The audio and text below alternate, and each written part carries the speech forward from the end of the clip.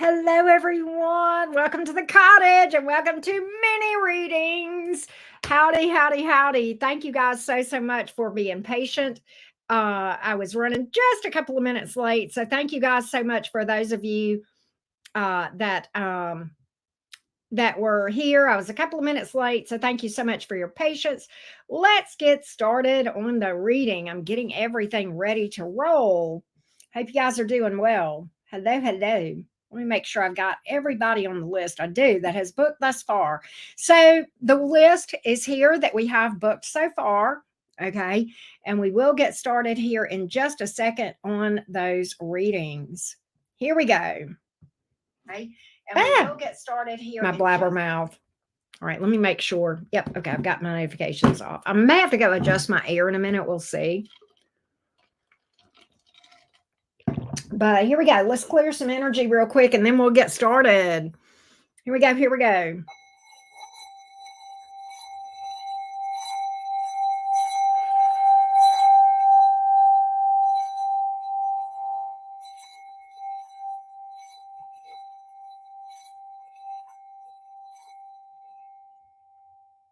Okay. Good deal. Hey, Carrie. Hey, AU7924K. How you guys doing? All right. Let's get started. Let me go pull up my the questions that you guys sent in and we will get started. Elaine B is up first. Here we go, Miss Elaine. What is up with you? All right. How is Miss Elaine doing this evening? Let's get started, Miss Elaine. Elaine says, recently connected with a friend named Jessie. We just started talking, have quite a weird history in and out of each other's lives since high school. We've both been through a lot, especially dealing with toxicity with our exes.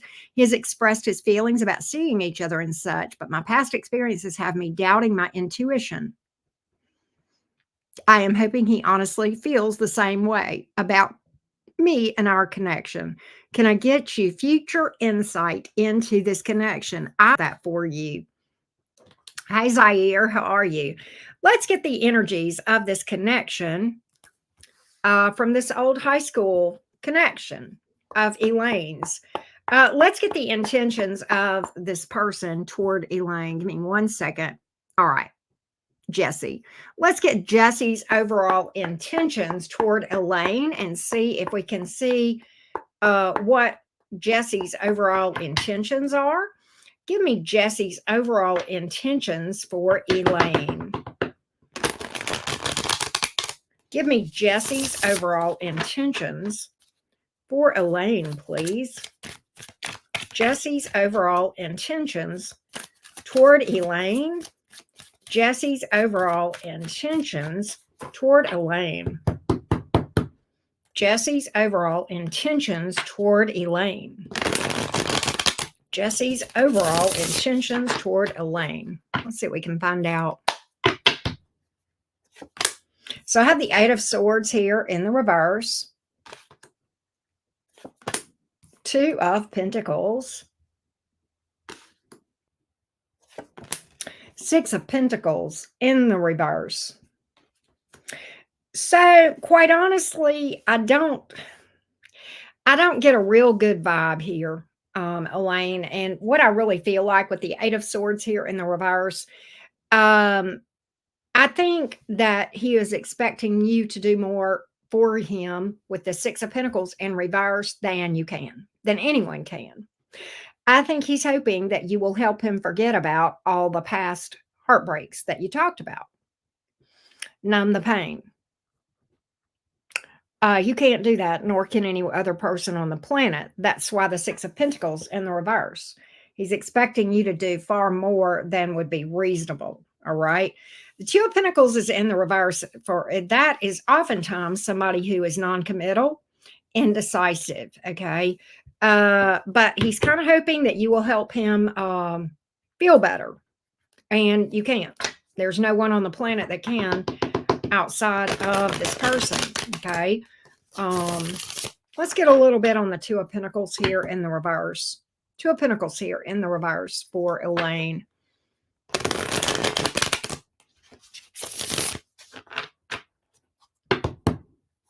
Why is this Two of Pentacles here in the reverse?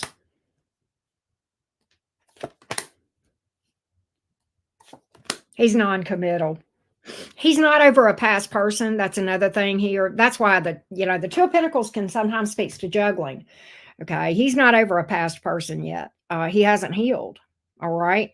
That's the issue here. He has not healed. Jesse has not healed, and they're not over it. What they're hoping is that you can heal them. Jesse is. And there, again, there's only one person on the planet that can do that, and that's Jesse, not you. Okay. So that's what, hey, Allie. That's weird. Let me see.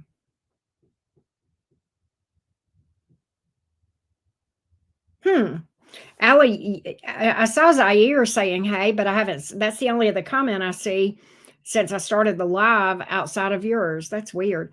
But at any rate, Elaine, this person is looking for you to make them feel better and to heal them. Okay. Really looking for you to make them happy. All right. Looking to you to fill a void that you can't feel. No, with past person, the Six of Swords is here in the reverse. The Hanging Man is in reverse. They are running. That and the Eight of Swords in reverse both tell me this person is running from their feelings. They're running from healing. They're doing everything in their power to keep from feeling those yucky feelings. Okay. And that's what this person's intentions are toward you. And I do get an element of not being committal. All right.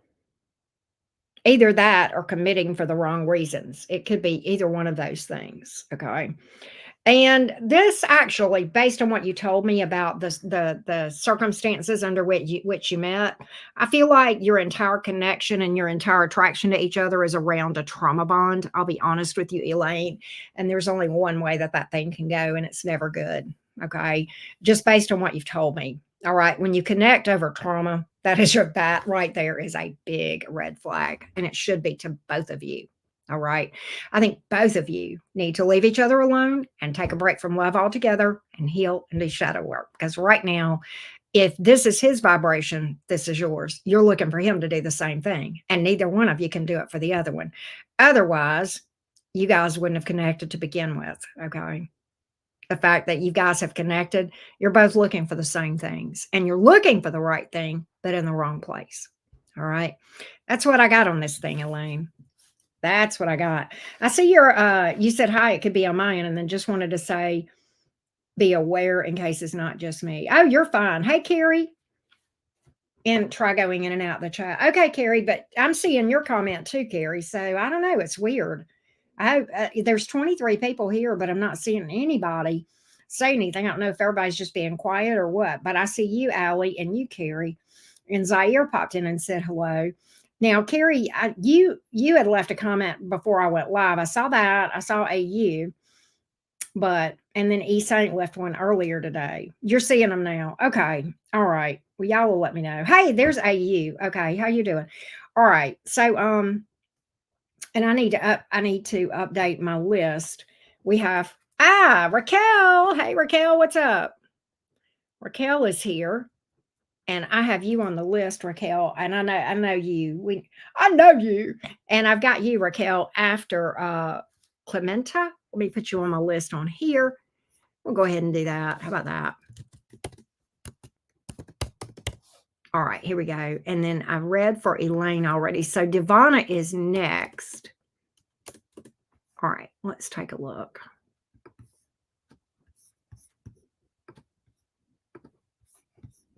Here we go. Hey, Crystal. I'm excited too. I am looking forward to that. All right, let's put this up on the screen. What won't that do? Come on.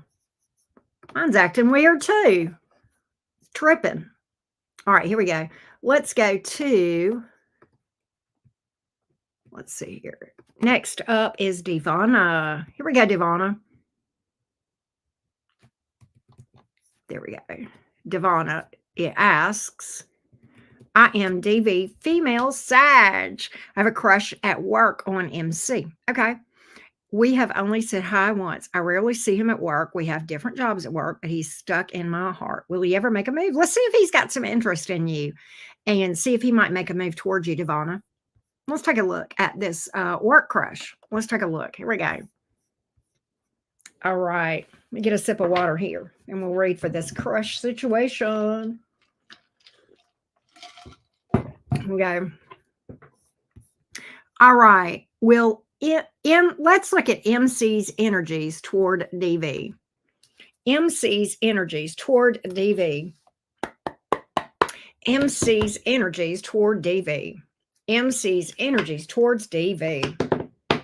Let's see what we got. Does MC have interest? And if so, will MC reach out towards DV? Does MC have interest toward DV? And if so, will MC make a move toward DV? Let's take a look. Eight of Cups flew out in the reverse. We'll see if that's important. Will MC make any move toward DV? Is there interest here? Let's get the overall energies. MC toward DV. MC toward DV.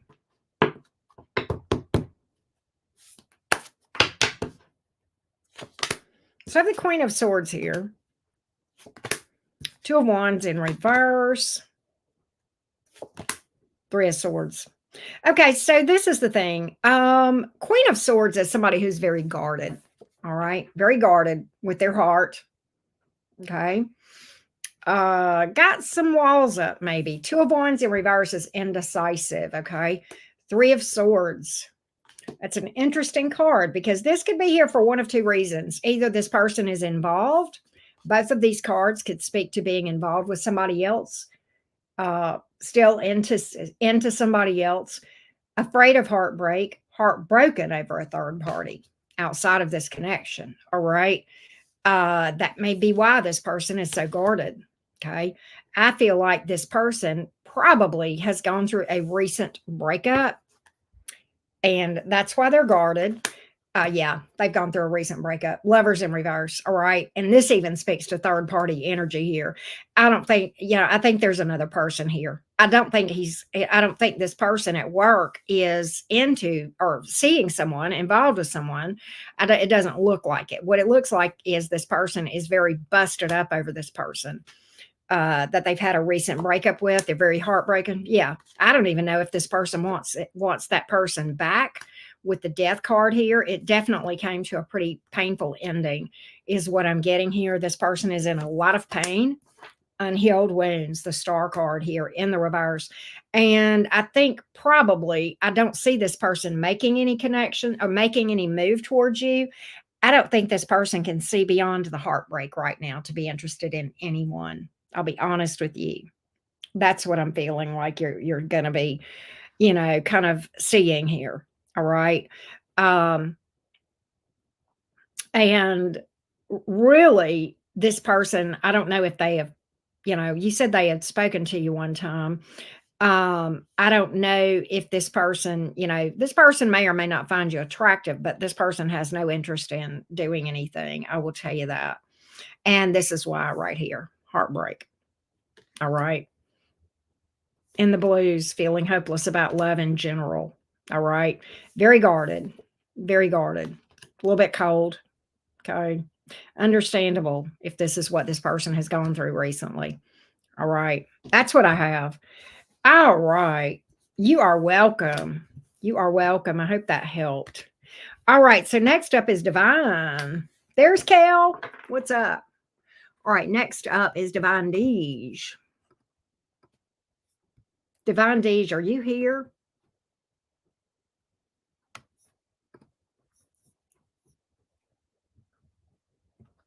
Let's see here. Pisces, will I ever get over my ex? I've been making strides in improving everything else. But for whatever reason, I'm having difficulty letting the situation go. He's always in and out and claims he loves me, but his actions don't match. I've had him blocked for almost a week now, but me, him, and his mom are going to have a conversation. I'm afraid he's going to creep up back in like he always does, and I don't feel strong enough yet. Divine Deej, are you here? Hey, Maria. Are you here, Divine Deej? Because I want to talk to you a minute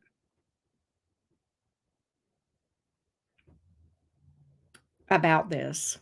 Divine Deej. I can pull cards on this, but I'm going to tell you, I feel like I can help you without the cards. And I really feel like, just to kind of cut to the chase, I can speak to this in a little bit more specifics without cards, if you will allow me to. But I don't want to do that without your permission. So I'm gonna let you tell me, Divine Deej. And if you're not here, that's okay.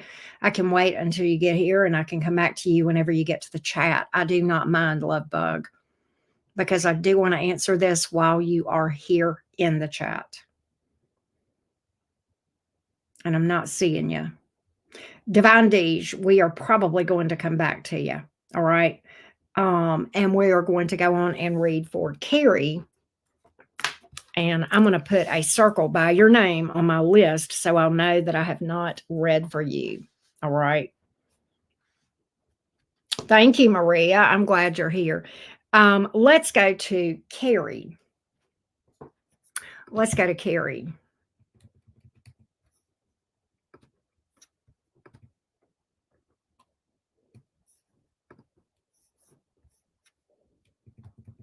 What do you see coming up for me in the near future in romance?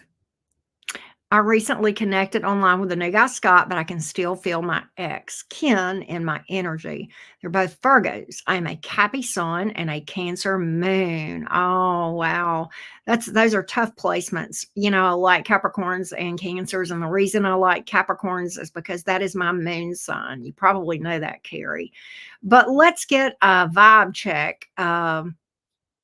Let's just get a general future outlook on romance. Okay, what you may attract in the future.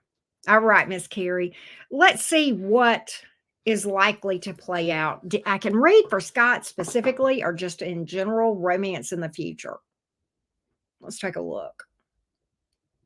You tell me. I'll let you tell me if you want me to focus more on Scott or just general future energies of romance. I'll let you tell me, Love Bug. Scott would be going. Wait, I think you might mean Scott would be good, but I'm not sure. Tell me, love. Is the glitchiness of the internet good? Okay, all right. I'll read for Scott for you. My gut was hoping you would do that. I just feel like that might be good, because even if we read for Scott, that's going to give you an idea of, just in general, the type of connection you might get into, whether it's with Scott or somebody else. But I think that's good either way, Carrie. I think that's good. Right? Damn autocorrect. I know I'm constantly cussing out my autocorrect, Carrie. All right, here we go. What do the energies with Scott toward Carrie look like? What do the energies with Scott toward Carrie look like? What do the energies with Scott look like toward Carrie? What do the energies with Scott look like as it relates to Carrie? What do the energies with Scott look like toward Carrie?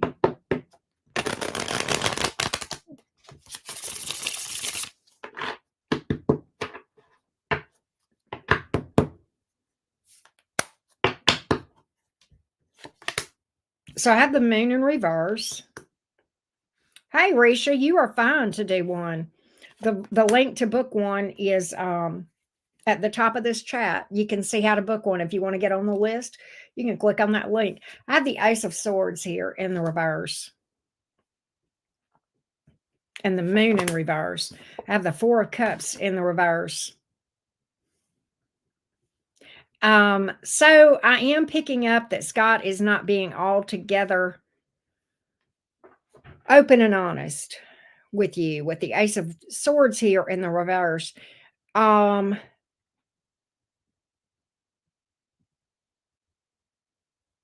You may know this, you may sense this.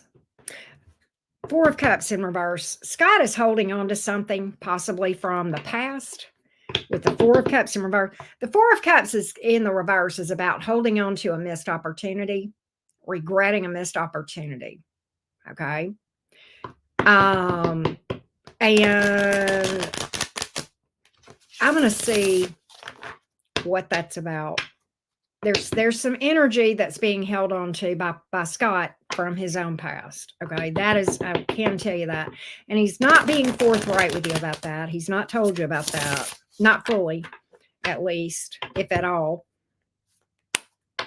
There's at least some omission here. Okay, so here's the thing.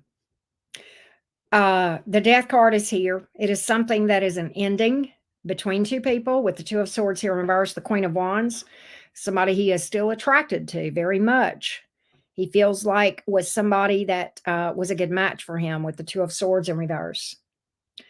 Kind of looks as though he's wanting to see some communication between him and an ex. Something that came to an end. Okay. Hey, Divine Dish. Hang on one second. All right, here we go. Let's see what we've got here. King of Pentacles, Knight of Swords. There's a lot of people here. Three of Cups in reverse. Okay, so he is not over his ex. Let's just call it what it is. He's not over his ex. And I had wondered if that might be the case, and it is. All right. The reason that you have connected with Scott is because you have not fully healed from your ex, nor has Scott. The reason I know you've not fully healed is you still feel this person's energy. Feeling a person's energy is 99% of the time, that's not because a person is thinking of you, okay? It's just because you've not healed from it, okay? I don't really know for sure that this person, that Scott wants his ex back. I think he would like some communication with his ex, possibly here. He would definitely like some communication with his ex. He feels very attracted to his ex, and he's still very invested with the King of Pentacles here. He would very much like to talk to his ex, with the Two of Swords here and the Knight of Swords here. Two of Swords in reverse and the Knight of Swords in the upright. All right. I do feel like that's the issue here. I don't know that he wants the ex back. I'm not getting a real clear picture on that. I could, but I know he regrets a lot, and he looks at this as the one that got away. So there's still some feelings, some strong feelings from him towards this ex, okay? And a lot of times when we've not healed from an ex, okay, we feel like we're still feeling that energy, and you are. And the reason is because it's coming from your subconscious, which is your shadow self, which is where we bury all those unhealed wounds. You know, time alone doesn't heal anything. It's time plus shadow work. All right. It takes time to get over that stuff and to do that stuff, and it takes work.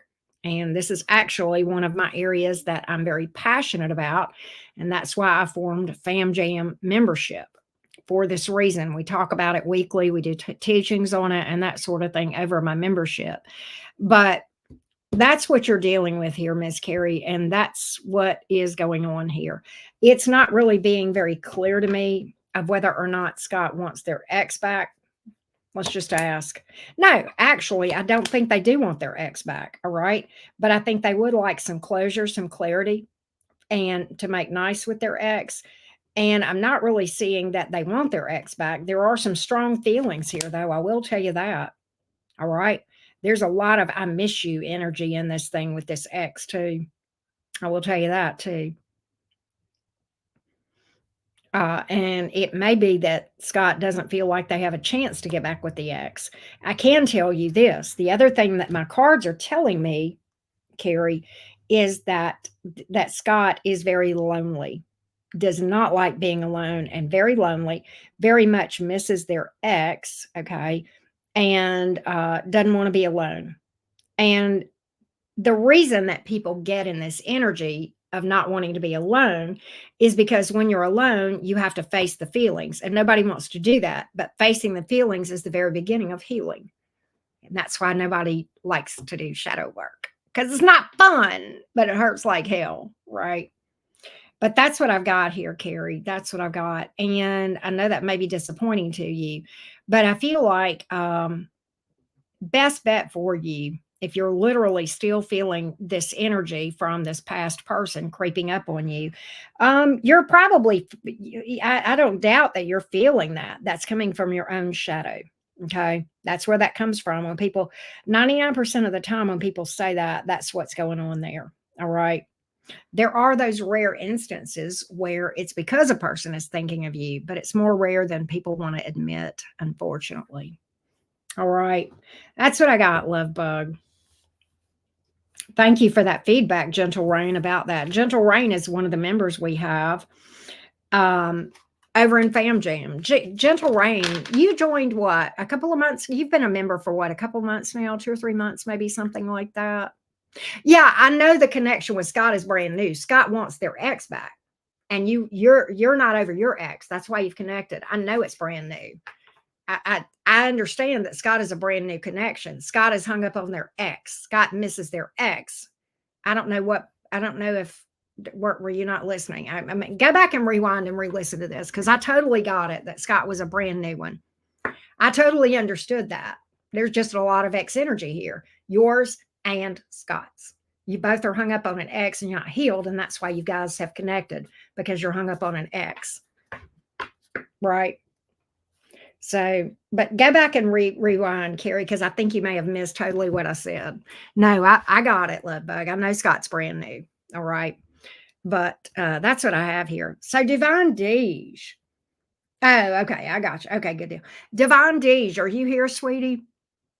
I want to talk to you.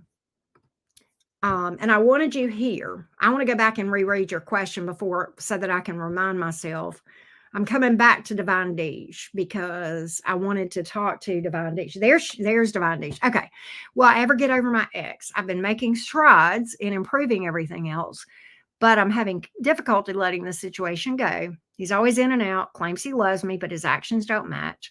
I've had him blocked for almost a week now, but me and him and his mom are going to have a conversation. I don't mean to pry, but step one of getting over this Pisces, you actually have taken blocking the Pisces. Okay. Step two is to cut off any and all contact. That's not been done. Now, sometimes that if you have like a situation where you have no choice but to deal with this person, maybe you co-parent or something of that nature. But that is problematic that you guys are having to see that you feel like you guys have got to sit down and talk. I don't know, without knowing the reason for that conversation happening, I can't really, say for sure. It may be unavoidable. Ah, baby daddy. There you go. I gotcha. So it is unavoidable. Damn. So this makes it tougher. So definitely what I feel like the best thing you can do is first off, and I can pull some cards for you. First of all, you can heal from this ex, Divine Deej. You're going to need to do some shadow work. And we talked about that a lot when we were actually talking about Carrie's situation. That is how the only way that I know of to get over someone. It takes a time plus work. Time alone doesn't heal. Okay. Secondly, in dealing with a co-parenting situation, best practices, limit the conversation to just about your children or child or children. Nothing else. No, how are you doing? No, how is your job? No, how is your life? It is the only conversation that you need to have with this person would be about the child or children. All right. Oh, okay. I gotcha. Well, and it may be that so Divine Deej, in order to alleviate communication problems, okay, with regard to the children, um, I don't know if there is a written custody agreement, but you follow that. Period. You just follow that. and don't deviate from it. And that's it. And if he tries to pick arguments with him, steer it back to the subject. Okay. And be very matter of fact. The facts, only the facts. This is where you need to embody Queen of Swords energy. Strong boundaries, which is something that is a struggle for people with Pisces placements and 12th house placements. I'm a 12th house person. You may know this, Divine Deej, because I know you follow me a lot. And you've probably heard me talk about that. That's something that I have in common with people with Pisces. And I'm a Pisces midheaven. Very big struggle, but strong boundaries about what you will and will not talk about, and hold this person straight to the letter as far as any agreements that are legal binding agreements involving custody. Stick to that and only that. All right. And this is going to be difficult, Divine Deej. I'm not going to even shit you. You're in a very difficult situation, and I feel for you. Right. I agree with Ali G. It does suck big time. And the only way to win this thing, there's two things. Number one, start your shadow work journey. Number two, boundaries like a motherfucker. Number three, part of boundaries is no. No is a complete sentence. If he asks to deviate from the written agreement and it's not acceptable to you, the word is no, and you don't have to answer why. You don't owe this person an answer as long as what you are saying is in agreement with that written thing between you two. All right. I'm not saying you never give. I mean, if he asks to get the kids on Thursday instead of Friday or what have you, and it's okay with you and you don't care, then do that. I'm not saying be an asshole, but if he asks for something that's unreasonable, you just can say, and it's something that you have the right to say no to, you just say no. It's just that simple. And, yeah. And if he doesn't adhere to it, take it to court for contempt. Exactly. Yeah. Do not, yeah, you cannot play nice with this person because they're trying to pick arguments with you, and they know they trigger you. And when this person does things to try to trigger arguments with you, you ignore that and stick back to the facts. I mean, if this person insults you to pick an argument, don't respond to that. Act like it was never said. Stick to the facts. Because the way that this person wins with you is picking arguments.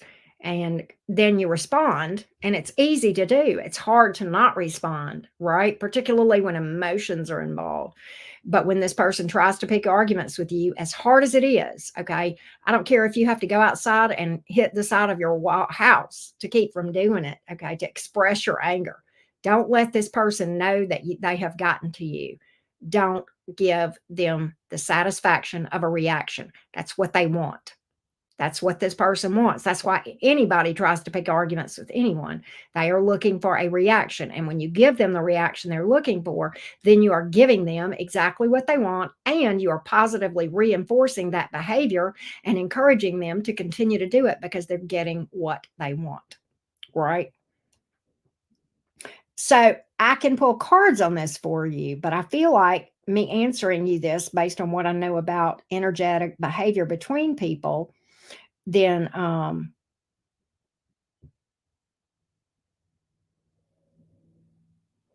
yeah. And it's kind of a situation where you're dealing with baby daddy. You probably can't leave this person blocked. You probably can't. But now what you can do, one thing I would definitely do from now on, Divine Deej, all communication would have to be in writing. And I will tell you, this meeting coming up, I would probably record it and make it known that you're recording it. I mean, don't be secretive about it. Just let them know right then, I'm recording this. I want everything documented. And from now on, and I want you to, and from now on, all communication between me and you needs to either be by text or email or written communication through snail mail. You are looking to establish a pattern of the uncooperative bullshit that you're getting from this person, right? Yeah, you can't keep them blocked. Exactly. Yeah, yeah, and I suspect that with him being your father's your baby's dad. there's no way that you can keep him blocked. But what I would do is make sure every single piece of information between you and him is in writing. All right. Don't give this person the reaction that they want. That is a big fat ego boost. That's exactly what they want. It's hard. I know it. Don't let this person trigger you. If they trigger you, that's fine, but don't let them see it. Go away from the phone and do whatever you need to do, right? Chew nails, you know, um, and express this in a different way. But do not let this person know that they get to you, because that's giving this person exactly what they want, right? If that makes sense. So, Divine Deej, I can pull for you for some advice on this thing, and I will tell you that conversation between him and his mom, keep it only to what's important, only about the babies. And I think I would start out the conversation and set the tone and say, here's what we're going to talk about tonight, and here's what we're not going to talk about tonight. We are going to talk about how to best communicate. And I'm going to tell you that my terms are these. All communication will be in writing thus far, or from now on, between me and you, either email, written, or in snail mail. Third, we will stick to only the topics that have to do with our children. And beyond that, there is no need for any communication between me and you. That's the only communication that's going to happen between you and I ever again. And I think you need to be the Queen of Swords, and you need to walk in there and take the upper hand and be strong in this thing for your kids, because your kids need you to be strong for them, and you need you to be strong for you, right? I think I would absolutely don't give them a chance to say anything. You walk in and you lay the parameters out about, number one, this is all we're going to talk about tonight. And number two, in the future, the only type of conversations we're going to have is going to be about this and this only. And number three, this is how future communication is going to be. Anything else, there's no reason for us to discuss it, because mine and your relationship outside of parenting is over. And there's nothing outside of the topic around our children that needs to be talked about between you and me. You need to set this up. You need to draw the line in the sand before they get a chance to say goddamn word one. You walk in there like a boss bitch. That's what you need to do. All right. Now, Divine Deej, I can pull cards, but I feel like I hopefully have helped you a little bit more than if I were to pull cards for you, but you tell me what you want. In fact, I'll just pull some advice for you. And then we're going to go, Aviana, you are next after Divine Deej. But I'm going to pull some cards for you. We're going to see. Yes, definitely. Have it transcripted, Divine Deej. You're right. Let's see what we got here. But you need to set the tone of what's going to be discussed from that point on. Period.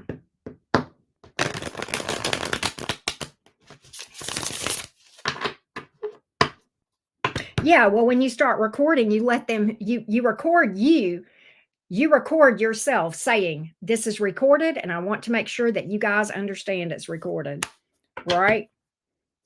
That way, look, Ace of Wands in reverse. Don't let them know that they set you off, right? King of Swords, look at here. Take the emotions out of it. It's all about the facts, just the facts, only the facts, only what needs to be talked about. And the Seven of Pentacles, you've got to be patient. You can't lose your cool. Okay. It's okay to lose your cool, but don't do it in front of these people. And don't do it in front of these people when you meet them face to face either. That's another thing. All right, love. I hope this helps, Divine Deej. Go be the badass mama that you are called to be. You know mamas can do this. I'm going to tell you, co-parenting with somebody that's toxic is tough. And I'm speaking from experience. And I'll be honest with you, my own situation, he is convinced that I'm crazy, but I'm so adamant with him, and I used to not be. All right.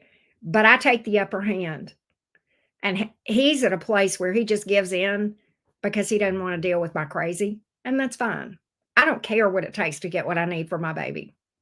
And I don't care what he thinks of me because I don't love him and I don't want him back. Right? So I get what I want. He's not happy about it, but he's at a place where, I just don't want to deal with her. I'll just give in and do right. Even though he thinks I'm crazy. But it's not worth it to him to fight against me. And that's a Scorpio. And if ever there's a person that's determined, it's a Scorpio. So yeah, thoughts from the cottage and a little bit into my world and co-parenting. All right, let's go to Aviana. And by the way, several of you guys have booked. I need to add y'all to the list real quick. Hold on one second. All right, so after Kel is Carisha, and then Christina, and then Gina C. All right. Yeah, Christina. Yeah, I just got it. You're on the list. I'm fixing to put it on the screen right now, sweetie. I literally am. All right, and I read for Carrie. So Aviana is next. All right, let me update my screen thing that I've got that I'm fixing to put up on the screen here, love bugs. And we will you'll show up on the screen here in a minute. All right, after Raquel is Carisha, then Christina, and then Gina. All right, and let's put this up on the screen.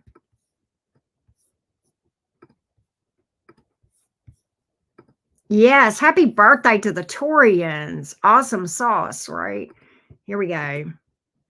You too, Lotus Lou. All right, there we go. Now, before we read for you, Aviana,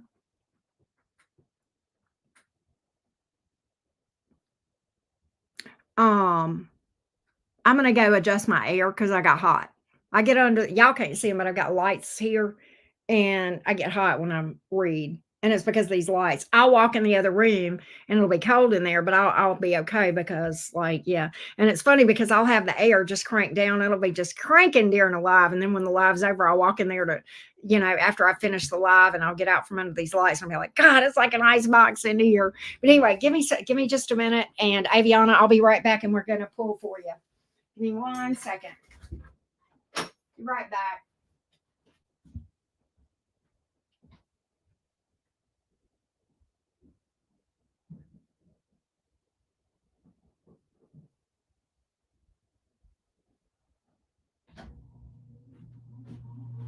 Here we go.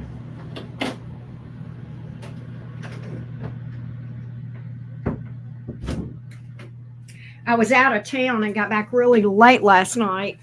So I did not. Carolina is still at, she's been boarded. I had to board her for when I was out of town. And so she's not here. I miss her so much, but I'm going to get her in the morning. I couldn't pick her up today because they didn't have that. All right. So next up is Aviana. Here we go. Aviana says, I am a Pisces and I'm wondering what is coming up for me in my very near future.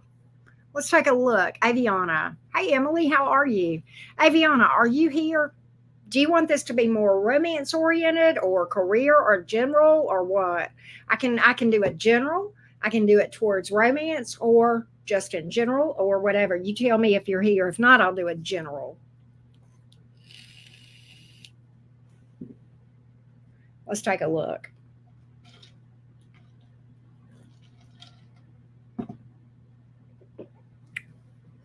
Aviana. Look at how I misspelled Aviana. I'm so sorry. Let me fix that. Here we go. While I wait for Aviana, if she's here. I don't see her. We'll do a general.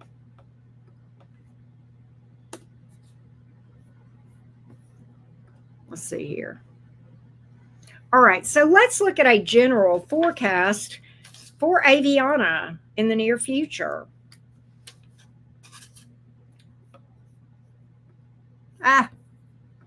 Okay, here we go.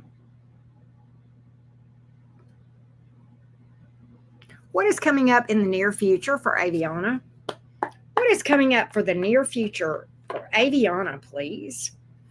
What is coming up in the near future for Aviana? What is coming up in the near future for Aviana? What is coming up in the near future for Aviana? Elisa, thank you. Thank you. That's a donation. I don't do super chat questions because I only get 50% of that, and my price is $35, and that's what comes to me. So if you would like to book a reading, you are more than welcome to. You follow the link at the top of the chat, just like it says here. All right. That's how you book a reading, Alicia. But I appreciate the donation, sweetheart.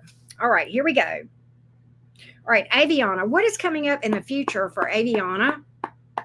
What can Aviana, the Pisces, expect in the near future overall? What can Aviana expect in the future? What can Aviana expect in the future, please? What can Aviana expect in the future? What can Aviana expect in the future? What can Aviana expect in the near future? Aviana the Pisces. What can Aviana the Pisces expect in the near future? So I have the Hanging Man in reverse. I have the Ace of Cups in the reverse. And I have the Seven of Swords here in the reverse. So I feel like, Aviana, things are at a bit of a delay. And I think you are impatient to move things along. Okay. You may feel like things are stagnant, but you're feeling impatient. Okay. Not real thrilled with the way things are going right now with the Hanging Man in reverse, the Seven of Swords in reverse. I think you're looking for some changes. You're looking for maybe some new stuff to make you feel better. It could be romance. It could be new opportunities here. And you feel like things aren't happening fast enough. Right. And Elisa, the directions are very clear. I'm so sorry, Aviana. Elisa, the directions are as clear as a bell. All you have to do is click on the link that's at the top of the chat to book a mini read. Okay. Very easy. And you follow those directions and you can get to everything that you need. Okay, sweetie. All right. So, sorry about that. Okay. So, Aviana, I think you're feeling a bit impatient. You may be feeling a bit stagnant. You're trying to make things push along. You may be wanting a new love connection or a love connection in general. But I think the universe is trying to slow you down intentionally. Okay. I think the universe is trying to slow this down for a reason. All right. Things happen as they're supposed to. And there's something here that you're fighting against in the near future. All right. And I think you're fighting against the universe, and that you're never going to win that. Okay. The universe has got you being still for a reason. All right. There's something here that you're not seeing. And really, yeah. Okay. I'm going to be very honest with you. I think right now, yeah, I've got friction between you and the universe, literally. And right now, I think you want to fall in love. I think you want a new love connection. But I think there's some issues that you need to work on with yourself. I think you need to work on self-love and self-esteem. That's the two issues that the universe is talking about. And patience. Patience. All right?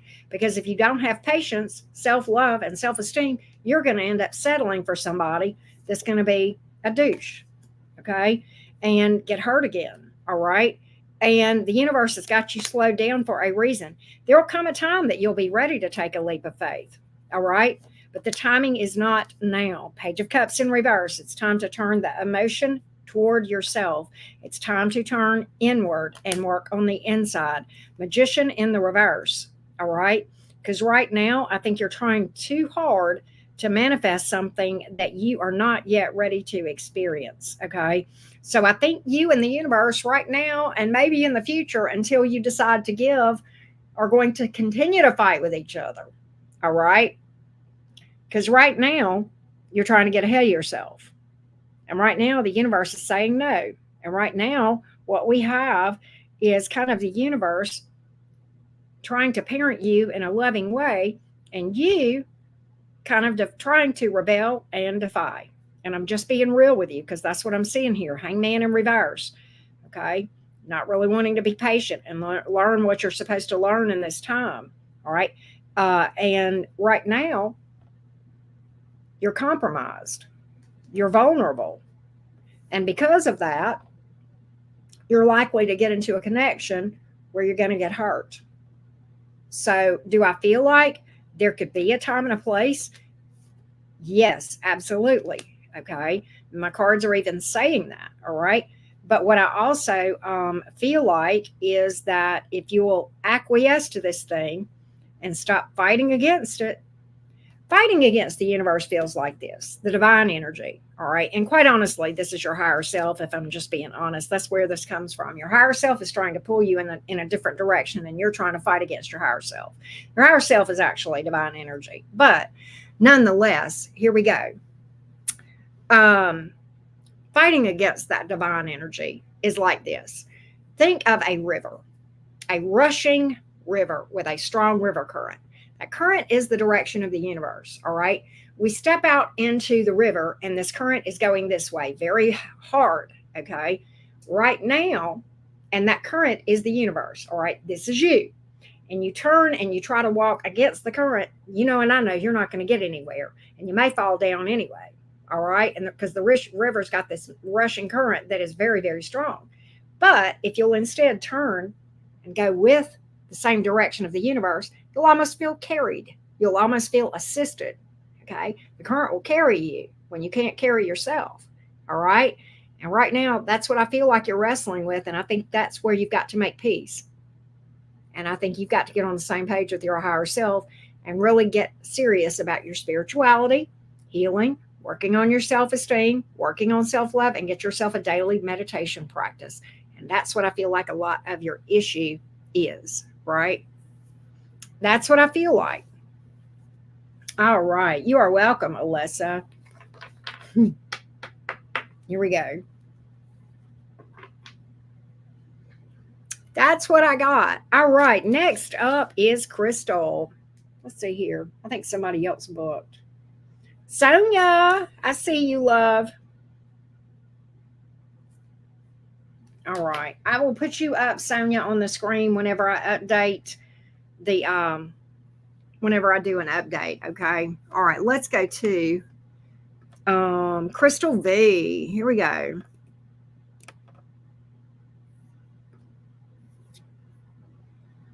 What's next in love for Crystal V? Let's see what we can find out. Let's make a prediction. Here we go. Here we go.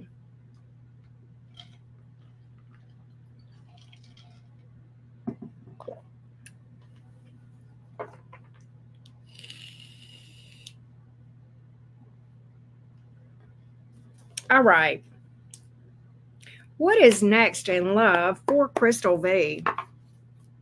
Hey, NAS, Anastasia, you're not late. I haven't read for you yet, babe. Here we go. Here we go. What is next in love for Crystal V? What is next in love for Crystal V? What is next in love for Crystal V? What is next in love for Crystal V, please? What is next in love for Crystal V? What is next in love for Crystal V? What is next in love for Crystal V, please? What is next in love for Crystal V?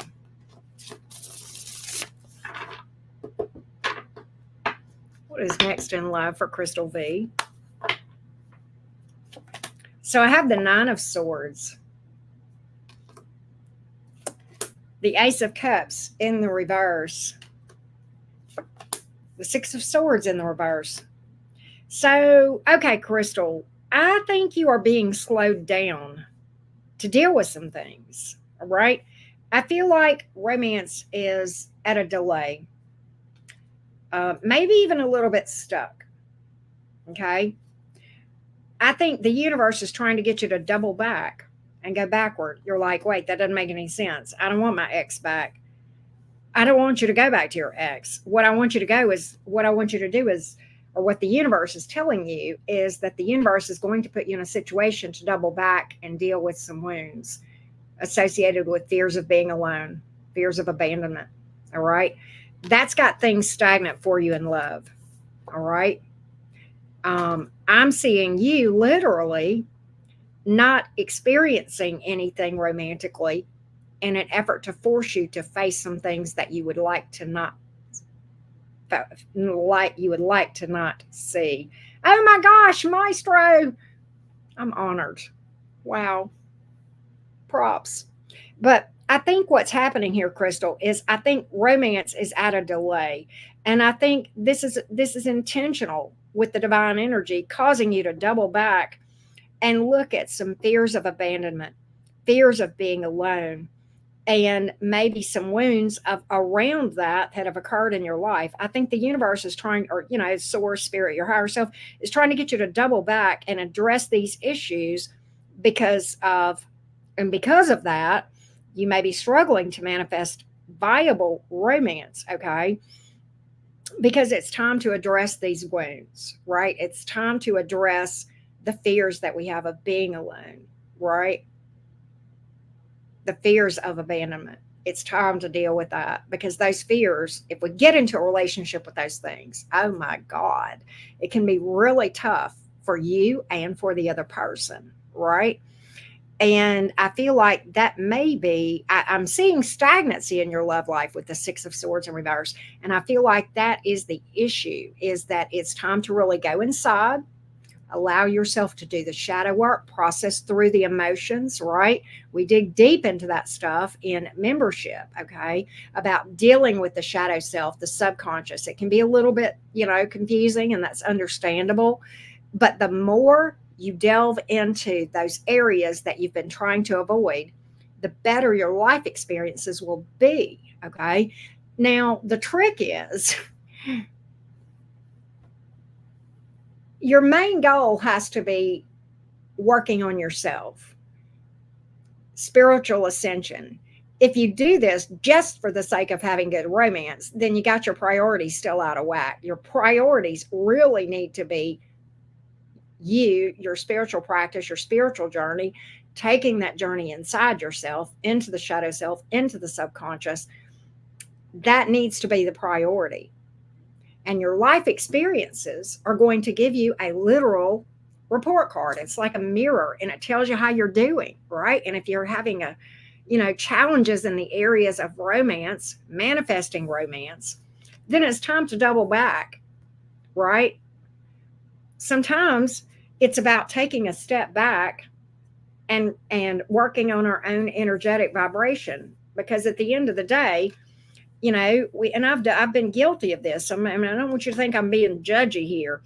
At the end of the day, we have to sometimes take a step back and say, I've been going about this thing, life, romance, whatever, the same way I always have, but expecting a different result. And it may, it's not because you're a bad person. No, I don't believe that at all. What I feel like is that you got to get yourself in a better energetic vibration, and then the external experiences will improve, right? If that makes sense. And that's what I'm feeling here. All right. Yes, exactly. So the universe is asking you to still focus on filling up your own cup. This came out in the reverse, but this card really, a lot of times in romance readings, I look at this as like a new connection, but this is also a card that's associated with self-love and filling up your own cup and seeing yourself as the divine being that you are, right? That's a lot of this, all right?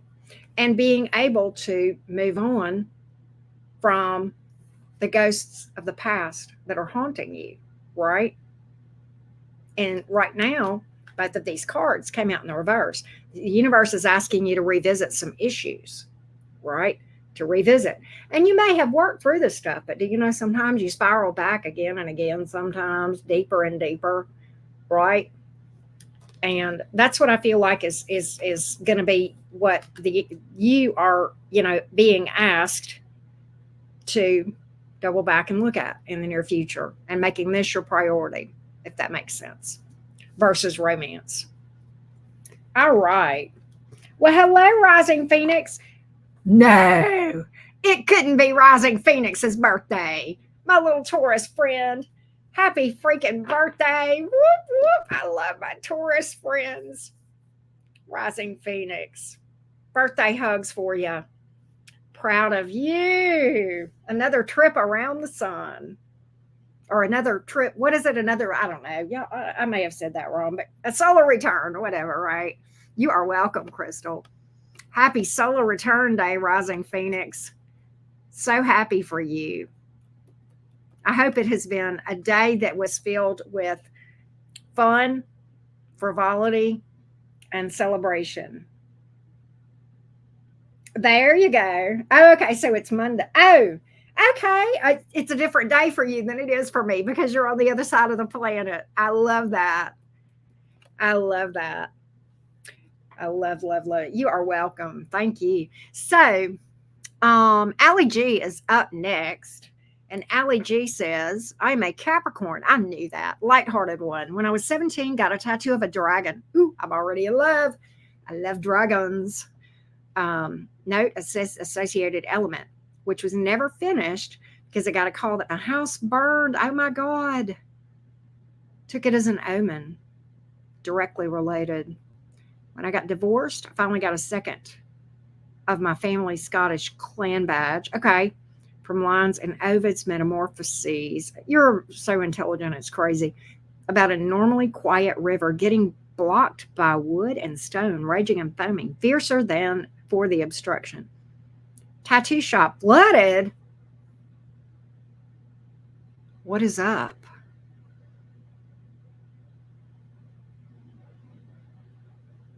Okay, let me think about this.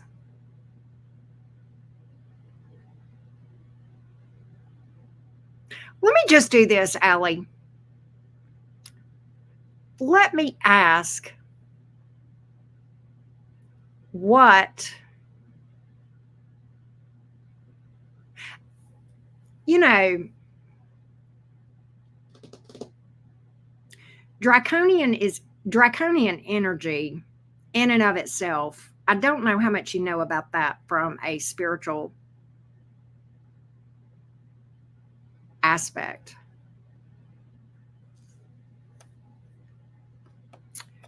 But it is very primal.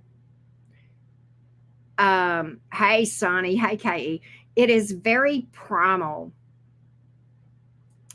It is very powerful and can often be destructive for things that represent things that need to go.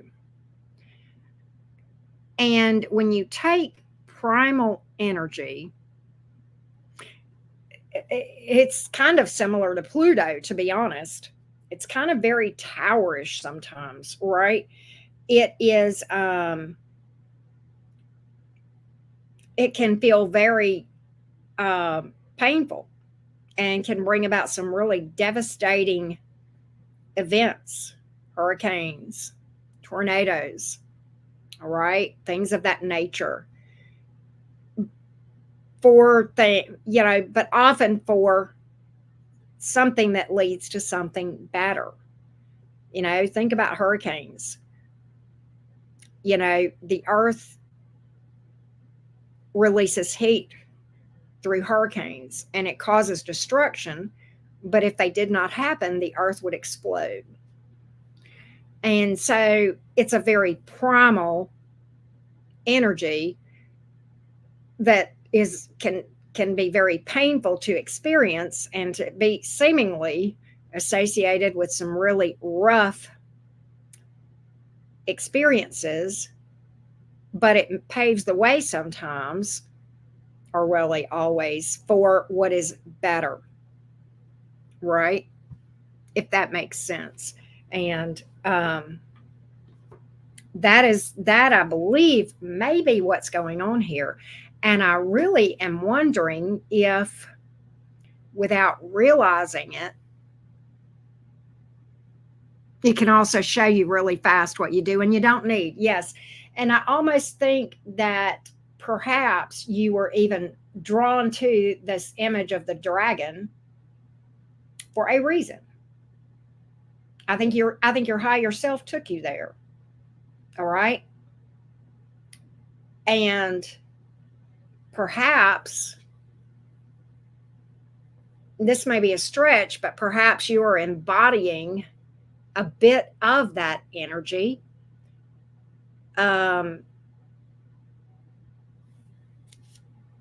Even now, perhaps, but definitely, I think during that process. And I know there's were some horrific experiences, some horrific things that happened. I don't in any way want you to take this as me making light of that or being matter of fact about that. Not at all.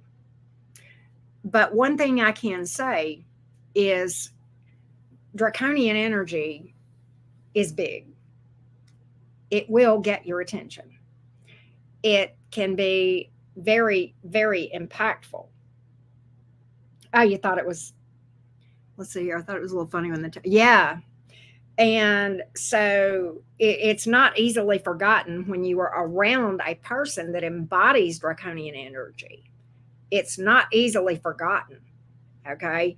It's kind of like Pluto on steroids, right? But like not in a bad way. And I hang with people who embody draconian energy, and I quite like that. Okay. But it's not something that's for everyone, and to be honest with you, I feel like a little mouse walking around my little friends that embody draconian energy. Now, sometimes I myself may touch on that as well, but nonetheless, it is a very significant. Anytime you are led to the image of a dragon, that is for a reason. It is very significant. Now, I want to ask you something. What led you to this, Allie G? And what color was the dragon that drew you to this image? Because that is going to make a big difference how I answer this question. And by the way, somebody booked. While you are answering that, I'm going to go update on my list, and then we might update on the screen. Hey, Kaylee, I've got you. I'll put you on the screen in a minute. Here we go.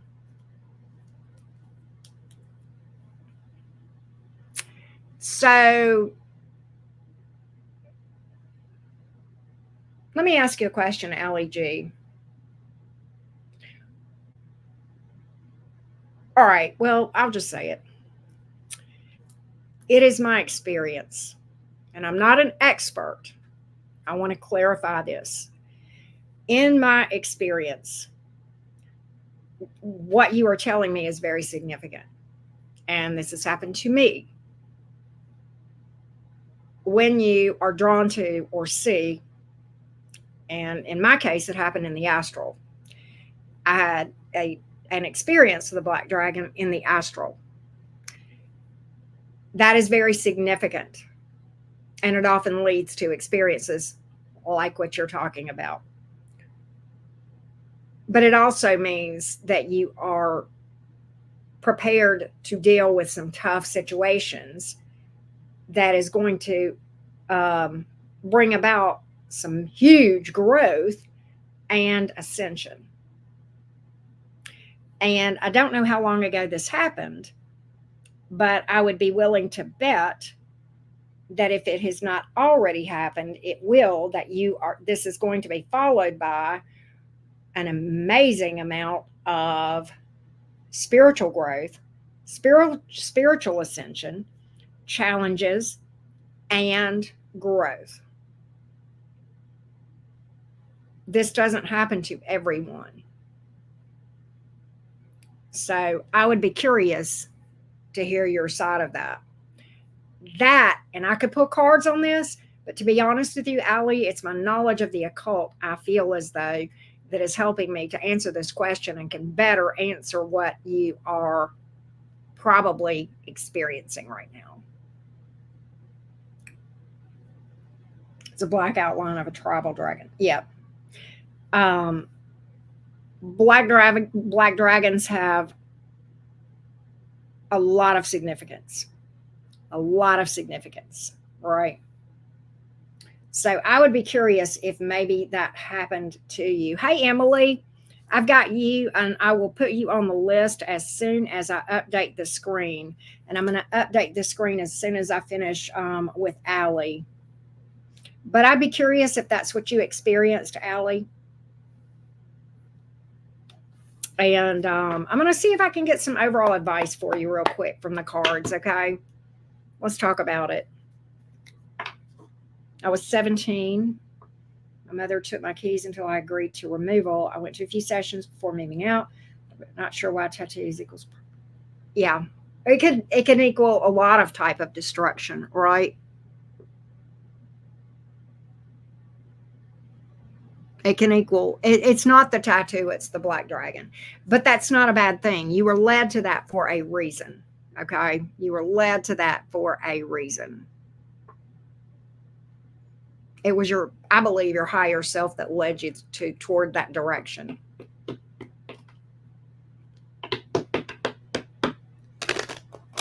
The tattoo is really just representative of the energy, right?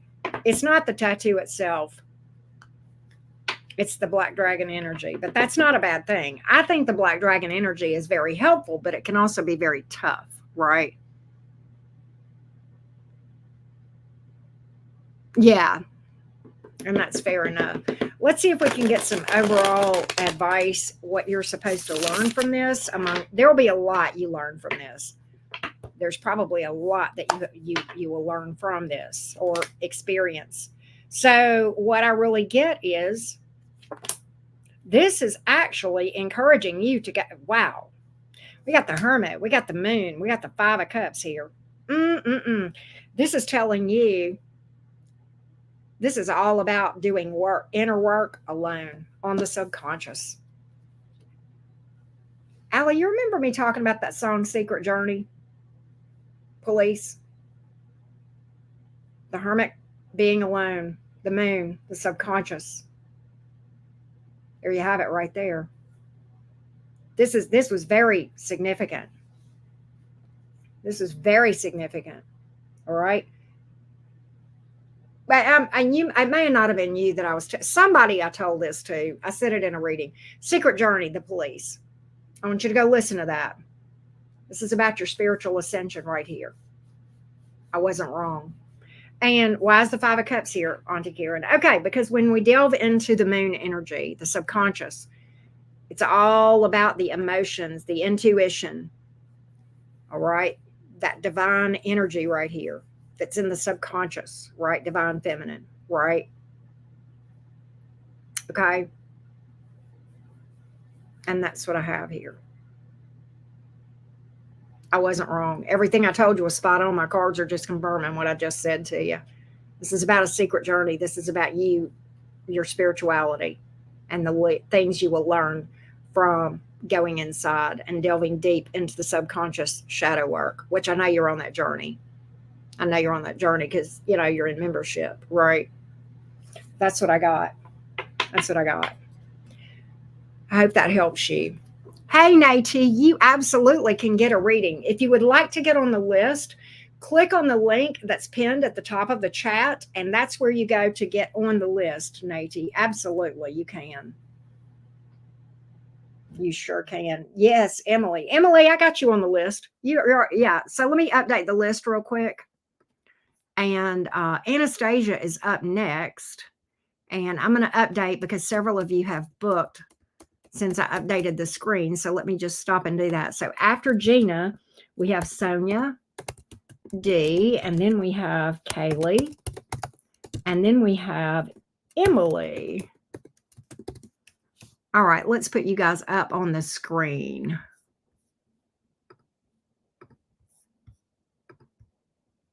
Right, Risha, that was a deep reading.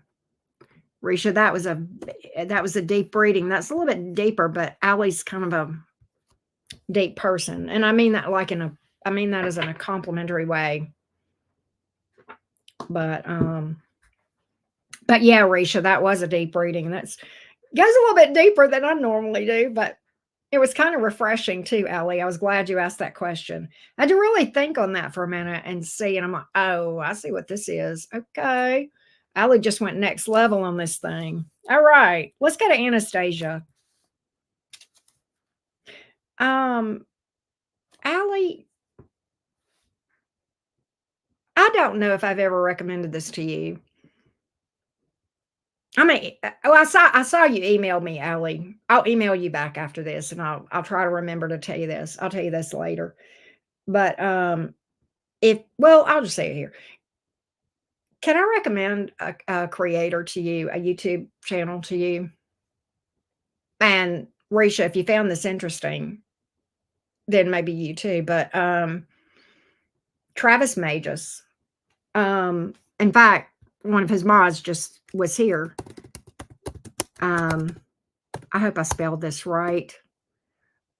This is the channel name, and I like Travis's content for what you and I were just talking about. I like Travis's content a lot. And maybe it's time, you know, but yeah, if I feel like Travis could be somebody you would I think you would enjoy his content. Oh, by the way, he's a Gemini like me, but he's nicer than I am. He's not as off the rails as I am. Probably because he's ascended, but at any rate, I think you would perhaps like following Travis. That might not be a bad idea. Allie G, might not be a bad idea. All right, let's go to Anastasia. Here we go, Anastasia.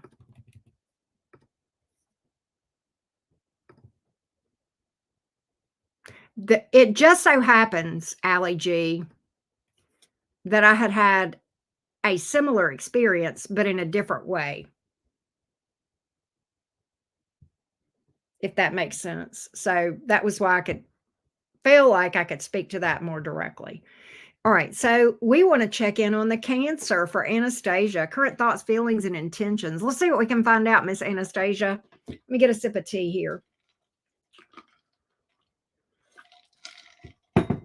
All right, here we go. Let's get this Cancer's thoughts, feelings, and intentions. Thoughts, feelings, and intentions.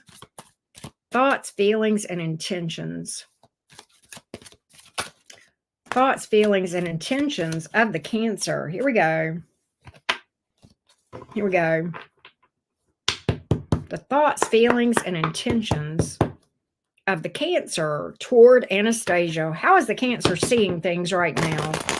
How is the Cancer seeing things right now with Anastasia, please? How is the Cancer seeing things right now?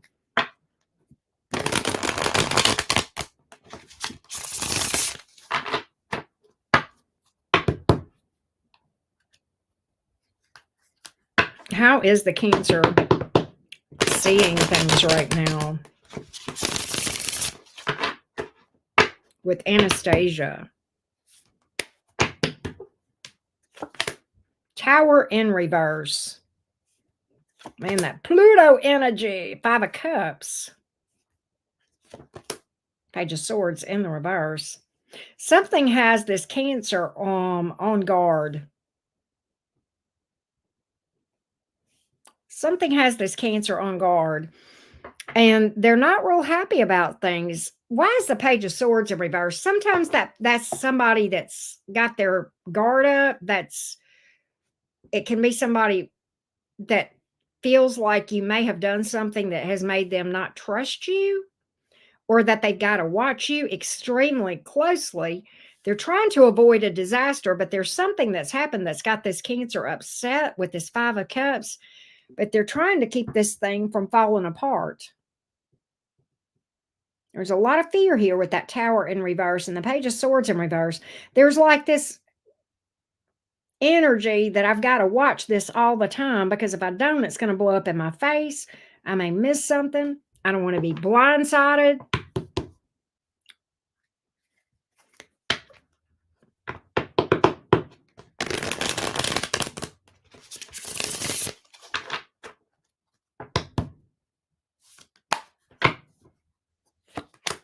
Nine of Swords.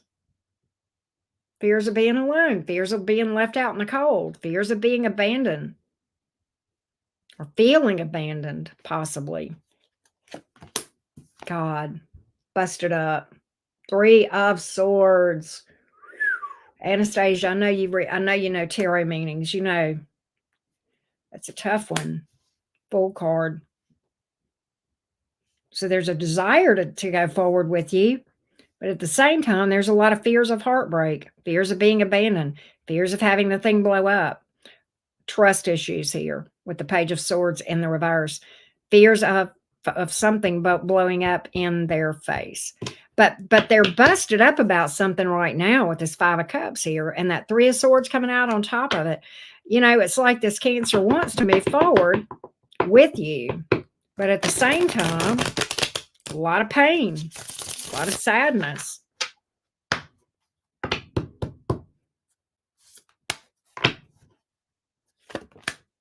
Page of Cups in the reverse. Really struggling to tell you how they feel. You know, I think you and the Cancer may talk, but I don't think the Cancer opens up about emotions. Page of Cups in reverse, but there's a huge, huge fear of failure here. All right. I think the Cancer wants to talk to you or does talk to you, maybe, but really doesn't fully open up, especially about emotions. I think this Cancer may keep it lighter than what they really feel.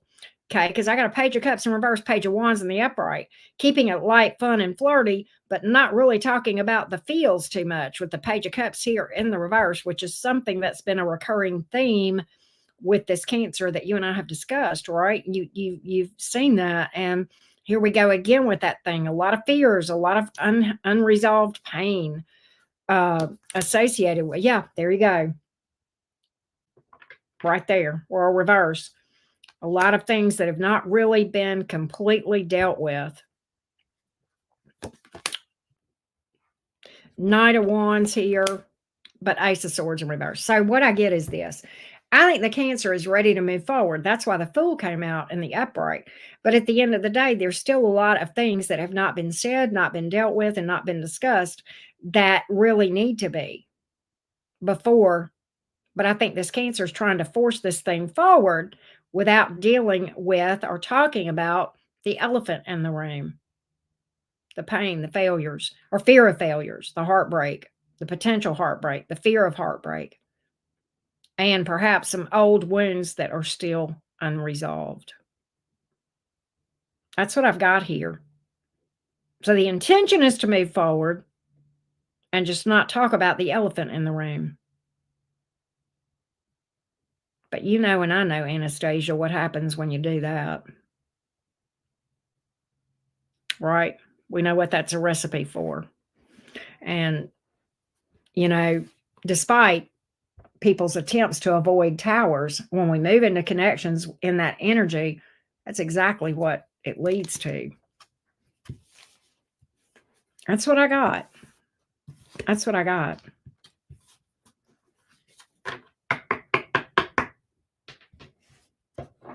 Let's take a look at Maria is up next. Let's see what we got here. Hey, Jessica P. I got you after Emily. I'll put you up on the screen whenever I update again. Next up is Maria. All right, here we go.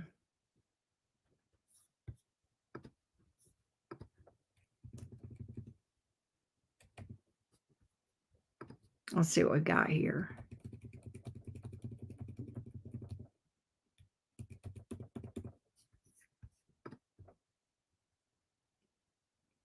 Maria is a Capricorn with a Scorpio moon. X is a Capricorn sun also with a Gemini moon. Oh, wow. That's some intense combination right there. Wow, wow, wow. I mean, I like it, but whoo, that could be intense for sure. Maria broke up a few months ago. Our relationship was not perfect, but it was a very good connection. We ended things due to him moving because of work, not because of a lack of love. I am so sorry. I want to know if we will work things out and if he will come back. I have been feeling like he will come back, and I've taken my time to heal and reflect. Any feedback would be great. Let's see what we can find out about the future of this Gemini moon Capricorn towards the Scorpio moon Capricorn. Let's see what we can find out, Miss Maria. Hey, hi, Eileen. So if you would like to get on the list, at the top of the chat, there is a link pinned, and you just you click on that link. It's going to take you and walk you through how to go about getting on the list, and that's where you put in your question. Is when you follow that link, it'll take you, and your question will come off of my website to where how I just read for Maria's question just now. All right, so let's take a look, Maria.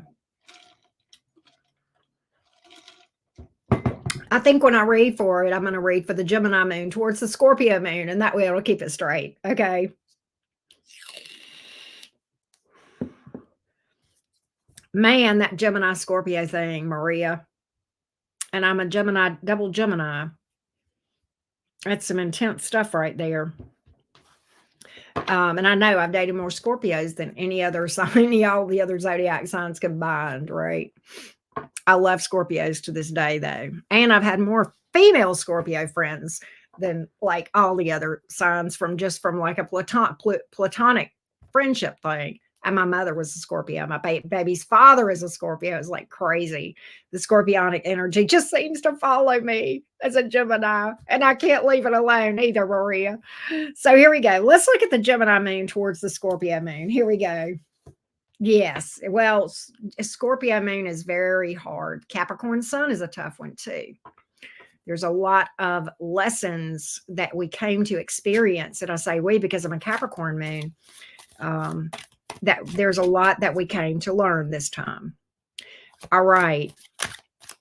That being said, let's look at the energies of this Gemini moon towards you, the Scorpio moon. Let's take a look at the Gemini moon towards the Scorpio moon. The Gemini moon towards the Scorpio moon, please. The Gemini moon toward the Scorpio moon. Gemini moon towards the Scorpio moon. Gemini moon towards the Scorpio moon, please. The Gemini moon toward the Scorpio moon. Here we go. Gemini moon towards the Scorpio moon.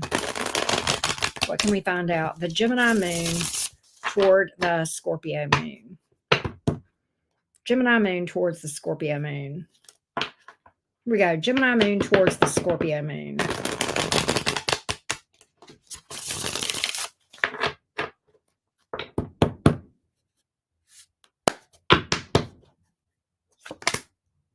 So we have the Two of Pentacles here. Four of Cups in reverse. Wow. Six of Pentacles in the reverse. You know, what I'm feeling from this thing, Maria,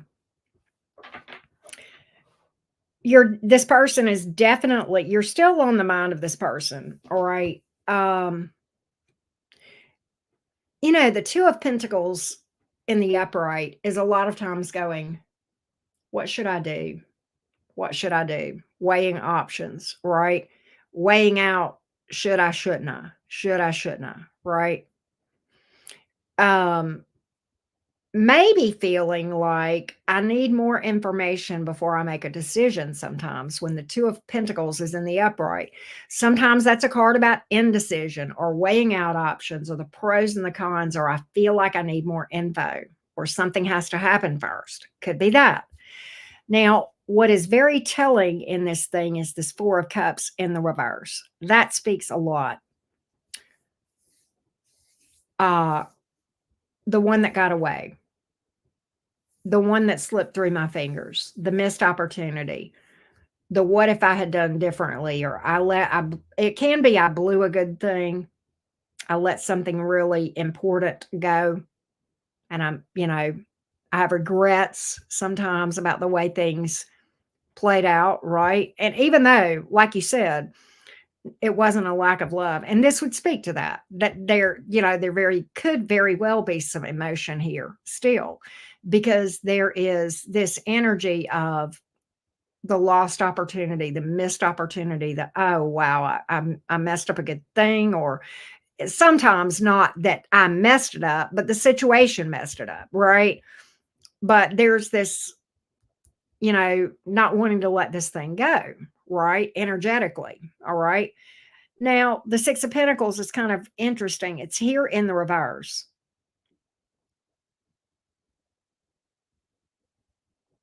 And even the Six of Pentacles is about trying to come to a balance, trying to come to a resolution that works for everyone, and not really feeling like having an ability to do that. I'm going to clarify and get a little bit more on this Six of Pentacles in the reverse for you, Maria.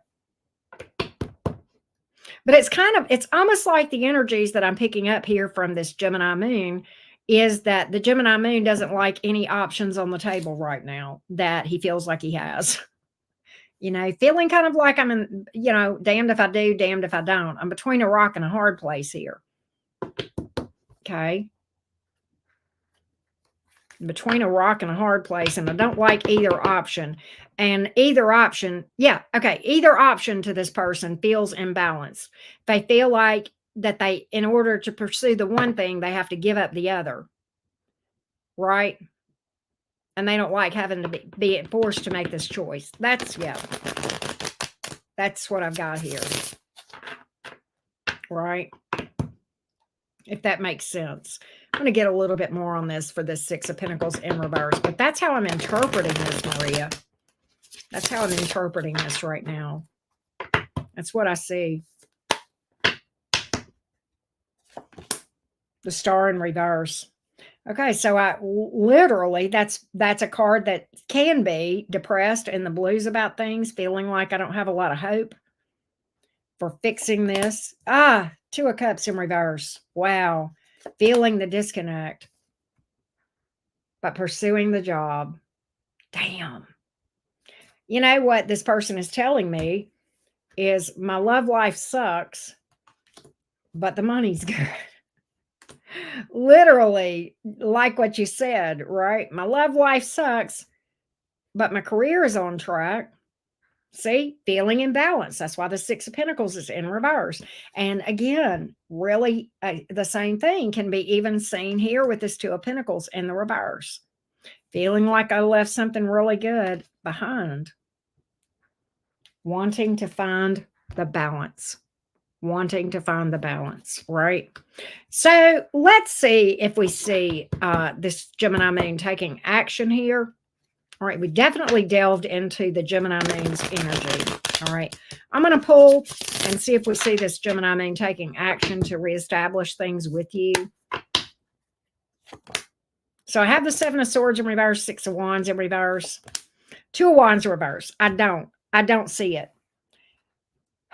Do I see this person continuing to brood over this? Yes. This person is not happy. Seven of Swords in reverse. They feel like this would be a career failure with the Six of Wands in reverse. But the Two of Wands is in reverse. That's that indecision, the weighing out, the feeling of imbalance here. Continuing to brood. Continuing to brood. But I don't see the Gemini moon doing anything. I'm going to be real with you. I don't see any action being taken. I see a lot of inaction. I see a lot of standing at a crossroads and never taking action throughout this reading, really. And a lot of brooding. Brooding. You know what I mean by that, right? What just, I don't like this. I don't like this, right? And just, really kind of feeling stuck.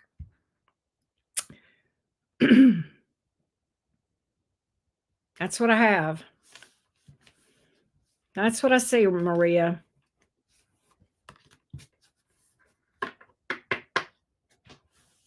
I know that's tough to hear, but that's what I got, sweetie, just to be real with you. Hey, Eileen, I have you on the list.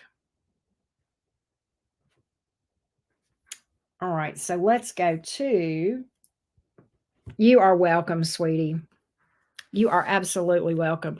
Vanessa is up next. Let's update the list. Let's see, here we go.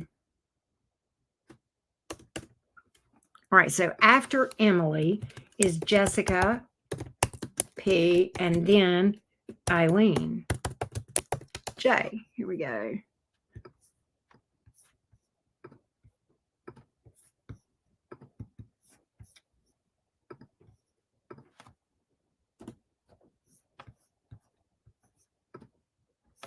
All right. Let's go to Vanessa.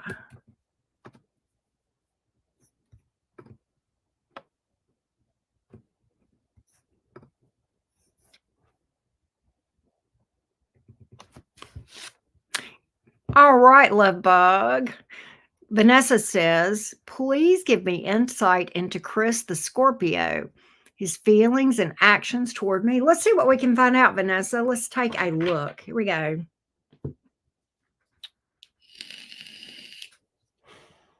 Here we go.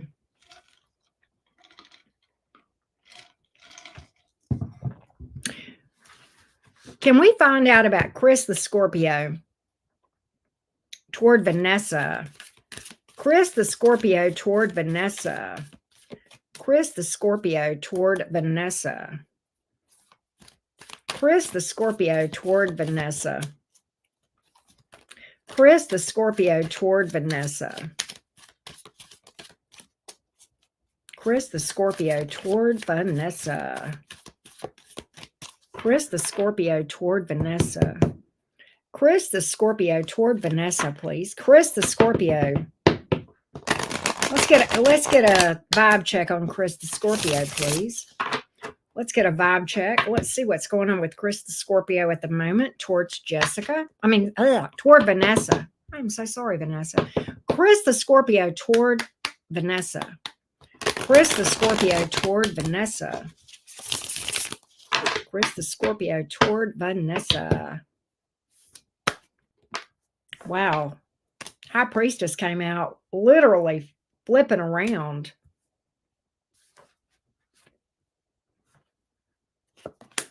Ace of Wands in reverse. Knight of Pentacles here.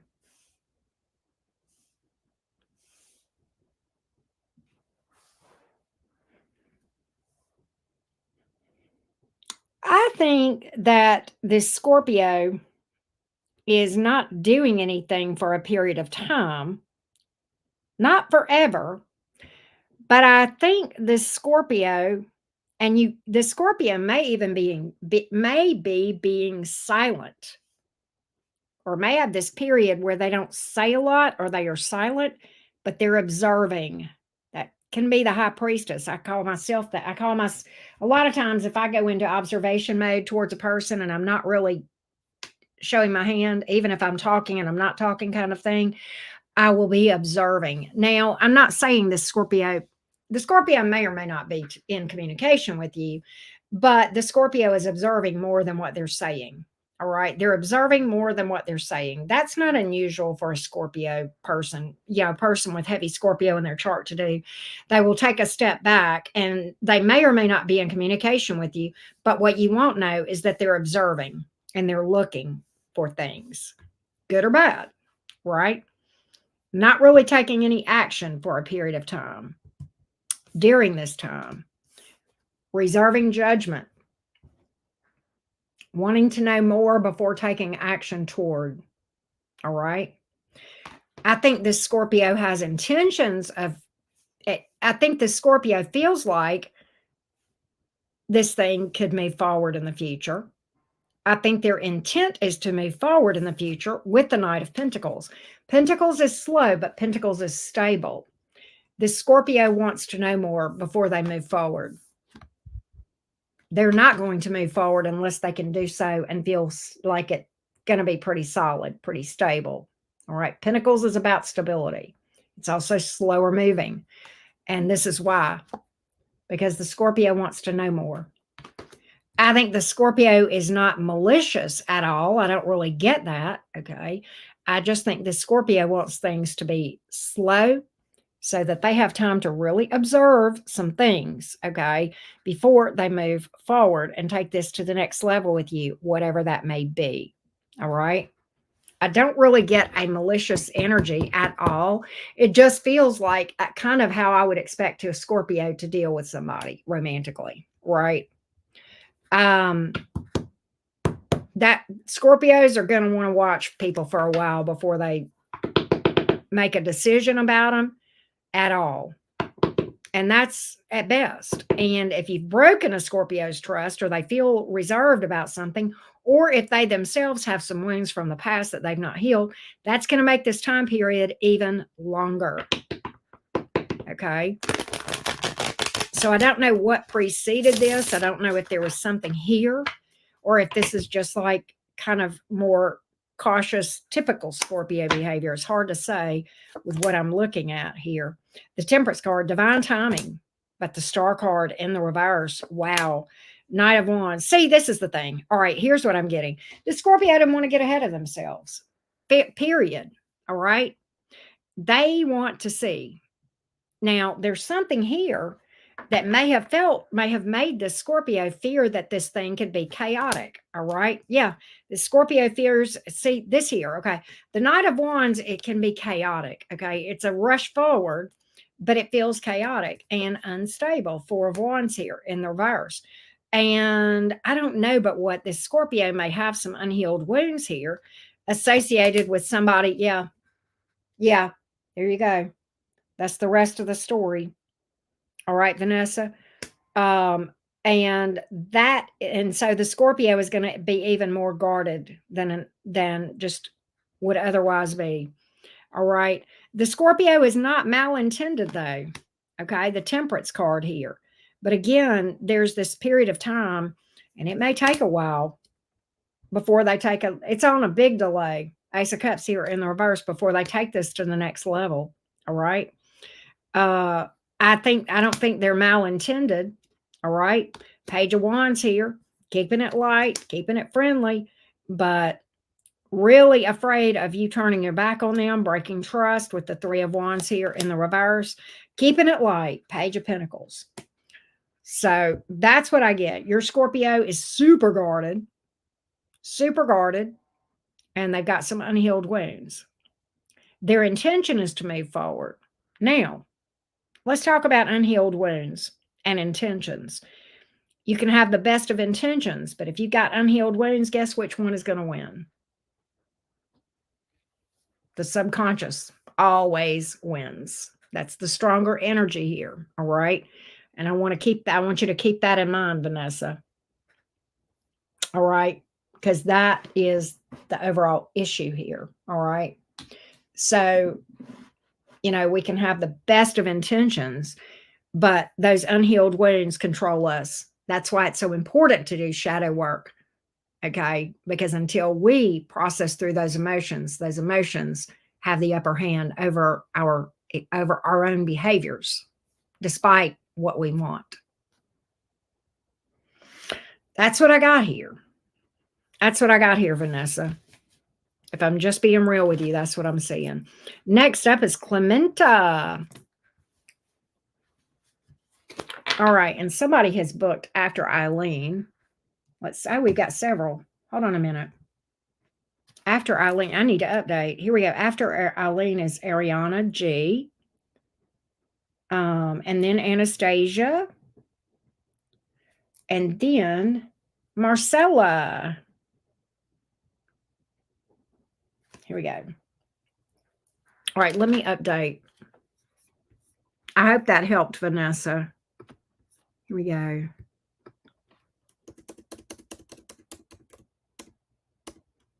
All right, after Eileen is Ariana, and then Anastasia, and then Marcella. Here we go.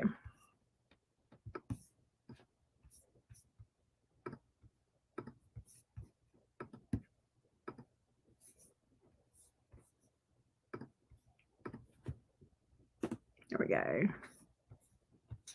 So Maha, if you want me to answer that question, you can get on the list by following. You click on the link that's pinned at the top of the chat, Maha, click on the link at the top of the chat, and that's how you can get on the list for a reading. Okay, Maha, you keep asking the same question over and over again, and you can't do that because I'm not going to read for you that way. But if you want me to answer your question, follow the link, okay, sweetie, at the top of the chat. Hello, Cleo17. How are you? Oh, that must be you. That must be Clementa. Hello. All right, here we go. All right. Here we go.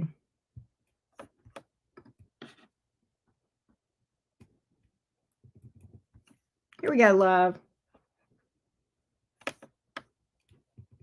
So we're reading for, is that Jesus, the Cancer? And you, the Gemini, work through this and make it work. Let's see what we got here. Okay, Jesus. Okay, good. I pronounced it right. Gotcha. Here we go. I'm proud of me. I struggle with pronunciations sometimes. All right. Here we go. All right. So one thing I want to point out, it's not uncommon to see zodiac signs connect that are next to each other on the zodiac wheel, and Gemini and Cancer are right next to each other, and they're attracted to each other for a reason. And there is a lot of times some underlying tension that can come about from that, right? It may or may not be able to be worked through, right? Sometimes it can, sometimes it can't, but it takes a lot of work on both people's parts to work through the challenges associated with that, right? Let's take a look and see what the future looks like between you and this Cancerian. Jesus, the Cancer, and Clementa, the Gemini. Give me the future outlook. Look, give me the joint energies first. The joint energies as they come together. We may pull for Jesus singularly, but let's look at the joint energies first between Jesus and Clementa, please. The joint energies. Give me the joint energies as they come together. Give me the joint energies between these two. Give me the joint energies between these two, please. Joint energies between these two. Clementa and Jesus. Clementa and Jesus. Here we go. Oh, okay. So we have the Magician here in the reverse. All right. We have the Four of Cups in the reverse. Wow. King of Cups in the reverse. So what I feel, and by the way, that Cancer moon is one of the reasons that you were probably initially attracted to this person. That's not uncommon, and it doesn't speak to, yay, it's going to work, and no, it's not going to work, but it does speak to probably some initial comfort with this person pretty early on. But so I think there's a desire here to work things out, but not knowing how. Magician in reverse. All right. Not knowing what to do, feeling powerless. All right. There's a desire to work things out, but a powerlessness here. And the King of Cups is in reverse. You know, a lot of times the King of Cups in reverse has to do with, or the King of Cups we got it in the reverse. A lot of times the King of Cups has to do with emotional maturity, emotional intelligence. Okay. I don't feel like that's here because of a lack of love. The Four of Cups in reverse speaks otherwise. All right. And it's this feeling of not knowing what to do to fix this with the Magician in the reverse. All right. I don't think that that card is here in the reverse because there's a lack of love. I don't feel that way. I'm going to pull for Jesus. Okay. Individually. I felt like I might need to, and I wasn't wrong. And by the way, the Magician card can speak to Gemini or Virgo energy. It's Mercury. And I almost feel like maybe communication might be some of the issue between you two. knowing how to appropriately express one's emotions with the King of Cups here in the reverse. Perhaps, let's get Jesus towards you. Give me Jesus. Give me Jesus. Give me Jesus, the Cancer, toward Clementa, the Gemini. Give me Jesus towards Clementa. Jesus towards Clementa, please. Jesus towards Clementa. So the Five of Wands is here, but the Ten of Cups also. Wow, wow, wow. The Emperor. All right, so here's the thing. The Cancer very much wants this to work out. There's conflict and drama here. See, this is probably this inherent friction between Gemini Cancer. Okay. The Cancer very much wants this, wants to take control of things. All right. Feels like you're their person or they're your person or, what have you. All right. But there's that conflict that is bothersome here. There's that conflict, drama, tension.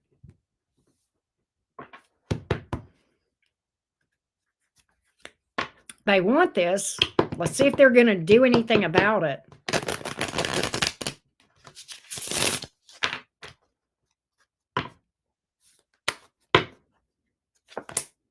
Justice, Five of Swords in reverse, Nine of Swords. I feel like this Cancer would like to. I feel like this Cancer has some regrets for some of the drama. I'll be honest with you. All right. I feel like this Cancer feels like they owe you an apology and may apologize. However, there is a problem here. And what has happened? All right, Nine of Swords here. That's here. That's a bothersome card.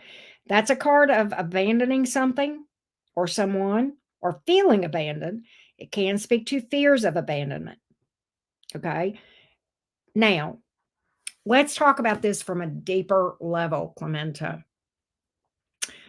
You guys were supposed to be together, or you would not have connected. I can tell you that. You are always meant to be with the person you connect with. Every one of them. And this is one. All right. There is inherent friction here. And for this, someone has abandonment issues. You or the Cancer or both of you. All right. This was meant to trigger these so that you guys would heal. That is why you guys came together. That is the whole, or at least one big thing. It may not be the only thing, but you guys came together to do one thing, to trigger each other. That inherent friction there. And you guys came together to learn this and for this to be brought to the forefront so that you guys would heal that. And I don't know that is going to be healed. I don't really see any action being taken by the Cancer toward you unless it's to abandon you again, because that's my outcome. All right.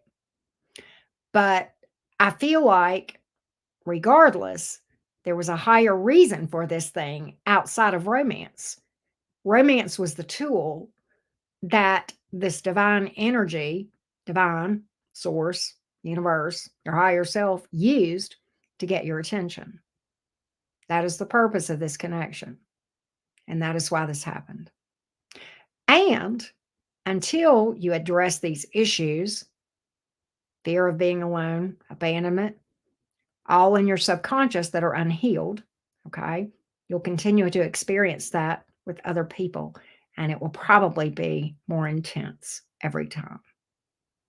The universe has a way of turning up the volume on the radio when we don't listen the first time, right?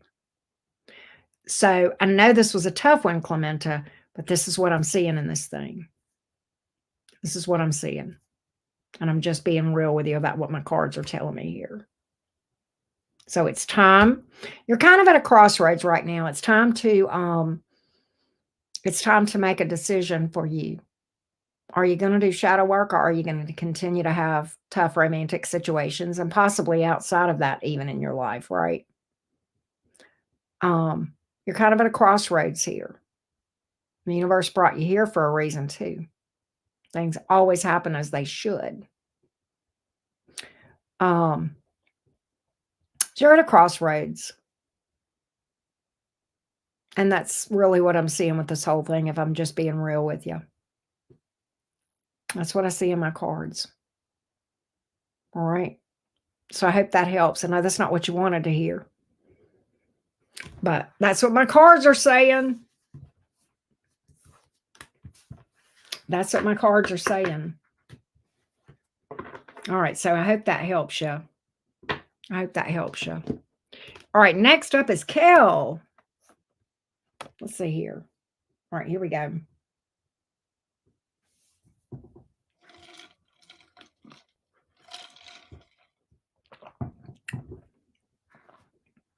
All right. Let's check on something real quick.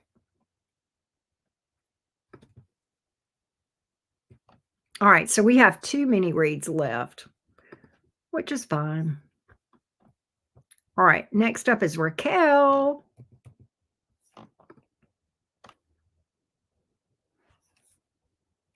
Hey, Auntie Karen, I just started dating a coworker. He's a nice, fun guy.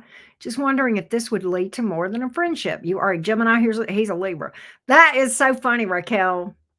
Lots of Gemini Libras connect. Sometimes they work, sometimes they don't. Just kind of depends, right? You will have fun, no doubt. And no wonder you find this person nice and fun. That is not an uncommon connection, right? It can be cheeky fun for sure. Sometimes it can last, sometimes not. We're going to see what might happen between you two. Let's take a look, Kel. See what we got here between you and this Libra. Look, Kel, there is a song, and I wish I could find it again. I've run across it one time, and it's like it's a duet between 2 people.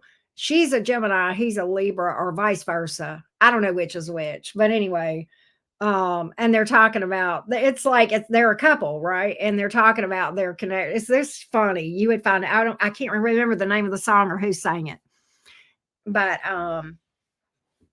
anyway.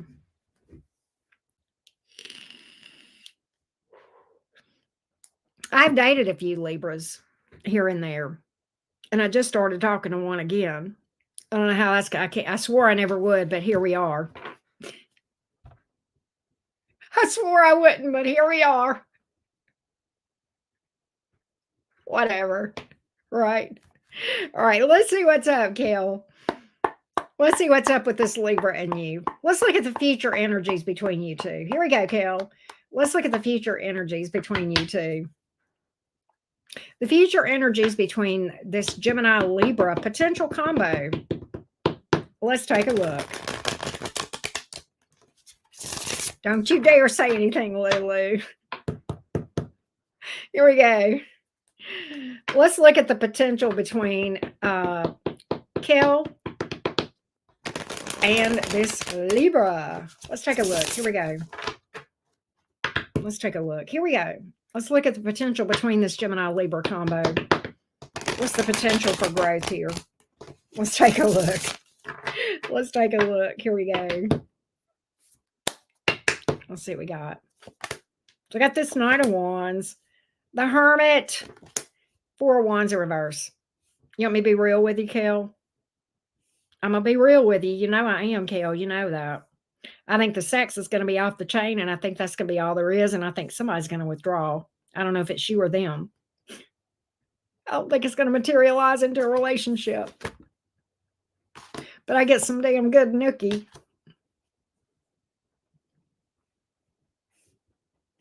I mean, I don't really see heartbreak here. Let me see. Let's delve into this. Why does somebody leave? What happens? Why does somebody withdraw? Why do I see somebody withdrawing here? Page of Cups in the reverse. King of Pentacles. I think you got nine of, oh. All right, somebody's got abandonment issues here. Man, this Nine of Swords been hitting tonight. I got a new stalker card. I'm getting Page of Cups in reverse, King of Pentacles, Nine of Swords here. Hold on a minute. See, I get forward movement and then somebody coming, putting the brakes on. Chariot, Strength card, Two of Wands in reverse. I'm going to tell you, this person may be hung up on somebody else, Kel. Possibly that I don't think this person is telling you everything. That's why this Page of Cups is in reverse. I don't think this person is really telling you everything. There may be somebody that they are not over. That's kind of what I feel like. But I do get that this might be a bit of a mind fuck for you with the Nine of Swords here. I don't see it lasting. I don't even see a relationship happening at all. I just see a lot of physical attraction here and potentially, doing the thing and then somebody walking away after. If I'm just being real with you, Kel. That's what I feel. And Kel, I'm not going to harp on why. You already know why, because I've read for you before, right? You know this, and I'm saying this from love, right?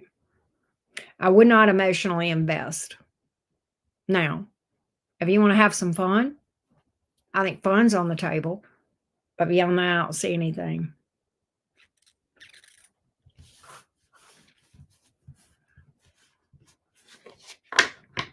That's what I got. That's what I got. All right, let's go to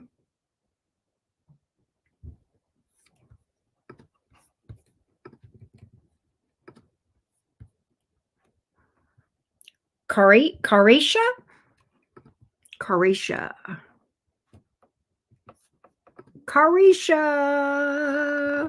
What do you see about the guy John that I'm currently dealing with? What do you see next in love? Well, we're going to look for John for you. We're going to look at the energies around John and see. Carisha. Am I weird? I am hungry. Like, I am just freaking hungry right now. Can I get like a quick snack, Carisha, before we read for you? So, Eileen, you're probably going to have to tell me again because I may forget that your person's a Sagittarius by the time I get to your reading, sweetie. I'll try to remember, but I'll be so involved in these other readings that I may forget that detail. So just hold tight, Eileen, and you might have to tell me again.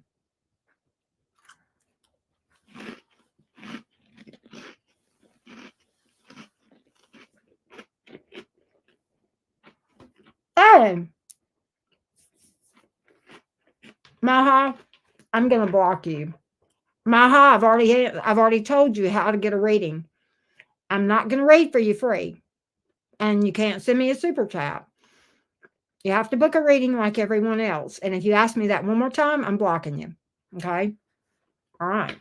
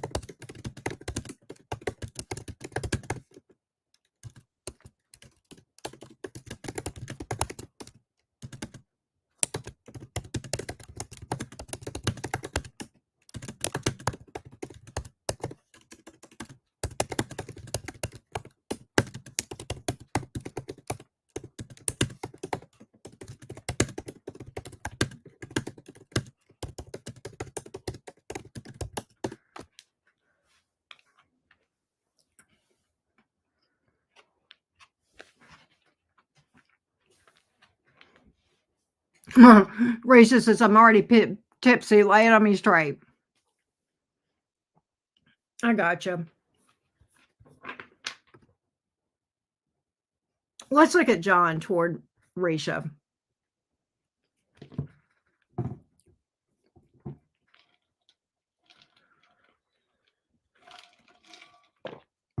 All right, here we go. Thank you for your patience, Risa. I needed a little shot of peanut butter crackers there. Here we go. Let's look at John. John's energies toward Risha. John's energies toward Risha. John's energies toward Risha. John's energies toward Risha. John's energies toward Risha. John's energies toward Risha. John's energies toward Risha. John's energies toward Risha. John's energies toward Risha. John toward Risha, please. John toward Risha. John toward Risha. John toward Risha. Here we go. John toward Risha. Hang on. I know this is taken, but just hang on. John toward Risha, please. John toward Risha. Here we go. All right, here we go. John toward Risha.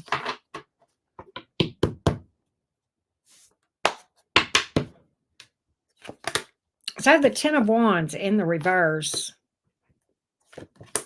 Ace of Pentacles in the reverse. The Hierophant.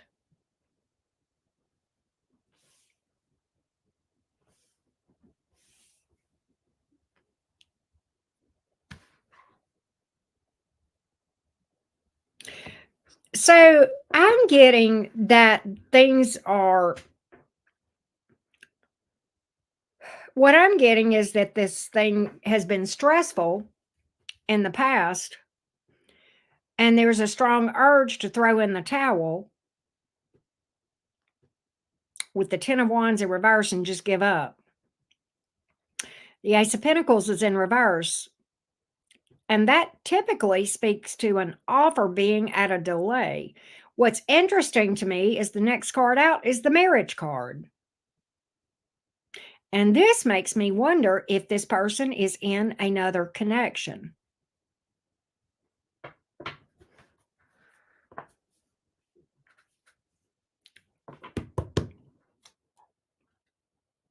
Can you clarify this for me, please? Is this person in another connection? Is John in another connection? Give me the energies of John in anybody other than Marisha. Give me John, anybody else other than Marisha. Is there anybody else other than Marisha? And if so, give me the energies on that. If so, give me the energies on that, please. Anybody other than Marisha.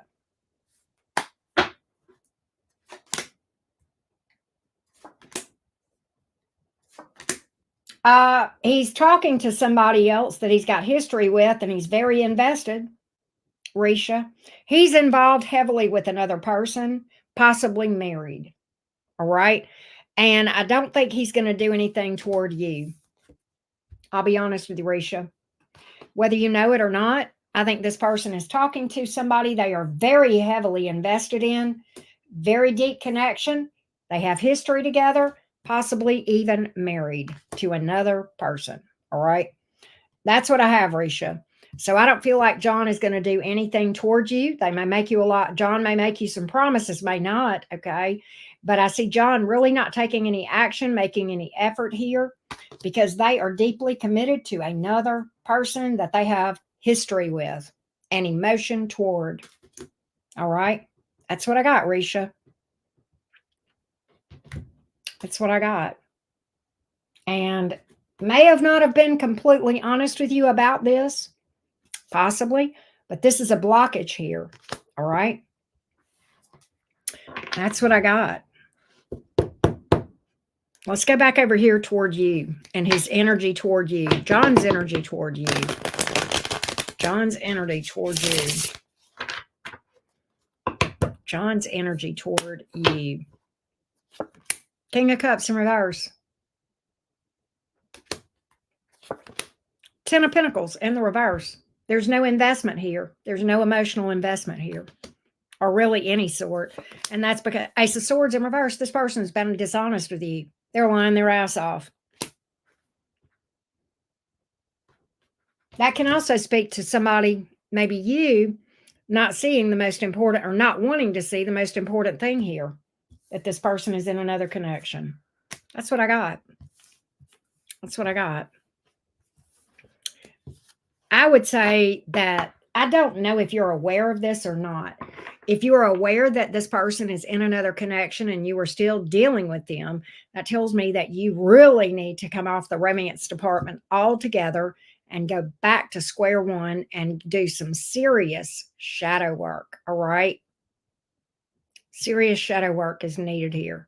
And I'm not even going to mince words. Okay. But that's what I'm feeling like. That's what I feel like, Risha. And I don't see this person doing anything to change that. I see them staying in the connection they're in and not doing anything toward you. All right. You're welcome, Kel. No J names. Why, Jacqueline? Why is that? Because you're a J name? I got you. All right, let's go to Christina. All right, here we go.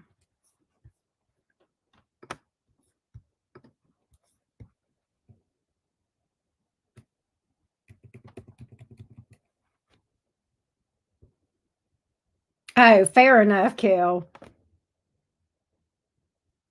Oh, you dealt with a J too. Listen, my tower was a J, Jacqueline. I laughed when you said that because I'm like, oh, I can feel that. All right, Christina, you are up next. Christina, should I reach back out to Paul the Scorpio and try again? You are a Taurus. My dad, Virgo, wants to give me everything. His elder care, I take care of him. Is there going to be any legal problems with my siblings? Okay, you've paid for one reading. So we can only read for one topic, and that is in my description right there. One topic or person per question. And you've paid for one question, so we're going to ask one, and we will ask about Paul the Scorpio. All right. So the dad situation is a totally different topic. Okay. All right. So we will look at the energies of how Paul would react if you were to reach out to him. That's okay. That's okay, Christina. That's fine. So I'm going to look at Paul the Scorpio and what the reaction of the Scorpio would be if you were to reach out. Let's take a look. Let's look at Paul the Scorpio towards Christina if Christina were to reach out. Paul the Scorpio towards Christina if Christina were to reach out. Paul the Scorpio toward Christina, the Taurus, if Christina were to reach out. Paul the Scorpio toward Christina, the Taurus, if Christina were to reach out. Paul toward Christina, if Christina were to reach out, please. Paul toward Christina, if Christina were to reach out. Paul toward Christina, if Christina were to reach out. The Scorpio towards the Taurus, if the Taurus reaches out. Let's take a look.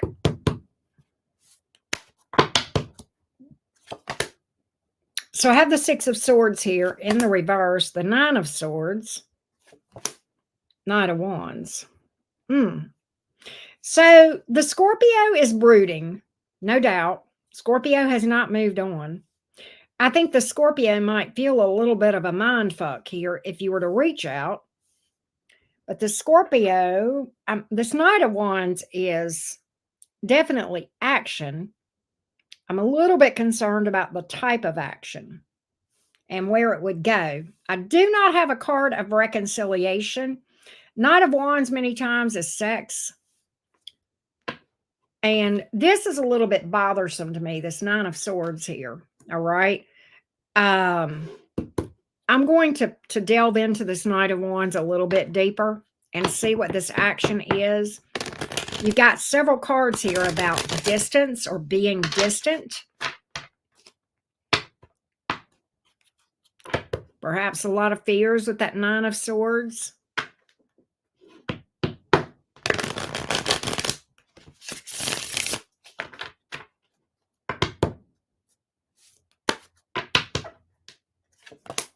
Temperance in the reverse, Queen of Swords, Moon. All right. I'll be honest with you. Let's talk about the Temperance in the reverse. The Scorpio really does not have any hope in this thing. Queen of Swords is somebody that is guarded about you, does not trust you or the situation. The Nine of Swords kind of goes along with that. All right. The Moon card, that's a card about being deceptive. I don't know, but what this Scorpio might look at this as an opportunity to get laid and nothing more. Going to be real honest with you. That's what I feel. And we have another card about abandonment here, possibly fears of being abandoned. Two of Swords, blockages, deception, not seeing things, not wanting to see something. I think the Scorpio would talk to you long enough to get something out of you, if you know what I mean, Christina. I'm just being real. Right. Very much so, Sonny. Probably more grounded than I have been in weeks, but I took some time off, so that's why. But that's what I feel like, Christina, if I'm just being real with you. So what I like to do when people ask me is, should I reach out to somebody?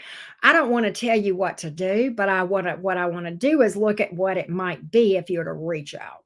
And that way, then you can decide if you want to go down this road or not. Right?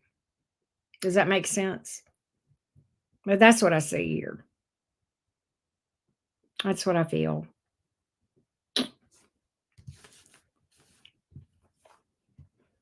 How you doing, Sonny? It's good to see you. Thanks for asking. No, it doesn't, love bug. And it may not be you. It may just be that they don't have trust. They don't trust in general. All right.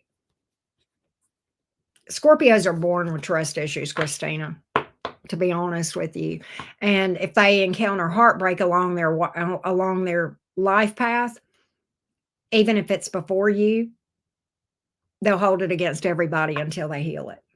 And it's very hard for a Scorpio to heal trust issues when they get their heart broken. It's not impossible. I've known ones that did, but it's hard. But it could just be trust issues in general, okay? And the Temperance in the reverse can speak to unhealed wounds. And those may go back before you ever laid eyes on this Scorpio. Right? Well, thank you, Sonny. Brooding, Brooding. Woe is me. I'm pitiful. This is horrible. I feel like shit. I can't trust anybody. Love sucks. That would be what I mean by brooding, Christina. That's what I mean by brooding.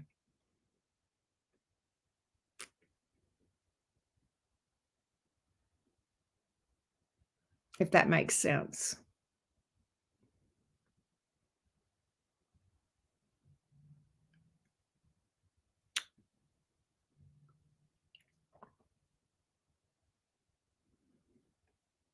Kind of being in a funk. If that makes sense. I hope that helps, Christina. I hope that helps, sweetie.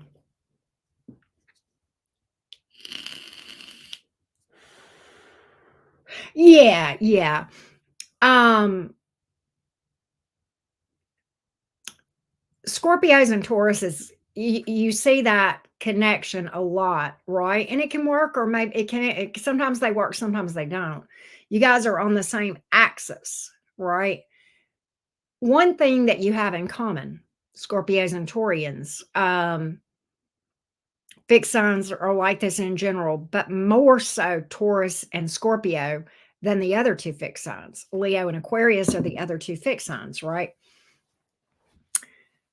Fixed signs are less likely to offer reconciliation. Fixed signs are less likely to give second chances to connections. Much less likely in general, especially Scorpio, and then secondly, Taurus.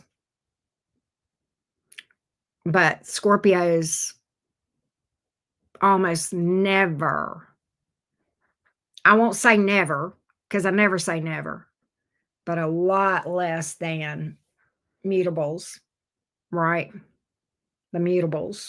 The mutable signs are Gemini, Pisces, Sagittarius, and Virgo. I'm not saying you get second chances in mutables, but a lot of times mutables are more likely to rethink something than a fixed sign. And there's a reason for that. Fixed sign mutables make quicker decisions than fixed signs. Fixed signs take longer to make a decision. And that's why once they finally make a decision, many times it's final. Because they feel like they wait longer because they gather more information. They think more on it before they ever make a decision. And when they do make a decision, they feel like they've given this thing enough time. They've weighed out the pros and cons. They've given this thing enough time. They've observed enough. They've seen enough, and they're usually done. Not always, but a lot more so. Right. All right. Let's go to Gina. Let's go to Gina.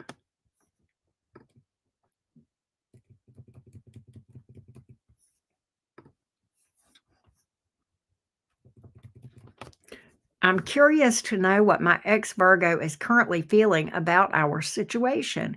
Any insight on the Aries? So we are going to read for the Virgo. Remember, one person per question, Gina. So we're going to read for the Virgo, one person per question. Or will a better person come in? See, yeah. So you're a Leo with an Aquarius moon and a Virgo rising. Awesome sauce. Your sun may be in your 12th house, Gina. And if that is true, Gina, that is a very significant, challenging placement that you would need to really delve into. All right. But let's check in on the energies of this ex-Virgo. Let's take a look. Let's check in on the energies of the ex-Virgo and see what's going on here. Oh, that's okay. That's fine. Here we go.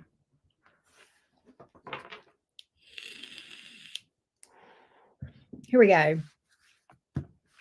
Give me the energies of this ex-Virgo toward Gina. Give me the energies of the ex-Virgo toward Gina.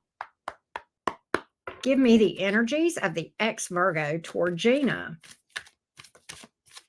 Didn't you say you're a Virgo rising? Okay. Go back and look again at that.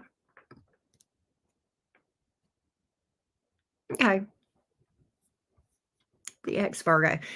Gina, were you here when I was talking about zodiac signs side by side on the zodiac wheel when I was reading for a Gemini Cancer connection earlier? I don't know if you were here, but a lot of times you see them come together and then there's that inherent friction. Sometimes it can be overcome, sometimes not. But you ask financial and about your Leo person. Who I'm reading for, ask about an ex-Virgo and an Aries. All right. This is Gina's C. I don't know that that's you, Sonny. I don't know what name you booked under. Oh, okay. I'm sorry. You were saying that you would ask about two things. Okay. You weren't trying to say this. Okay. I'm sorry. I thought you were confused thinking I was on you. I'm not. Okay. Hang on. All right. Here we go, Gina. Let's look at this ex-Virgo towards you, the Leo. The ex-Virgo towards Gina, the Leo. The ex-Virgo towards Gina, the Leo. The ex-Virgo towards Gina, the Leo. The ex-Virgo towards Gina, the Leo. Hey, Jason, what's up? The ex-Virgo towards Gina, the Leo. The ex-Virgo towards Gina, the Leo. The ex-Virgo towards Gina, the Leo, please. Give me the overall thoughts, energies, intentions here of this ex-Virgo towards Gina, the Leo. So I have the Six of Wands here in the reverse. 10 of Wands in the reverse.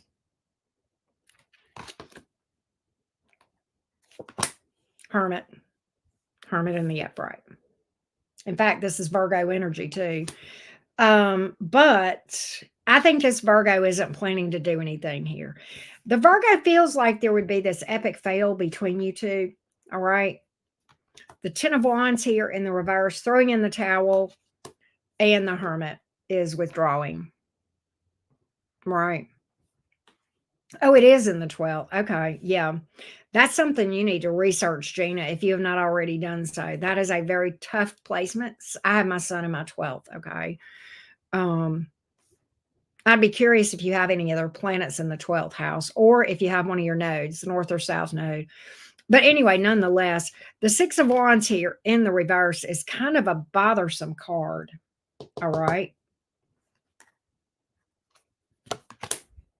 Seven of Swords in reverse. Oof. This Virgo does not like what they have observed here. Temperance in the reverse. They've just given up on things. All right.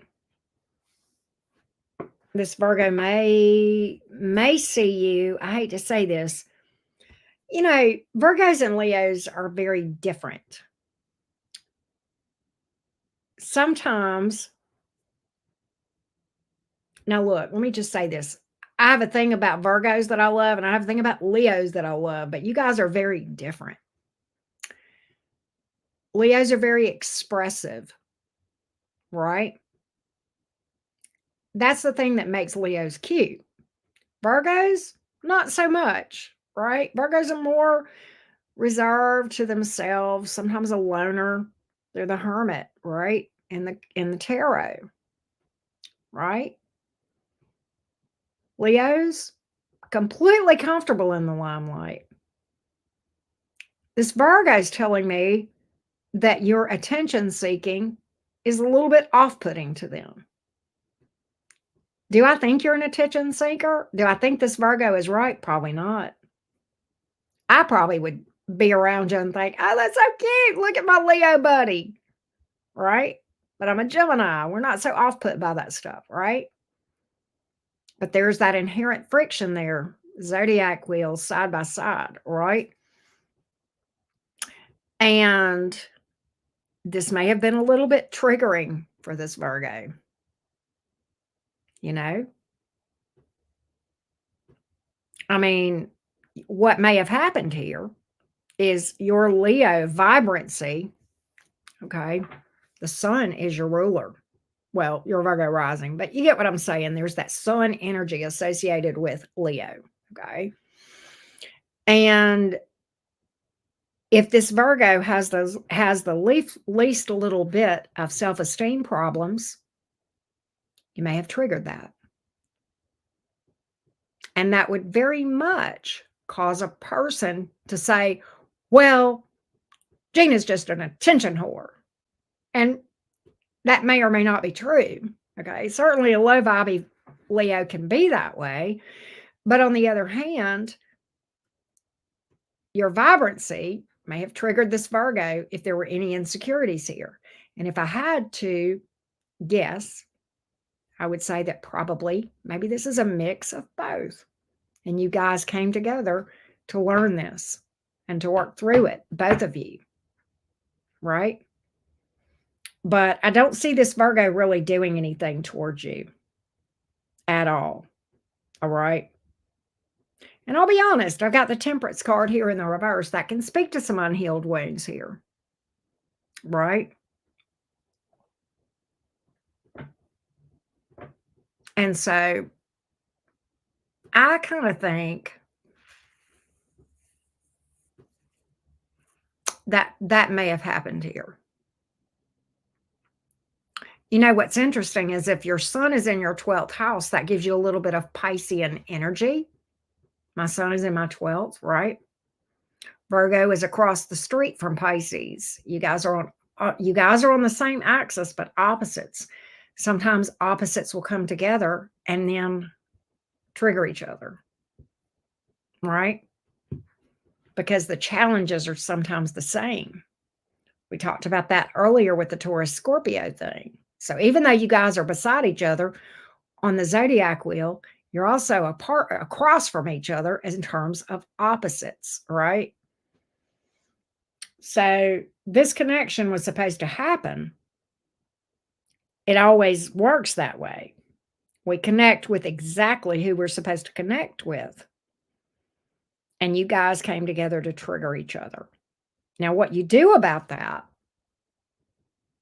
is a decision that you have to make, you and the Virgo, right?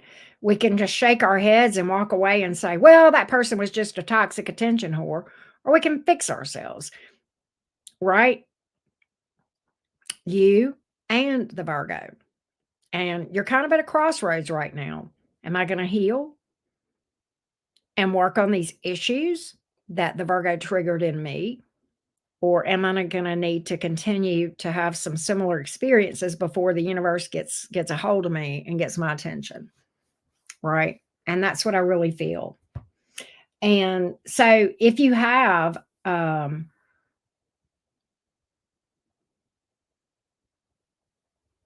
fair enough. Okay, I got it. And that doesn't surprise me. That's your rising sign.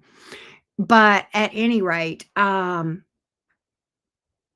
it's definitely a time to heal some stuff. And I'm going to tell you, Gina, with your sun in the 12th, and if you have anything else in the 12th, one of the things that your soul decided before you got here was that you were going to work on a lot of stuff. You were going to go through a lot of tough experiences to take your soul into an ascension this lifetime that will benefit you beyond this lifetime. But you kind of signed up for this before you got here.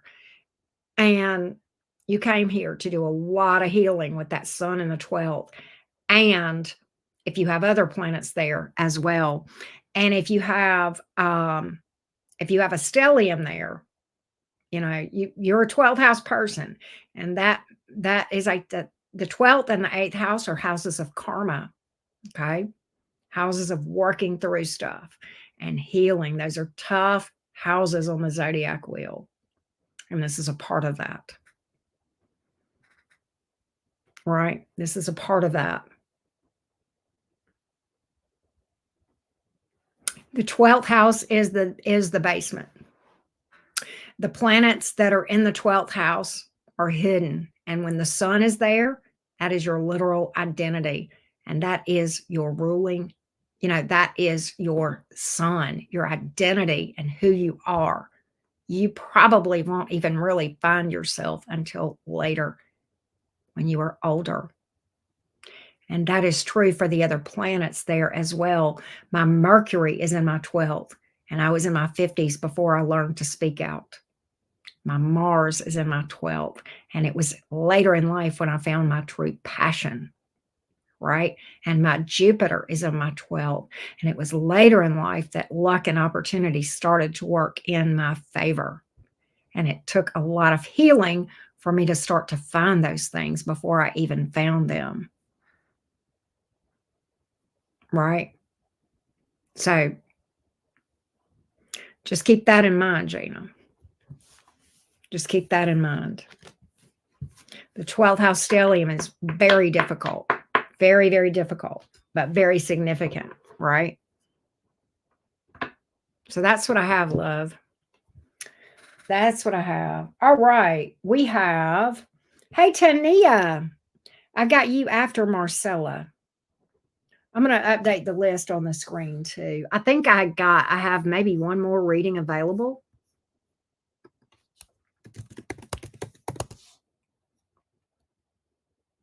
Sonia, you are up next, love. Let's update.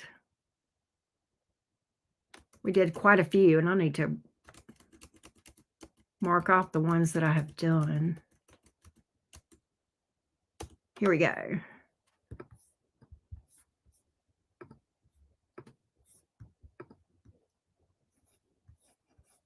Yes, definitely. When you say we, I hope you mean you, because that's a solo job. That's a solo job, healing. But yeah, here we go. Yep, Sonia. Sonia, where you at? Are you here, Sonia? Sonia's been following me forever. Sonia D. Let's see. Here we go. Let's go to Sonia D. Here we go, Sonia.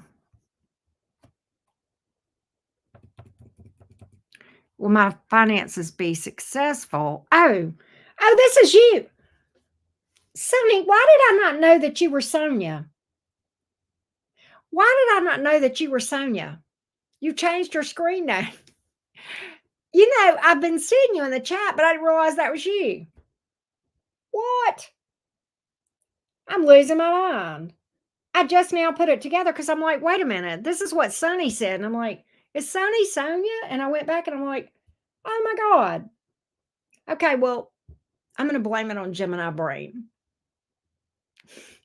All right. You want, and I think you said you wanted to, let me go back and see. I think you said you wanted me to read for,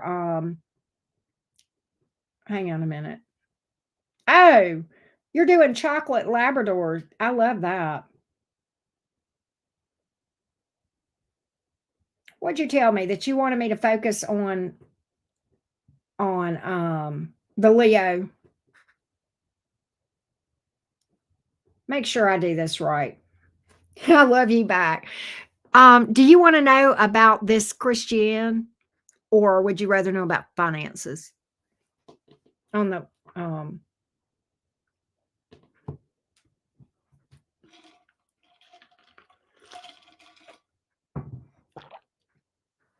you're doing it right already. You want me to do the Christian? Let's take a look. Oh, okay. I gotcha.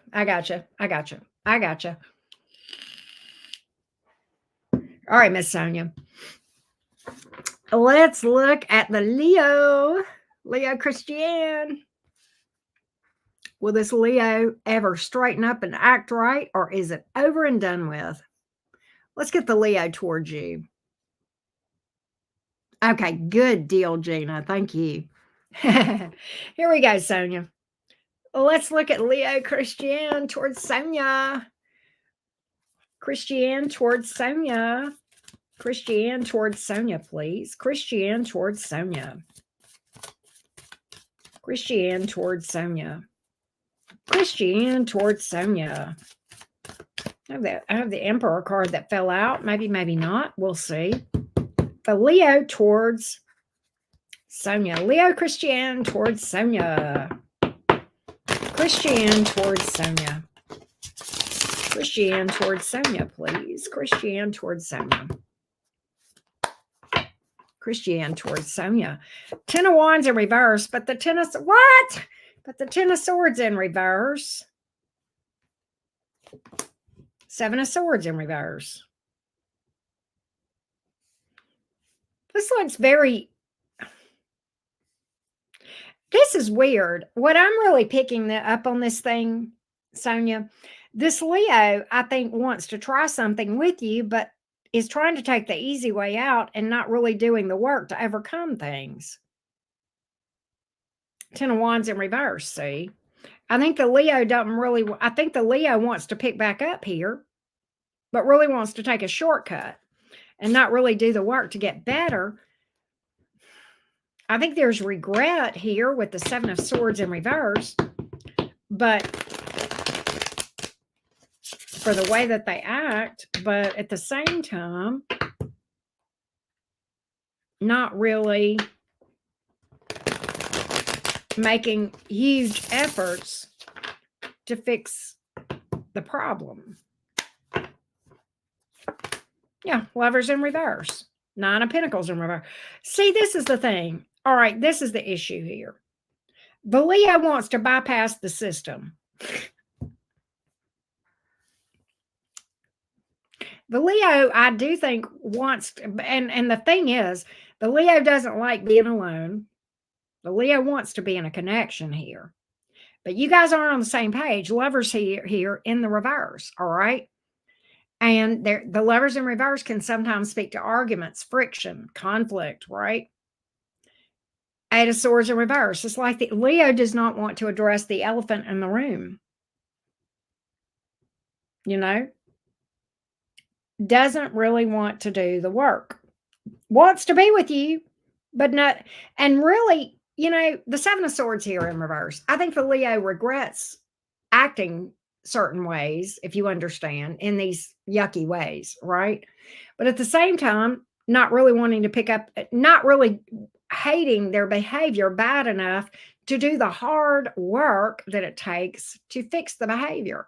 You can't fix behavior. You have to fix the problem that is below the surface, right? Think of this like a weed. I like to use this example a lot. With a weed in a garden, you have what you can see, and then below the ground, what you can't see. When we are trying to when we are trying to get rid of a weed in our garden, all right, and we just cut it off at the surface, it's going to grow back because of what's below the surface that we can't see. This is the same with unhealed wounds, right? The subconscious is where the real problem is. That's the root that you can't see, and you have to dig deep, okay, and go below the surface into the subconscious where the real problem is. The behaviors are what's above ground, like the weed, right? And you can try to cut the weed off, but the behaviors are going to come back if you don't dig it up by the root, okay, and deal with the problem that is below the surface, that is unseen, right? And that this person is not even aware of, probably because this is buried in the subconscious. The problem that is causing the problem is there, but it's below the surface. The behavior is just the symptom. The problem is what this Leo is not really wanting to dig deep to find. That's work, and it's hard. The Leo hates the behavior, but is not digging deep enough to fix the actual problem. The Leo is trying to take this from, let me just change my behavior. It doesn't work that way. You have to go below the surface when we're getting a weed out of a garden. Same is true with changing behaviors. We have to look at why we are acting the way we are. Right? What's causing me to do this thing? Right? The same is true for any bad habit, right? We become addicted to drugs or alcohol. We got to say, why are we doing that? Not, I got to quit drinking. Nobody can do that. Not for long. It's not going to stick, right? We have to go below the surface. When we're acting like a douche canoe, okay, same thing. Well, I'm just going to stop acting like a douche canoe. It don't work like that.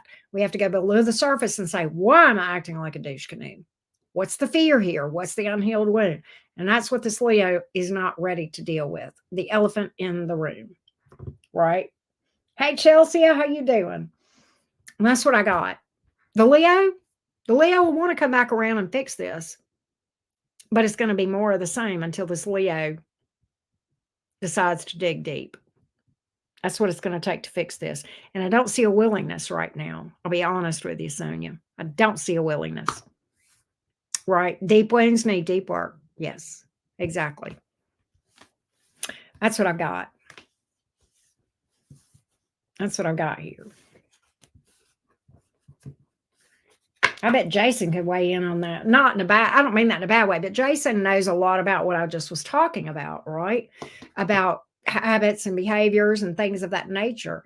And I bet, I mean, I've had issues similar, as well. And many, many years of my life, I'm like, I'm going to change this behavior. And I never could until I dug below the surface to figure out why I was doing certain things, right? Would you agree with that, Jason? I don't want to put you on the spot, but Jason and I, in some ways, have some similarities in our past that we had to overcome. And I guarantee you that Jason overcame his issues by digging deep below the surface to say, why am I doing this? Same way of me. Why am I doing this? What's below the surface that we can't see that's causing me to do these things, right? Because I don't think there's any other way you can have long-term success changing behaviors except to go to the root. Okay. Yeah. So, yeah. Exactly. That's exactly what I mean, Sonia. Yes, that the Leo knows it and hates it, but is not doing the deeper work to figure out what's causing the behaviors. Yeah. Exactly. Sometimes They don't know how to fix it. Sometimes they don't know how to fix it. In fairness to the Leo, right?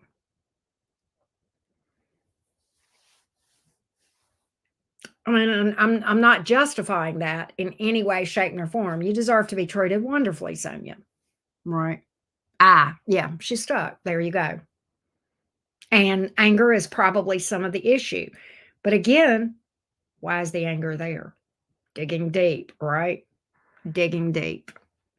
That's what I got, Sonia. I hope that helps. Let's go to Kaylee. Let's see what's up, Kaylee. Here we go.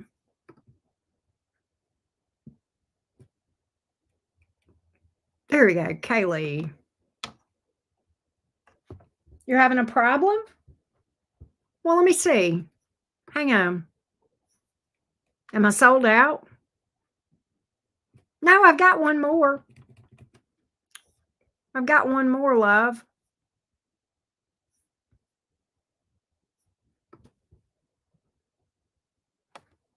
What's up, Joy? Good, Sonia. I'm so glad. Thank you, Jason. All right, let's see, Kaylee. Let's see what's up with you, love bug. Here we go, Kaylee. Kayla bug. I am hey, Auntie Karen. I'm still hurt over my Gemini guy. I thought he'd come back and apologize by now over a fight. It's still a no contact situation, and I don't know what to do, what he's thinking and feeling. Okay, let's check in on the energies here with that Gemini towards you, Kaylee, and see what we can find out, sweetie.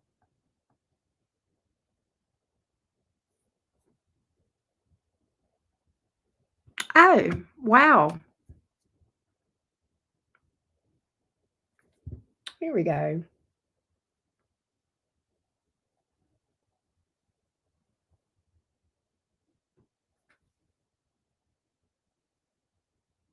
Well, hello, Solomon. How are you? Solomon, I don't speak noodle. You're going to have to speak English or you're going to have to go. All right. Oh, okay. So we're just going to hide you. Goodbye, Solomon. Have a nice life. You just got blocked. You're the only person that can see your noodles. Have a good day. You're a Scorpio. Oh, that Scorpio Gemini thing. I got you, Kaylee Bug. Let's see what's up. Here we go. I wanted to wait, Jason. I wanted to see what was up. We gave him a chance and then he started speaking noodle. So he had to go. Bye-bye, Solomon. Bye-bye now. Bye-bye, Solomon. Bye now. Here we go.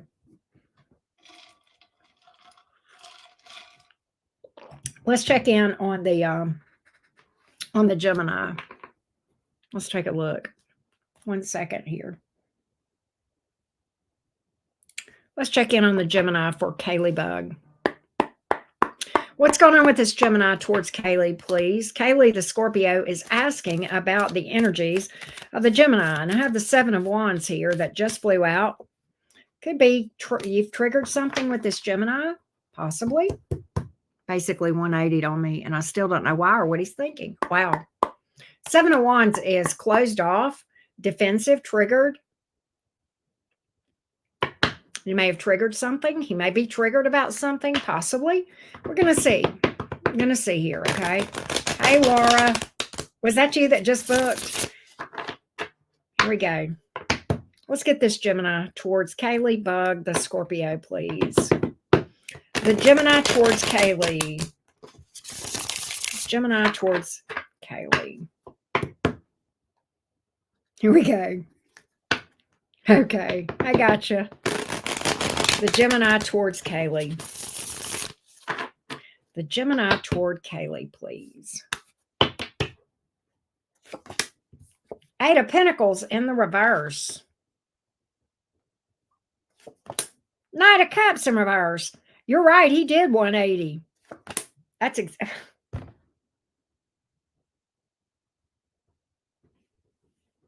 what? So it's almost as if, Kaylee, Okay, when I get the Eight of Pentacles in reverse, Kaylee, a lot of times is something has distracted this Gemini.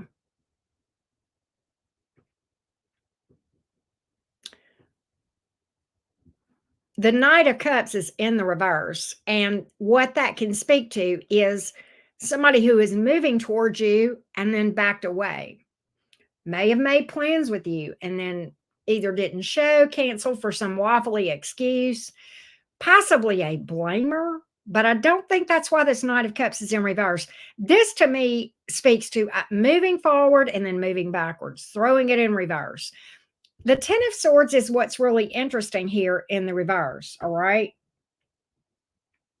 The Ten of Swords in the reverse, okay? So it's as if this, let me go fix something. If we get one more, Jason, I will go fix that where they can't do that, okay? All right. So the Ten of Swords in reverse suggests that this Gemini is kind of feeling like coming back around, which is weird. I want to go over here. This Eight of Pentacles in reverse here, Kaylee, is bothersome to me because I'm almost wondering if somebody has come along and gotten this Gemini distracted from their past that goes back that they've got some history with here. That's what I'm kind of wondering, and I'm going to clarify that.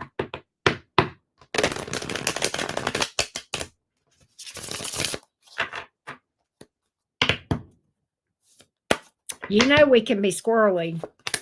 The Moon. King of Cups here in the reverse. Yep. Two Wands in reverse. Okay, so there is another person that has crossed this Gemini's path. All right.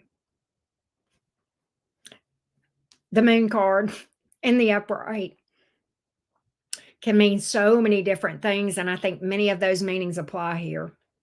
Deception, shady, smoke and mirrors. All right. Confusion.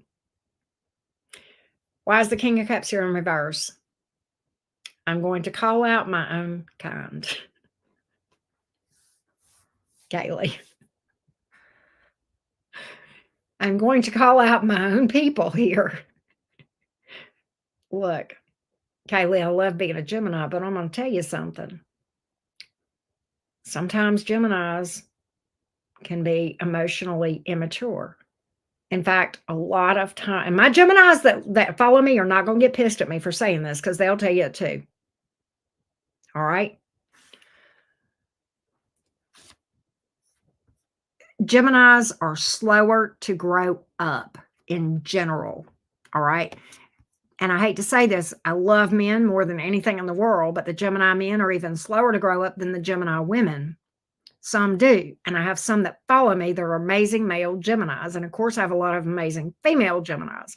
But when you are dealing with a Gemini male, sometimes you are possibly dealing with somebody that is emotionally immature. I have a Gemini acquaintance that I do not call a friend that will soon be 60, that has the emotional maturity of a 6-year-old. They have not been in a committed relationship since they were 19. They are almost 60, this Gemini male that I refer to. Okay. That being said, is that always the case? No.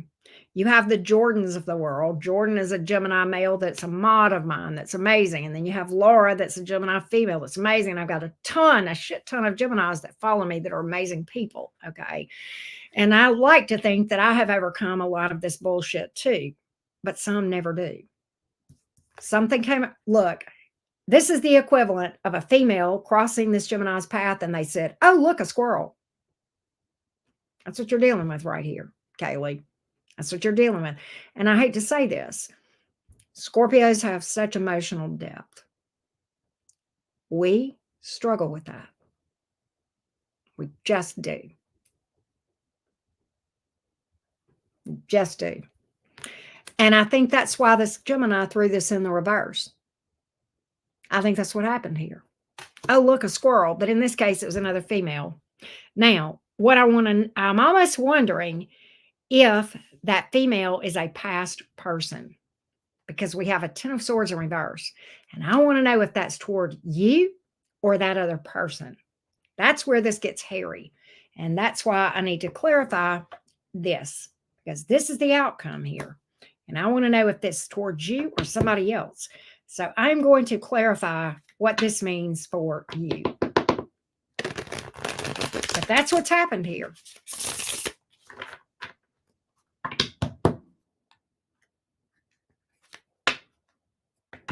All right.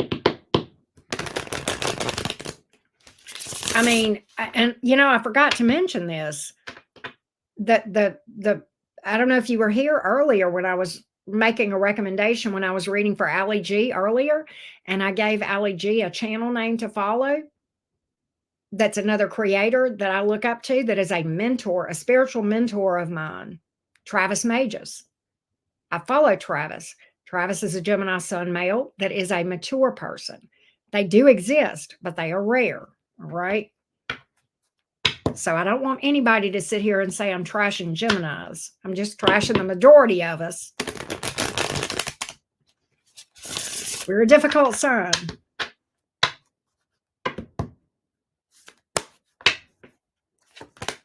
Three of Pentacles in the reverse, 4 Wands in reverse. They're going another direction. That's the outcome here. And I've got third party energy right there. 3 of Wands, 3 of Pentacles here in reverse, 4 Wands in reverse.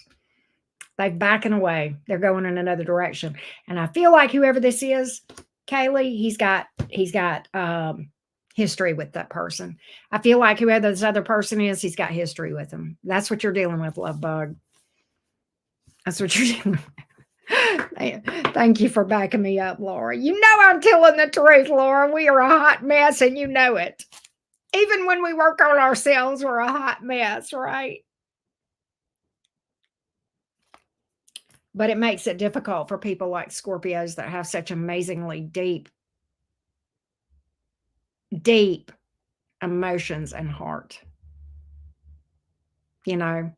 I sometimes say about Scorpios, and I love Scorpios. I do. Mom was a Scorpio. And I often say about, me, that I'm so drawn to Scorpios. And I'm like, they're like the hot stove I can't stop touching. But one thing that happened here, Kaylee, when doing your reading, it's almost like Geminis are the hot stove y'all can't stop touching either. I read for Scorpio Gemini dynamics a lot. It's almost like it's that way on both sides. Like we can't leave each other alone, and yet we hurt each other. Yikes, right? Anyway, I was able to put myself in your shoes just a little bit, and that gave me a different perspective. But you deserve somebody who has an appreciation for that big Scorpio heart. And I don't think that one does. I'm going to be honest with you, Kaylee. Yeah, we are sold out. Hey, Becca. So, Becca, I don't know. I may be able to add one. Give me a little bit. And if I feel like I've got the energy to add one, I'll add one for you if you're still here, Becca. But if not, I don't know. These readings have gotten deep. My energy is going pretty well right now, but I just don't want to do any more until I feel like I'll be good energetically, if that makes sense. But Kaylee, you deserve the best. You deserve the best, right? I did not get it. I just got totally distracted. And I'm going to be honest with you. A lot of times when you're dealing with somebody with that level of emotional immaturity, they don't have the capacity to understand how much it impacts another person. They just don't think about it. It's literally, oh, wow, look, a squirrel. Let's go down that direction. And it's like, it's almost like you're dealing with somebody. Geminis, I swear to God, like every one of us have ADHD. What's that? What if it's not in front of us, we don't think about it.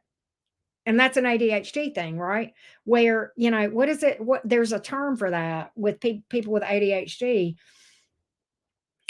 And it has to do with the attention span and object permanence. Object permanence. Have y'all ever heard of that? Where if somebody's not in front of you, that they don't exist, and not in a bad way, but like, my kitchen doesn't exist because I don't see it right now. That's object permanence with ADHD. And I hate to say it, But an unevolved Gemini, they get distracted. It just doesn't dawn on them, sadly. Yeah, there you go. Anastasia, they flow in a selfish state of mind, not ready for sharing two people in one space. That's it. That's it right there.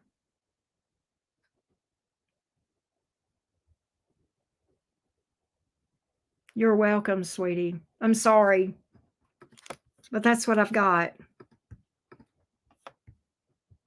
Let's go to Emily.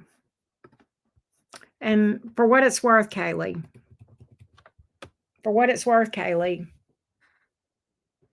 I apologize on behalf of the douche canoe Geminis.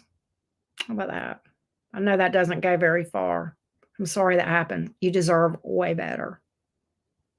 Let me tell you something. That Scorpio heart is way too big for such an immature person.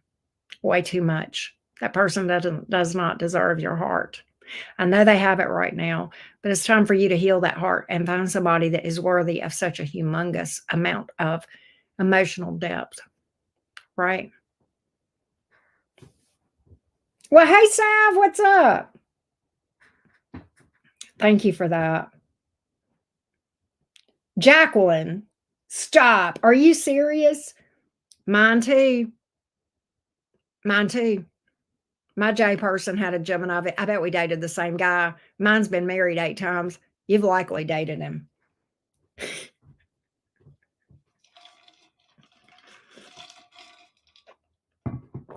Here we go. Let's go to Emily.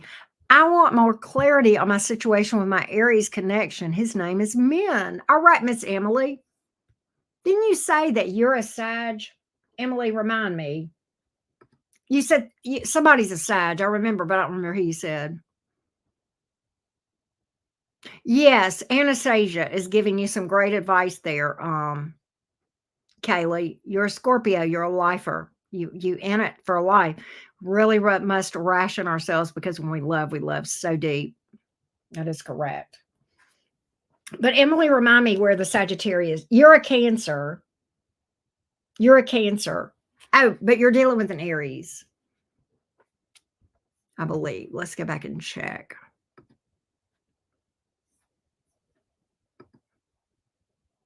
You are welcome, Kaylee.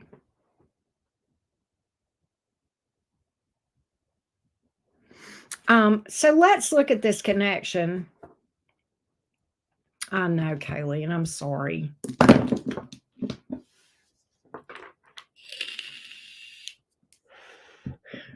You know, Kaylee, Geminis are ruled by Mercury. If you read about the planet Mercury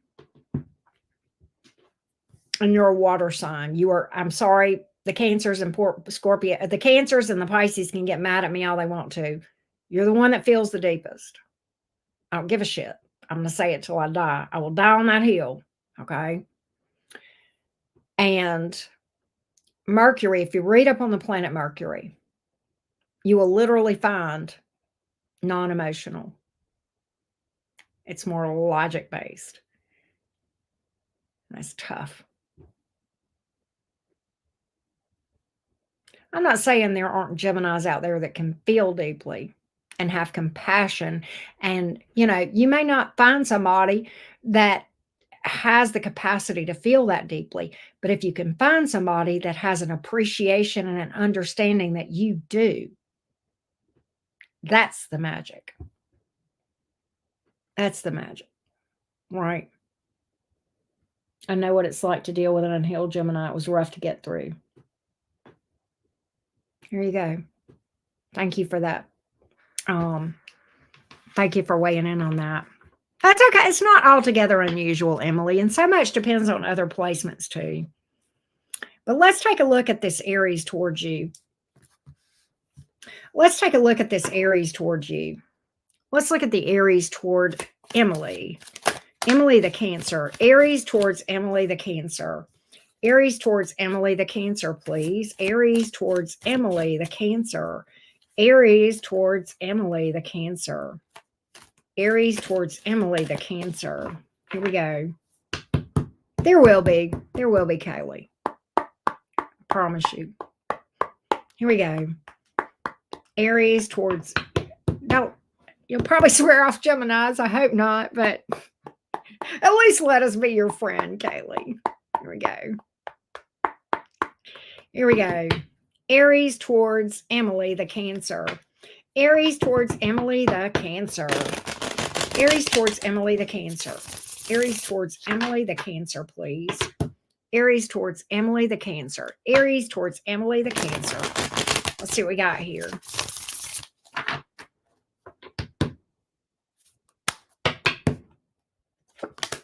So I have the King of Pentacles here in the upright, the Ace of Swords in the reverse. Page of Pentacles. Ooh.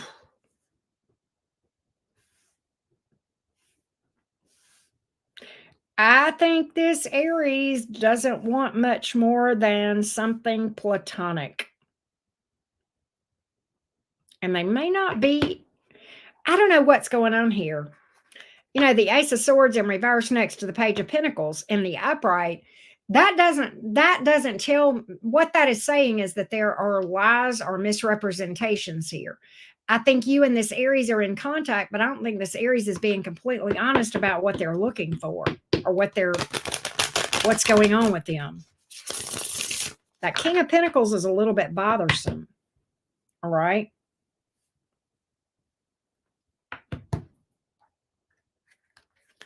Here we go. I love that, Sav Talks. Thank you for that. That makes me cry, Sav Talks, but like in a sweet way. Let's see what else we can find out here, Emily, about this, the World reverse. Ace of Pentacles in the reverse. They're not planning to offer you anything, Emily. All right? They're not. They're not going to take this up any notch. And I really feel like there's a good chance this person may friend zone you if they already haven't, Emily. All right, I've pulled up, yeah, Two of Cups in reverse. I'm going to tell you what I've got here. The World reverse, Ace of Pentacles in reverse, Two of Cups in reverse.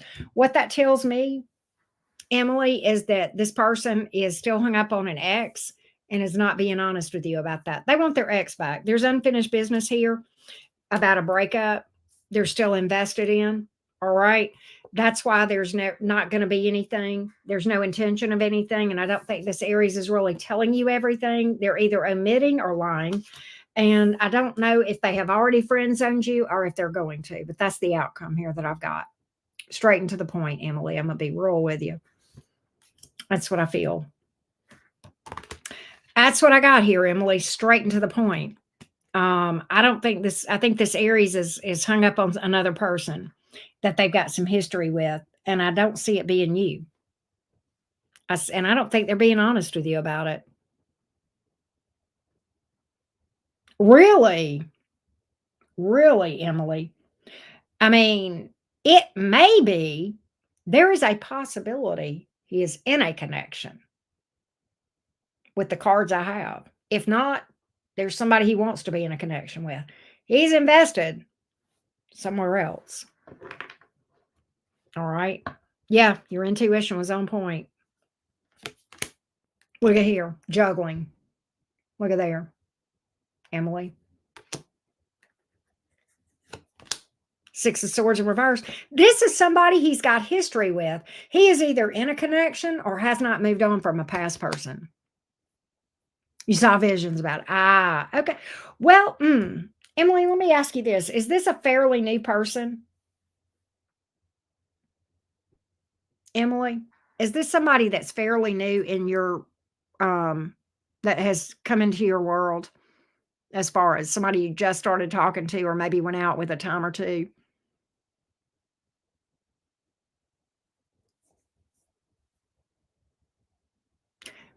Can I tell you what I think? Because from what you're telling me, you probably don't have a lot of emotional investment in this thing because it's new, correct? If that is the case, in my own journey, just started talking. Okay. In my own journey, when I was first starting to tap into and realize that I had visions and dreams and psychic abilities. Okay. And that came from a lot of inner work over years, that where that stuff started to blossom and really start to peek out. I would question it. Okay. I'd be like, and I would scratch my head.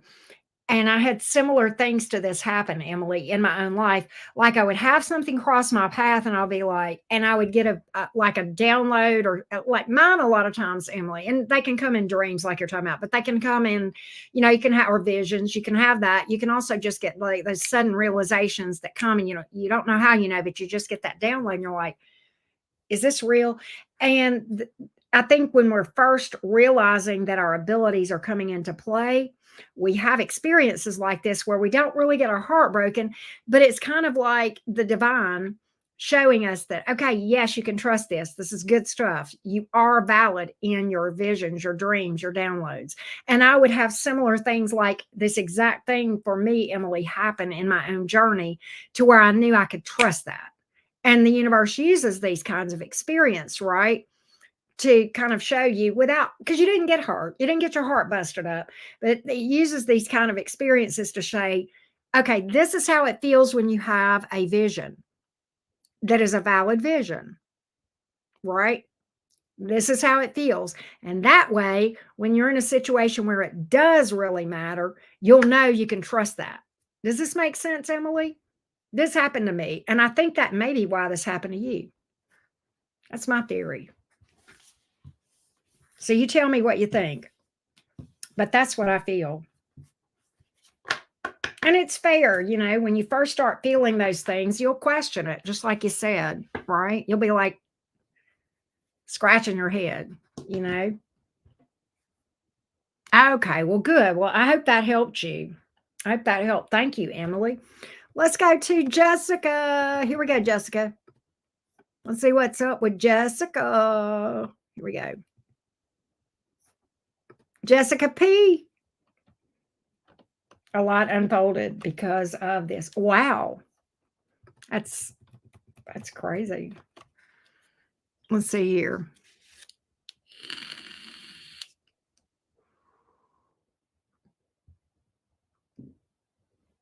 Wow. So, Jessica, I like your question. You are welcome, Emily. You are welcome. Thank you. So, Jessica says, anything you can tell me about career and finances? I started off the year so energized for new content online course. My new content online course. Lately, I have felt extremely unmotivated. I usually love my work, but I feel like something is blocking me from continuing to put out my content and receiving the income for it. I just feel very unmotivated.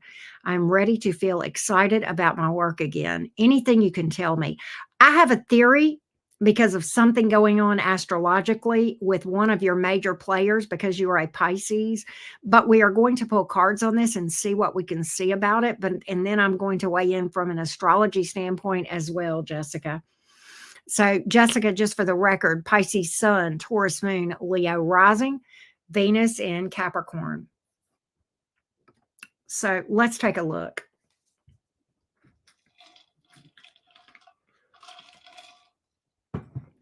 All right, here we go. Here we go, Jessica. Let's weigh in on this motivation issue and see if we can see if this is wow. Okay, we're going to see. We're going to see. Give me the energies around the motivation. I'm going to look at the motivation. Okay, that's what I'm going to look at. Give me the energies around the motivation with this content for Jessica. Give me the energies around motivation. Ace of Wands came out as the challenge. That's taking action. Mars energy. Remember that. I'm going to put this card back, but this is important. This is confirming what we feel, Jessica. It's confirming something for me. We're going to talk about it. This is really confirming that astrology is part of this, if not all of it. I'm going to see if there's anything else.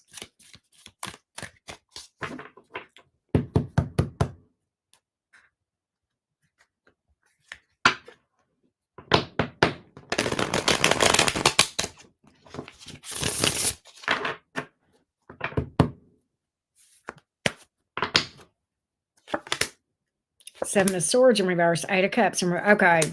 Nine of Pentacles. All right. You will, first of all, you will overcome this. My cards are telling me this is a temporary issue.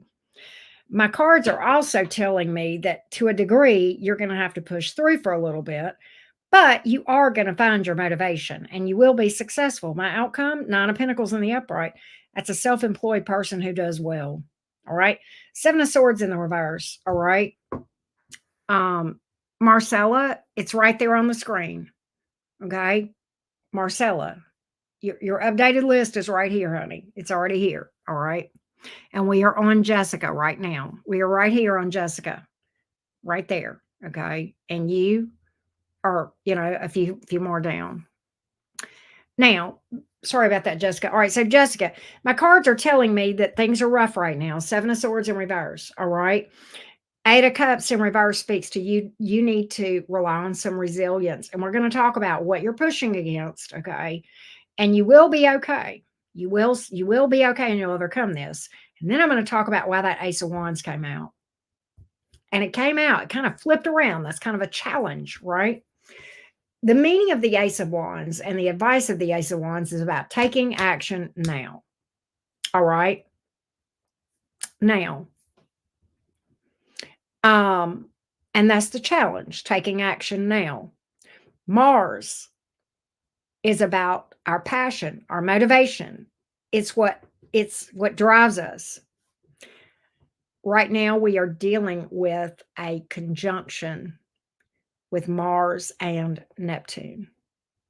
Neptune is a very dreamy, I want to sleep. I want to daydream.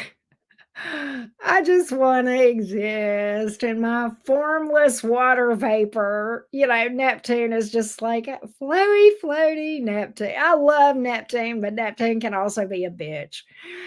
Okay, but you've got Mars trying to argue with Neptune, and it's causing a lot of people a lot of issues. Some people are feeling overly tired and wanting to sleep.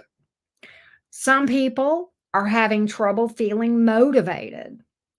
Some people, your girl, is dealing with fucking insomnia. A lot of people close. I'll tell you who I see dealing with the insomnia, the Mercury people.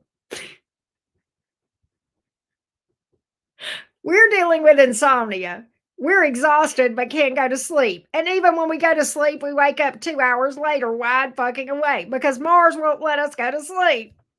Right? I will be so glad when these two bastards get away from each other. But as long as they're within 8 degrees of each other, they're going to cause problems like what I talked about. And it freaking sucks. So all right. Sav Talks is a Gemini right there. And amen to the insomnia. See, I'm not crazy. I think the Mercury people are getting the insomnia. And I think other people are dealing with no motivation, wanting to sleep, da da da da da. What's funny is that when I'll go for 3 or 4 days with 2 or 3 hours sleep a night right now. And then the third or fourth day, I crash and I'll sleep. And like last night, I had a crash. That's why I feel so damn good. Night before last, I slept 3 hours. 3 hours. I couldn't go to sleep till 2:30 and woke up at 5:30 and then had an absolutely exhausting day. But then last night, I got home last night late. I'd been out of town. I got home late. Right after I got home, I unpacked. I sat down on the couch. Tyler went live. I modded for Tyler on Aries. He got to Taurus, and y'all know he don't take long on these individual signs. He did Taurus right after Aries, and I was modding for Tyler during Taurus. And I'm sitting on the couch, right? And I'm modding for Tyler. And then I woke up and I had fallen asleep during Tyler's live. And like the live was over, it was sitting there. Nobody was there but me sitting there. And I'm just like, oh, I must have fallen asleep. And I just died. And I got up from the couch, went to bed. I don't even hardly remember walking. I'll be honest, I don't remember walking from my couch to the bed. But I know I woke up there this morning and I know I woke up feeling a little bit like I had slept. That's what you're dealing with, and it's temporary. But you are going to have to push through this stuff. Okay, you are. My cards are telling me to tell you to go on and push through it. But you will find your motivation again. You'll find it again. But that's what I got. It's been several weeks, Sav Talks. It's been several weeks. You slept all day Saturday. It's been going on with me for a couple of weeks. And my Mercury friends that are like my friends in real life that I know, my connections that have a lot of Mercury in their chart, every one of them are dealing with the same thing I am. They go for about 3 or 4 days, 2 or 3 hours sleep a night. In fact, one of my Mercury friends was up for 48 hours. And then midday one day at 1:30 in the afternoon, literally crashed in the bed and slept for 16 hours. I can't deal with this shit. But yeah, that's what I feel like you're dealing with, Jessica, if I'm being real with you. Yeah. Yeah. And that's, I believe, what's going on. I have not heard any, there are maybe some astrologers talking about the insomnia, but I have not heard it. But that's got to be what it is. And it seems to be the Mercury people dealing with it that I know. Is this scientific that it's Mercury? No. But that's just been my observation. But that doesn't mean that's true for all the Mercury people. I feel like insomnia, though, is something that's happening for some of us. Others of us, lack of motivation. Others of us wanting to sleep all the time, right? Or some combination thereof, right? You're welcome, Jessica. I'm glad that helped. It is temporary. Watch the transits. Watch the transits. But pay attention as well. All right, next up is Eileen. Here we go. Laura, I've got you. I know you know this, but you're after Tania. I don't think I have you on the screen yet. Want to know how my recent person is feeling about me. Let's take a look, Eileen. Here we go. Let's take a look for you.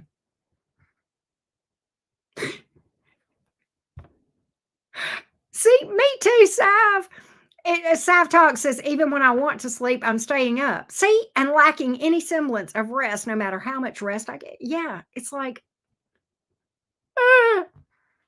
it's driving me nuts.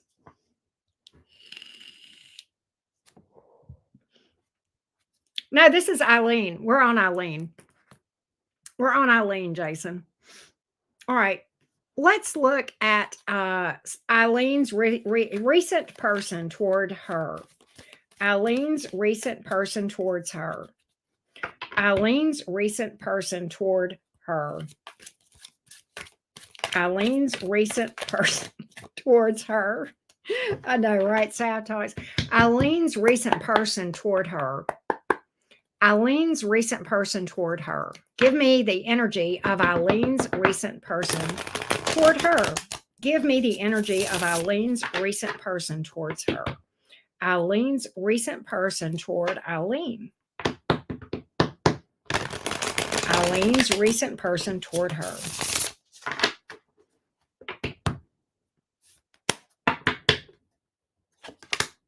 The High Priestess. Lovers in reverse. I don't think this person is really wanting any connection right now. Sometimes the High Priestess is somebody that doesn't want to talk, that is silent. The Lovers in reverse speaks to a disconnect. I don't think this person wants anything. I've got 3 major arcanas telling me they don't want to talk about it. They don't want to connect. They don't feel like you're their person. And they feel like this is over. This is very clear, Eileen. I don't know if this is somebody that is like an ex. You said recent, so I don't know if this is a recent breakup.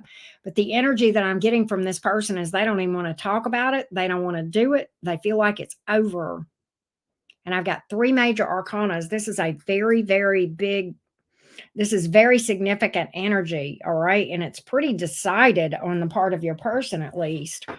I don't think this person is wanting anything here at all. And if your person hasn't, I feel like if your person has not already cut off communication with you completely, I think they will with the High Priestess card here. All right. There may even be this energy of being ghosted, but definitely I don't see this. I see this person cutting off communication with you if they haven't already. And I don't think they want anything here with the Lovers in reverse. They just feel like you're not their person. There may be arguments here. It could be one-sided, okay? There could be another person even with that Lovers card in the reverse. And the Death card speaks to something just being flat out over in their mind.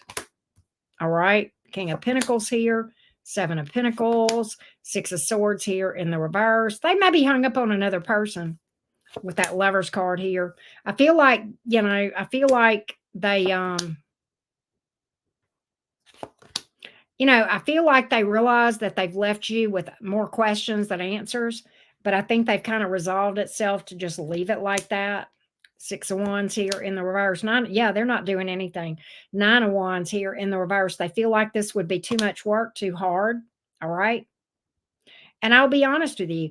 I think this person has emotion for you, but for some reason, they don't want to do this. I think they feel like this is too much work or too hard. I feel like they got emotion. I think they know they've left you with more questions than answers, Eileen, but they're not willing to do the work that it would take. All right. They know that. I think they know they've broken your heart. They're aware, but they're going to leave it that way. They're going to leave it that way. I am sorry, but that's what I got, Eileen. I hate to say it. That's what my cards are talking to me and telling me, love. This sucks. This is a tough one, Eileen. I'm sorry. I know that readings like that are very hard for me to read, and I know they're hard for people to hear. I'm never going to sit and say I know how you feel. That would be dismissive. All I can say is I know how I felt whenever I've had my heart broken before, and it is never fun, whenever this happens to anyone. And for what it's worth, Eileen, I am sorry. I am really sorry. I feel like your best bet is to literally take the advice of one of these cards here. Well, two of them really. And let me pull these. Hang on.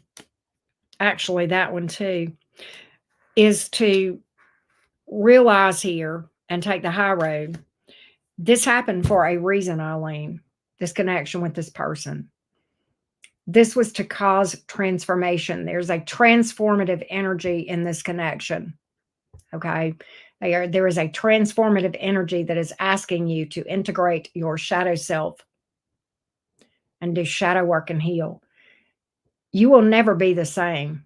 My cards are telling me that. My cards are telling me you're not supposed to stay the same with this connection.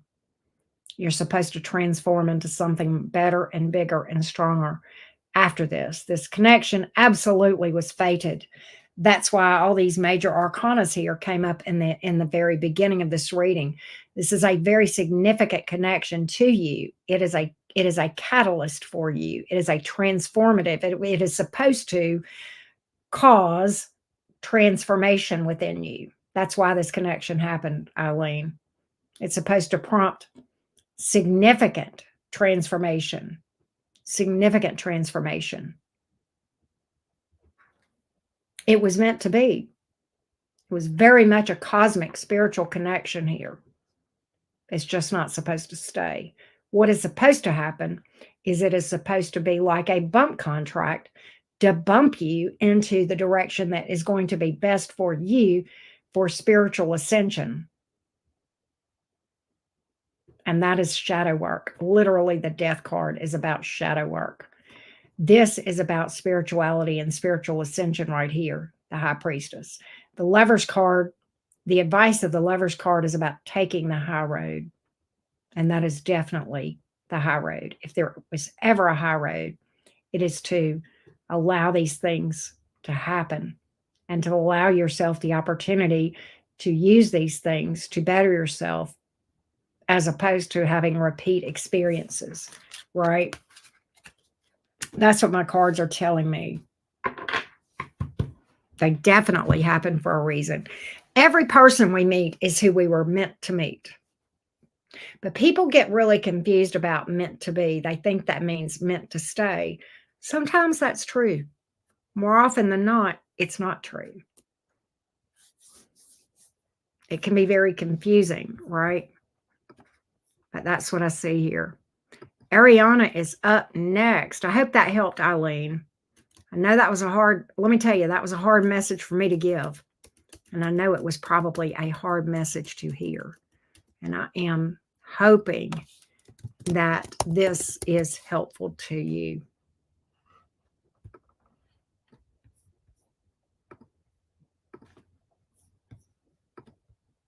Here we go. Every person we connect with has something to show us about ourselves. There is a cosmic reason for every person we meet. And it's always with one goal: spiritual ascension. What happens beyond that is just a 3D thing. And nothing in the 3D has permanence. Think on that.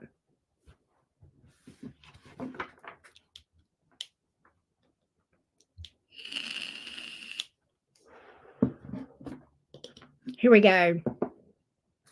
Let's go to Ariana. 1, 2, 3, 4, 5. Here we go. Let's go to Ariana.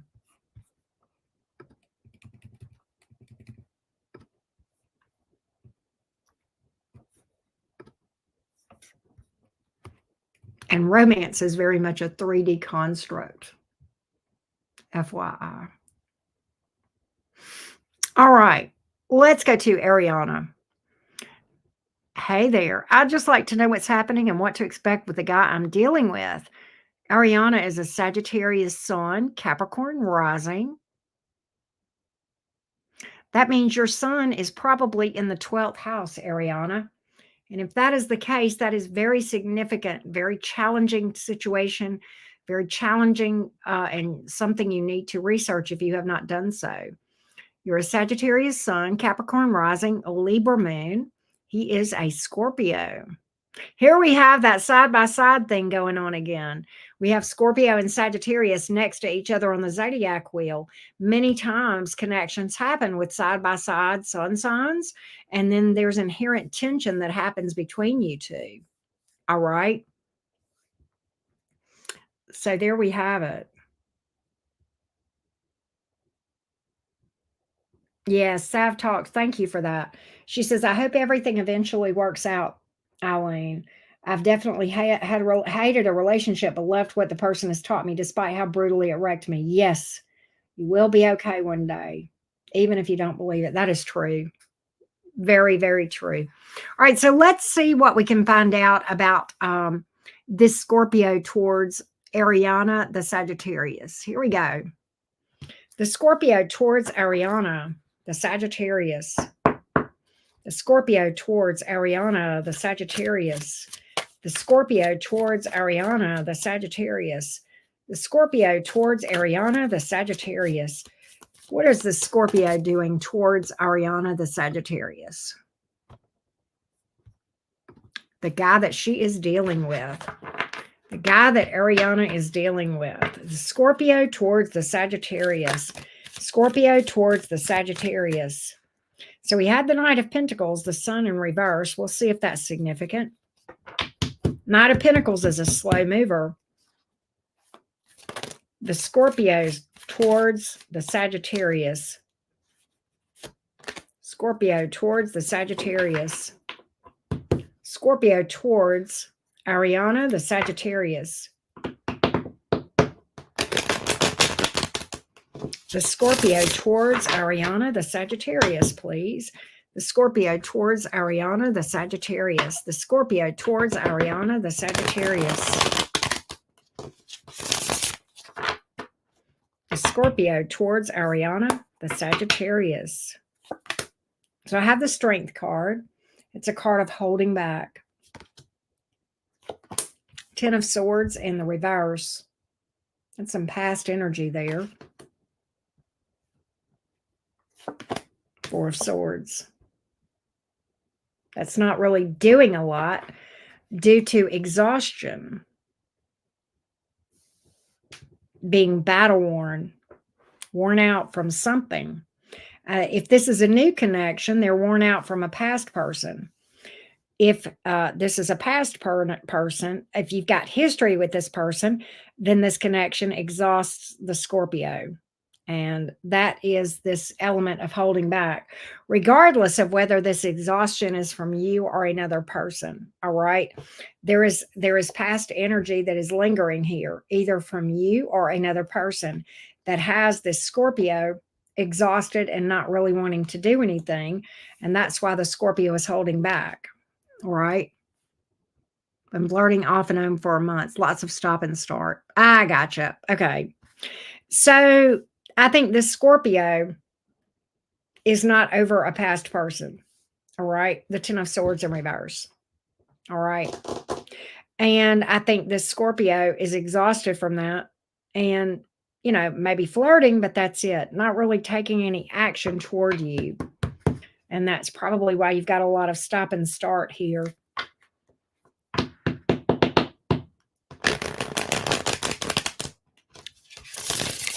So because you guys are just been flirting, then that tells me that this energy goes back before you.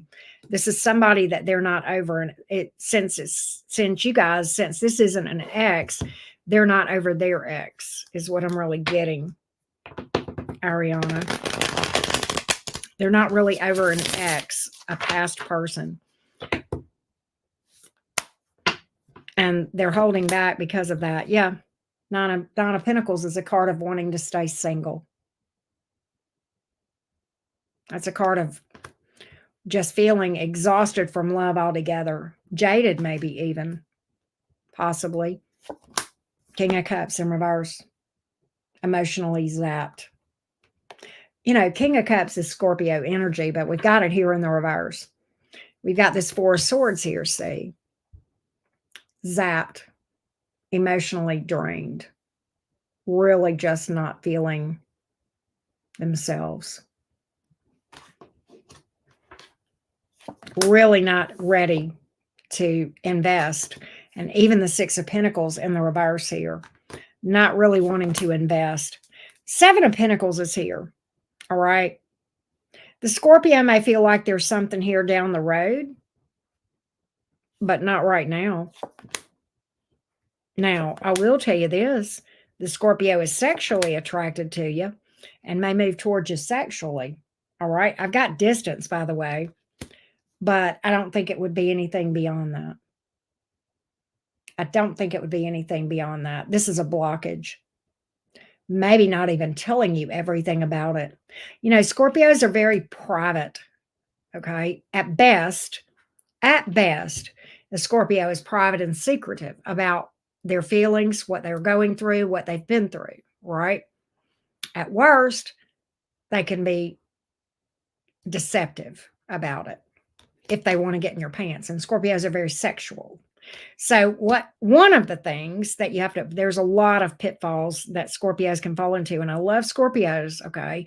There's a lot of pitfalls associated with a Scorpio, all right? A Scorpio can potentially be a little bit shady and deceptive about what they want in order to get in your pants if you're not careful. All right? You have to be careful about that, all right? I don't see this Scorpio, and even this can speak to, another person in the picture. And do I think this person wants their ex back? I don't know. It's hard to say, but they're not over them. That's for damn sure. Okay. But I kind of get the energy that this Scorpio may be very flirtatious from a sexual place. Okay. And possibly want to fuck you. I'm just be honest. And then not do anything beyond that. I had one recently do that with me, or try. They didn't get into my pants because I knew what they were doing, because I'm onto that shit. And I'm kind of psychic that way. So I saw that and I didn't fall for it. Does that mean I would never date another Scorpio again? No, but I know what their challenges are. So I know what to look for and be careful about. Right. But that's what you're dealing with here, Ariana, is a Scorpio that's not over their ex, not really wanting to emotionally invest. That's why you're getting the stop and start, okay? They enjoy flirting with you. I'll be honest with you. They do. Okay. But they're not really ready to emotionally invest. They're a hot mess, to be honest with you. And I think if you gave them an opportunity to fuck around, they would. And that would be it. I think that's about the most you would get out of this thing, Ariana, if I'm being real with you. That's what I'm seeing here. And I know that's disappointing. But, let's be honest. Let's just be real for a minute. Let's just talk real shit here. Let's talk real shit. I've never, in my hundreds of tarot readings and 59, almost 60 years on the planet, and dealing with a lot of romantic connections myself and seeing a lot of friends dealing with romantic connections, I've never seen a stop-start work out. I've never seen an in and out situation suddenly work out. I've never seen a situation that was a stop-start thing just suddenly work out and be stable, ever. There's always a reason for that. Anytime you have in and out, stop and start stuff, it's this right here. There's a reason for that, all right? There's a reason. Just some future advice, right? It's usually a red flag.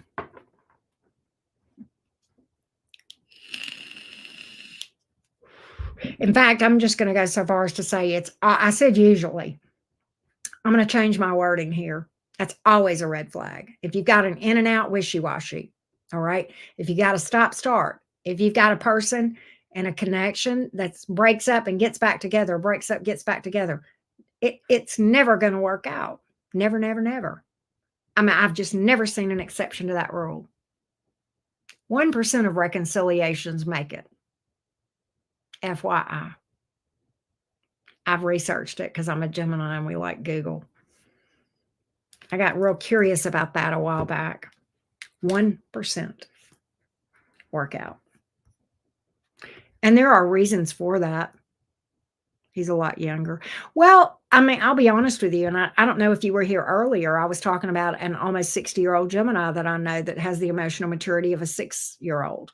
I don't call that person a friend, but I know that person. They've not been in a committed relationship since they were 17. Age has nothing to do with emotional maturity. It's not that. Either a person is, and look, the Scorpio that I was just talking about earlier that I was dealing with that tried to get in my pants unsuccessfully. All right. And I'm not the moral police, but I just wasn't in the mood to have him think he had pulled one over on me. Okay. I'm not the moral police. If somebody's up front with me and they're like, I'm just looking for a friends with benefits, I'm a lot more likely to give that person some respect and possibly meet them on that term if we both know where we are. But a person that's dishonest about what they want, and that's what the Scorpio was trying to do with me, I have no respect for that, and I never will, right? But that Scorpio that tried this with me, 2 years younger than me, and I'll be 60 this year, or 1 year younger than me. Okay, so he's what, 58? Has nothing to do with age. Either they're going to emotionally mature or they're not. This Scorpio that I'm talking about, his problem was that he's got an air sign as his moon. That's the problem. And he's not worked through that shit. So he's a player. But okay, let's go to Anastasia. Let's go to Anastasia. But yeah, I saw through that. In fact, when I first found out that Scorpio's other placements, because I'll deal with the Scorpio a lot more than I will some of the other signs. Okay. But when I saw that air moon, I looked at that air moon and I said, this motherfucker might be a player. I was not wrong. I said, we're going to watch out for that. Indeed, that's exactly what I saw. All right. Here we go. In fact, what I also found out was that Scorpio was talking to multiple people. Yeah, the rest of the chart needs to be taken into account. That is true. That is true. That is true. But, I never say never to any sign. I just know what the potential pitfalls are with certain placements. And I'm aware and I observe and I give people time to show me who they are. And this one did.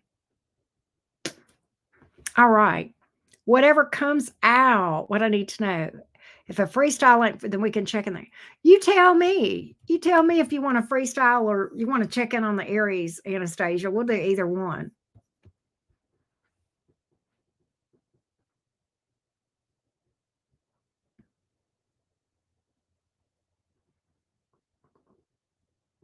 Yes, exactly. Because I'll be honest, Anastasia, I know you've seen my chart. I've shown it enough times. Look, my chart is a dumpster fire. My chart is a shit show. And a lot of people that watch me and follow me, and I'm not in a bad way, but you guys know who you are. Some of y'all have shit show charts too.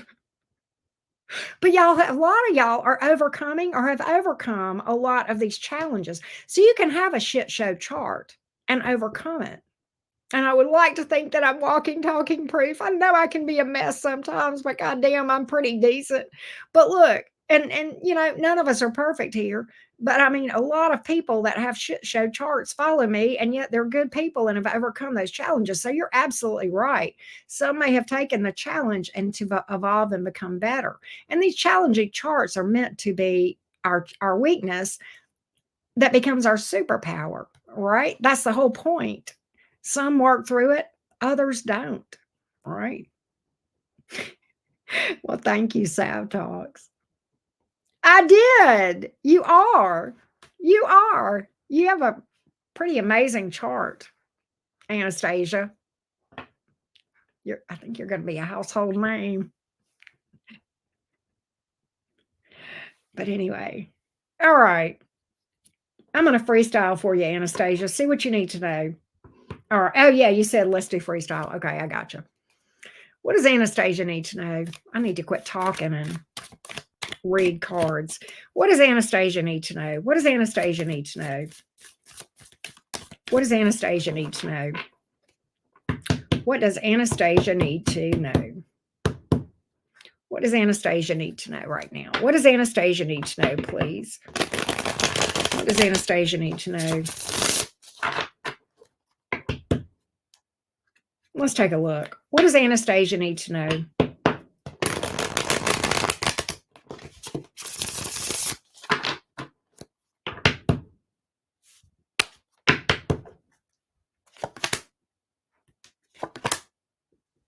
So, what I think, Anastasia, okay, listen to me.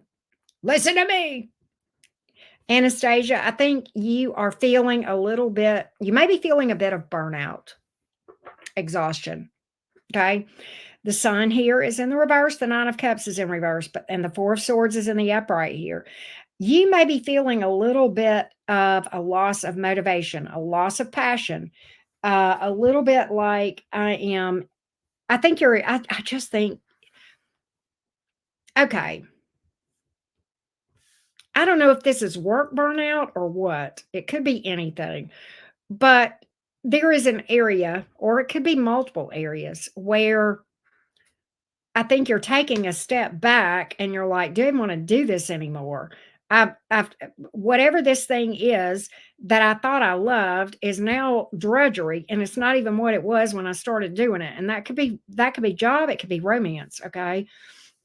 And I feel like time away from it is going to help you for 2 reasons. One, you need to rest and recover. 2, it's going to give you a new perspective of whether or not this was a temporary, I don't want this anymore, or a permanent, I don't want this anymore. But I think you've lost a little bit of zeal, if I'm just being honest. And I'm not sure if this is just that you need a breather, or if you need to rethink whether or not you want to go down this road anymore permanently. But I think some time away from it is going to give you time. It's going to give you perspective. You know what I mean? Like, I think a break from it, some rest, and maybe a respite and some self-care is going to be helpful for you. All right. If that makes sense. Vanessa, thank you for the feedback. I feel like some self care, rest, and time away from whatever it is going to be in order.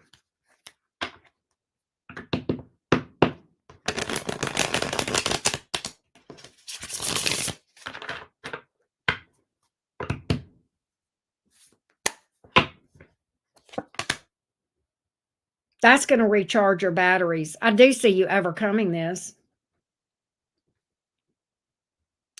Wow. I see you overcoming this. This is your sign. This is Cancer. This is also overcoming things. You'll recharge your battery. I think you need to recharge your batteries. If that's what it, and do some self-care. Make sure you're trying to get some rest doing some self-care. All right. It's a side project, but something I love. Four of Pentacles here. Staying to yourself, right? Maybe hanging back. That's going to renew. Okay. I feel like, Anastasia, this thing is temporary that I'm picking up. All right. I think this is a temporary respite. I don't think this is you going to make a permanent change here, but I think a respite or self-care or doing, okay, let me back up from this because I know a lot about what this is with the music, okay, because you've shared that with me. I feel like doing something to remind yourself of what it was that made you fall in love with music in the first place. You know, this reminds me a little bit. I've had a lot of these moments in my life, okay? And the one that came to mind and, is, I love animals, Anastasia. And what you may or may not know about me is back in the day when I was in my mid 20s,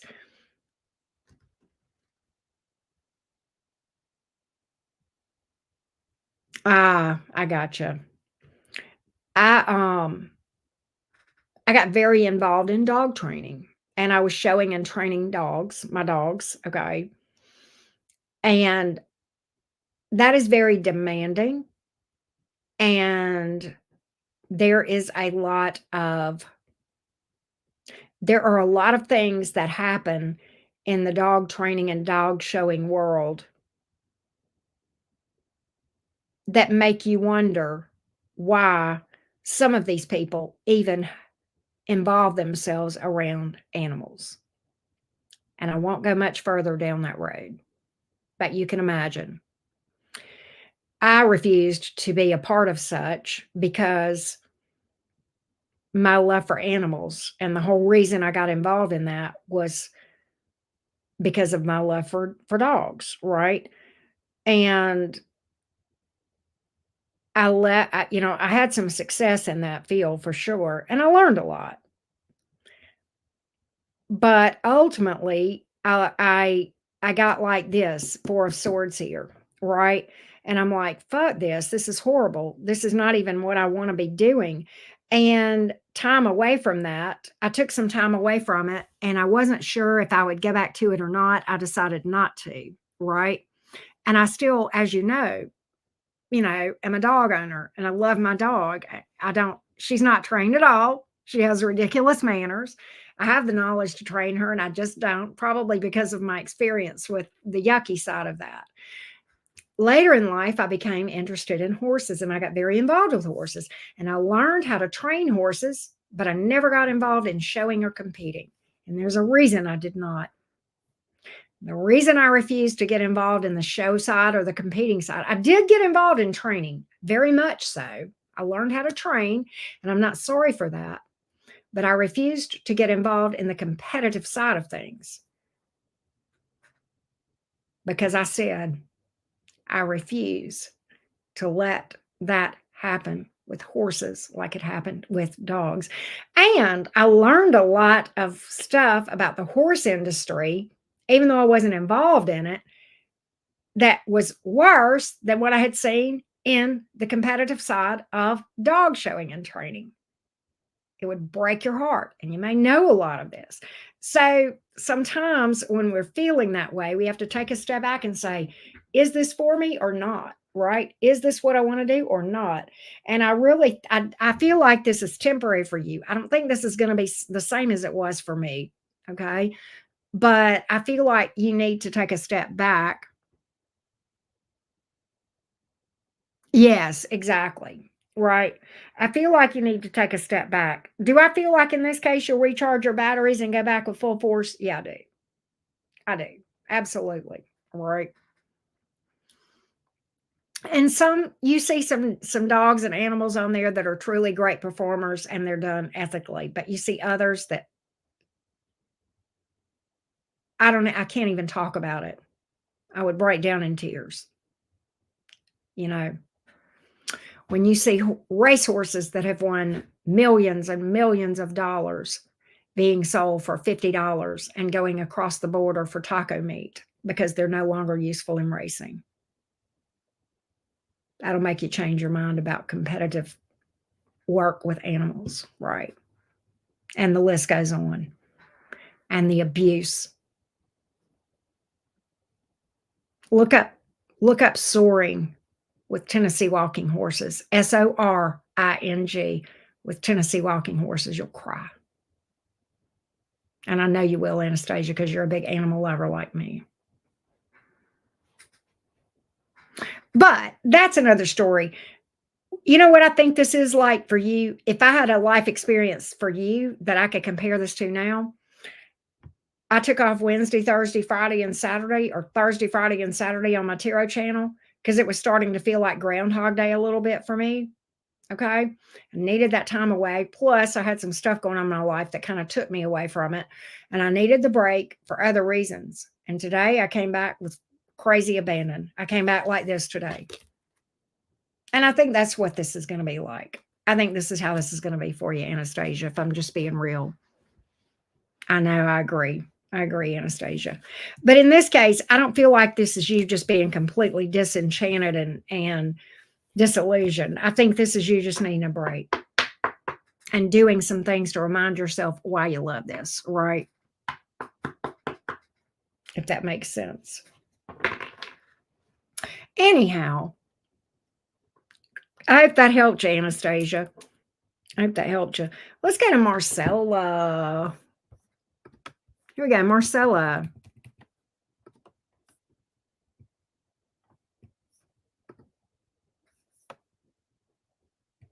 Any new life coming in my life soon? I'm a Gemini. Thank you, Marcella, by the way, for your patience. I greatly appreciate that. All right, here we go.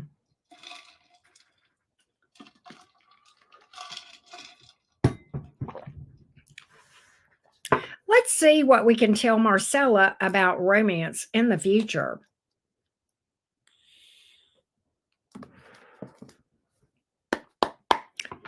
Let's see what we can tell Marcella about romance in the future. Let's see what we can find out for Marcella about romance going forward. Marcella the Gemini. What do we see about romance for Marcella, please? I know, right, Sav? I love my Geminis. I do. You know, you can say what you want to. Geminis have some tough lessons to learn too. You know, we come to the earth here, Geminis, your sun rising, whatever, and you've got this mind of an adolescent, and suddenly you have to grow up and be responsible. And yet you don't feel like you're ready to do that. You don't want to do that, right? So it's not easy being a Gemini either. I don't give a shit what anybody says. Look at here. My cards just went nuts. And look what landed. Look what landed, the Gemini card, as I'm sitting here talking about it. That's nuts. Here we go, Marcella. What does Marcella need to know about romance? What does Marcella need to know about romance? What does Marcella need to know about romance? You know, Geminis, I just hope that even when you grow up, my Geminis, Keep a little bit of that cheeky Gemini energy because that makes you special and that makes you fun. Here we go. What does Marcella need to know about romance in the future? What does Marcella need to know about romance in the future? What does Marcella need to know about romance in the future? Here we go.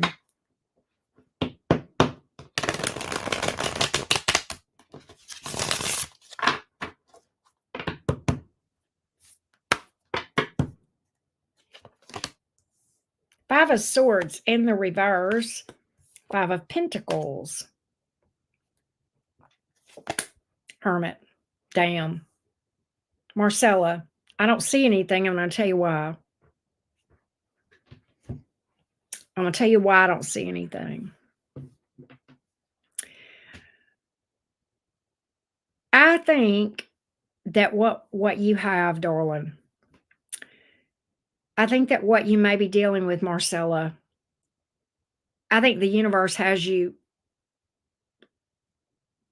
in solitude for a reason. Okay?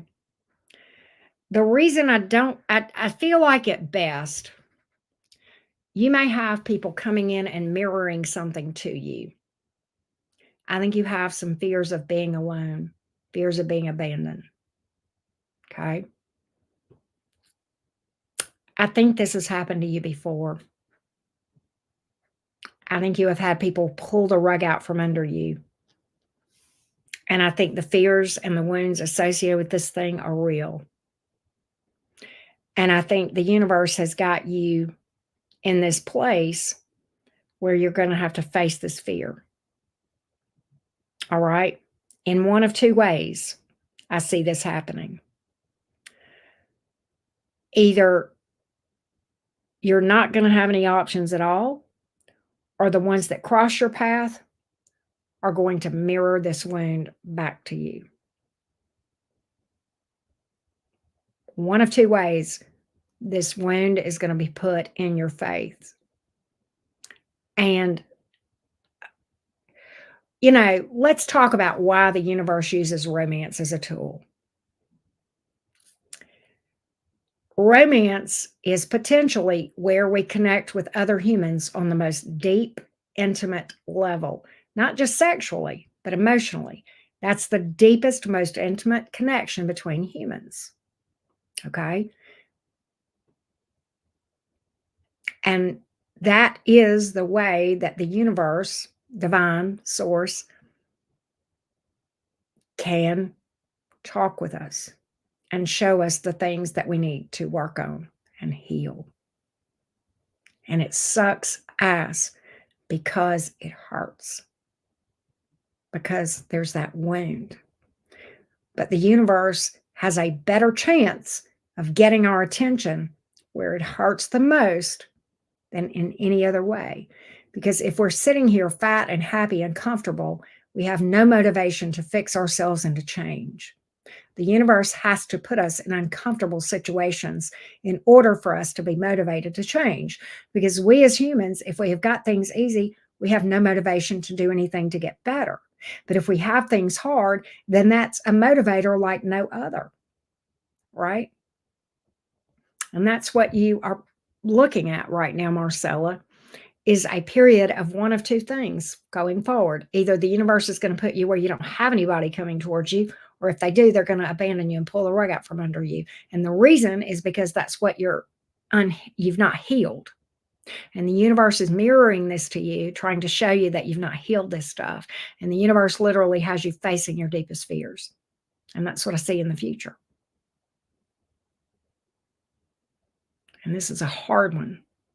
It's a hard thing that you're being called to work through. But I would be remiss if I didn't tell you that you are surrounded by a lot of people on my channel, probably even as we speak, not just me, that have had to heal the very things that we feared the most. I lived most of my life running from this very thing, and I had to face it. But what happened is I became so comfortable with being single over years of doing a lot of healing on this stuff that I almost prefer it. In fact, I just do.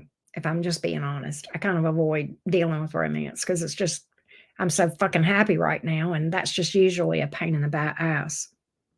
Whoa, it's a confirmation, right? And so that's what I feel like, Marcella, you're being called to do right now.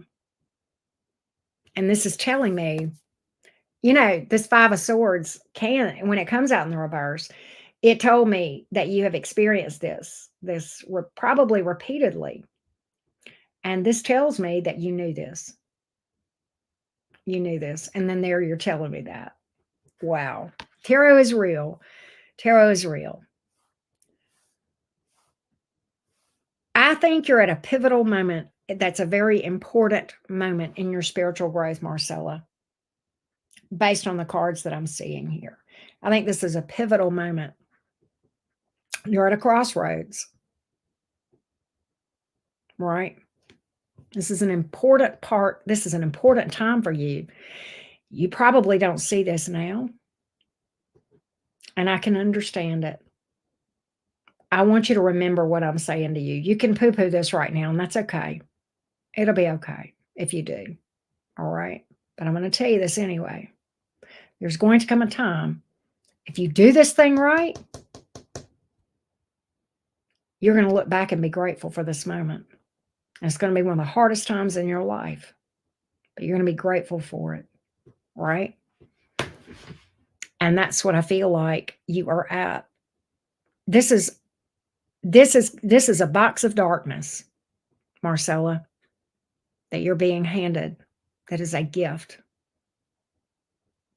And it's an opportunity, even though you don't see it like this. But this is an opportunity right here for you to spend time working on yourself and healing those wounds. Do you see this hermit? And do you see the light that this hermit carries to guide them through the darkness that you're about to go through? That light is the light of the divine. Do you see that snake in the path? Snake represents wisdom and knowledge. There's a lot to be gained from this period. There's a lot of gold, believe it or not, here for you. And it's going to make your life ultimately a lot better. We all want to be the phoenix that rises out of the fire. But what we forget about is how hard it is to experience the flames, the burn. What does that mean? There is a meme that talks about you will rise from the ashes, but first you must burn. To whom much is given, much is required. And that's what I feel like you're at. I think you're at an important spiritual time in your life that's going to feel like shit.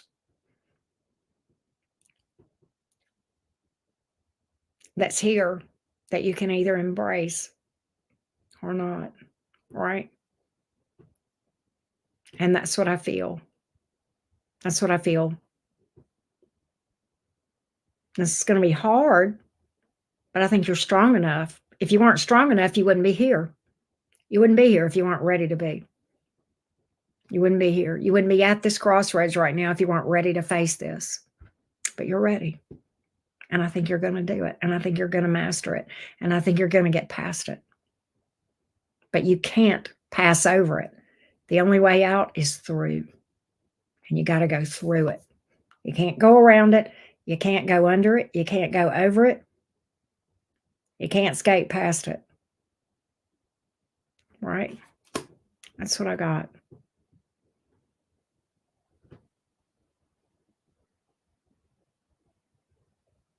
Thank you, Marcella. I appreciate you booking a reading with me. Got to go through it. And it's hard. It's hard. But I believe you can.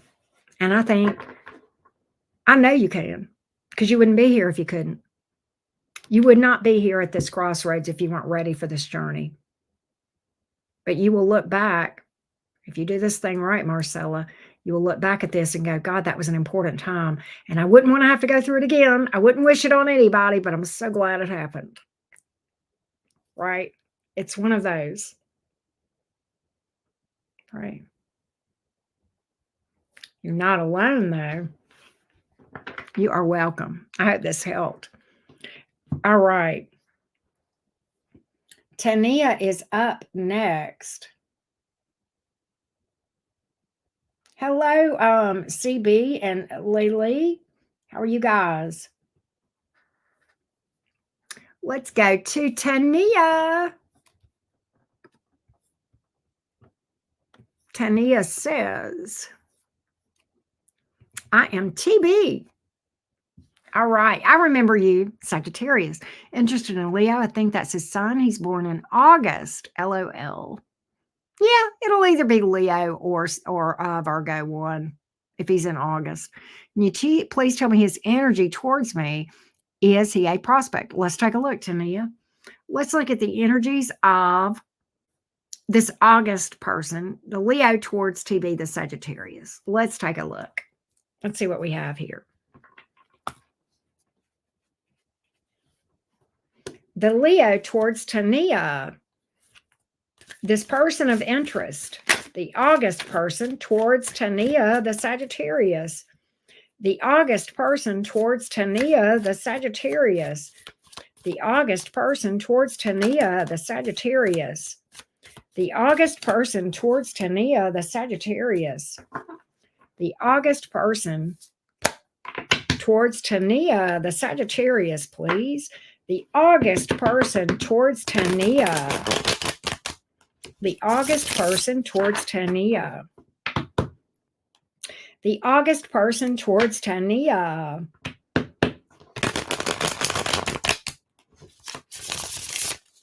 The August person towards Tania.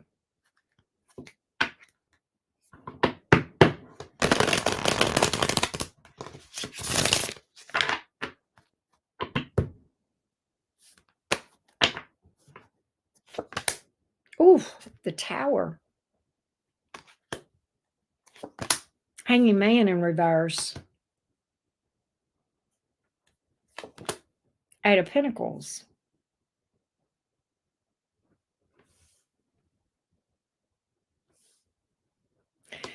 So this is kind of interesting because I feel as though something has happened here that has gotten this person's attention, maybe caused them to change directions. I'm not sure what the issue is here, but there's something here in this person's energy, all right? If that makes sense, all right? And I feel as though it's like this person has had a reality check with the Tower card here, the Hanging Man in reverse, the Eight of Pentacles in the upright, that has made this person feel like they have to straighten up. What in the hell?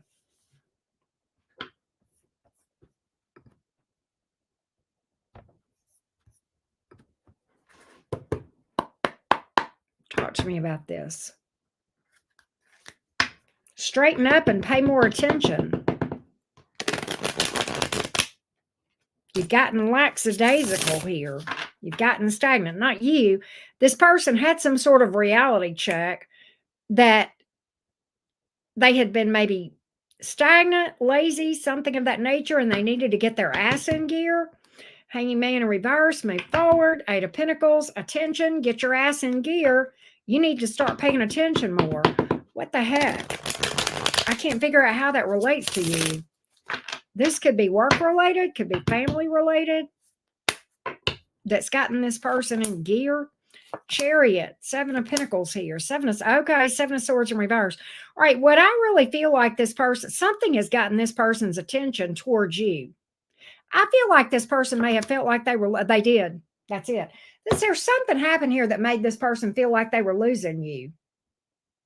All right, Tania. Something got this person's attention. I don't know what it was. I don't know. There's something here that jolted this person. It's like they had a big reality check. And I think they started, all of a sudden, I'm getting this forward movement here of fuck, I've been found out. You may have found something out or called this person out on something, all right? And all of a sudden they get their ass in gear and start working on this, start moving forward, start doing better, and not wanting to lose you. That's interesting. And this is sudden. I don't know if you call this person out on something that I feel like maybe you knew something that they didn't know you knew, or maybe you found out about it and it caused a big issue here with you two. All right. And something snatched this person back into reality. All right. Reality check. I had that even before I got the Seven of Swords in reverse. But yeah, something came out and I don't know what it was, but I'm telling you, Tania, this absolutely, something's got this person's attention and they are wanting to work towards something with you. I don't know what the heck happened here, but this looks sudden. All right. I feel like they went, you know what? I feel like they went from indecisive to decisive real quick. All right. Because I think they don't want to be by themselves. I don't think they want to be left out in the cold. All right. What in it? Yeah. Oh, yeah. Laura says the good old F around and find out. Right. Yeah. TB, I feel like I don't know, but there's something here that made this person feel like they were going to lose you. And it could be, and maybe somebody told them that you were dating somebody. Maybe somebody told them that they were interested in you, something like that. All right. Ah, there's another man who's interested.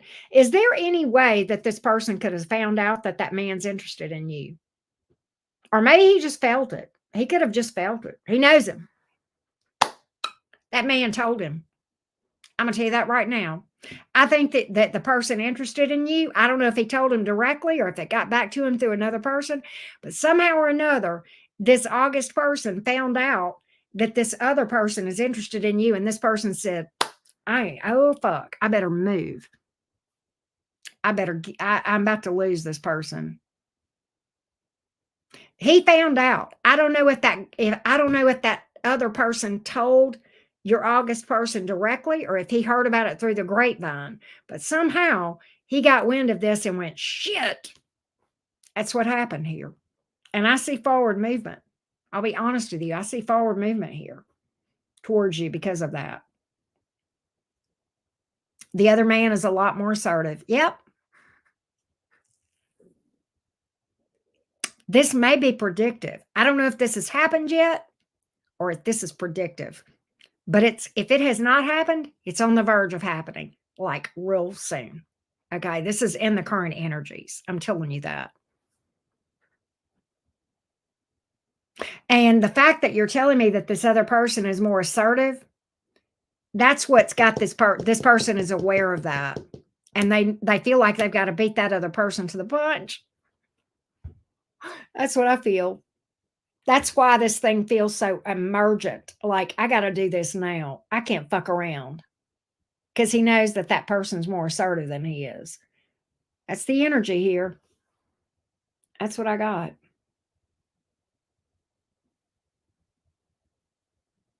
That's what I got. So expect forward movement. The person you're interested in is very awkward. I feel like he's going to overcome some of that real quick. Like,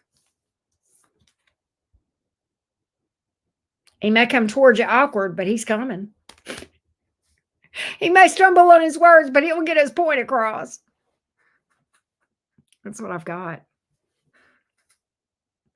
Yeah, my cards are telling me he will.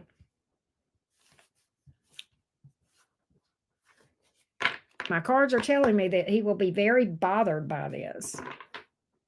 Right? I think he'll be ready to invest something. You'll hear, look, communication, possible emotion.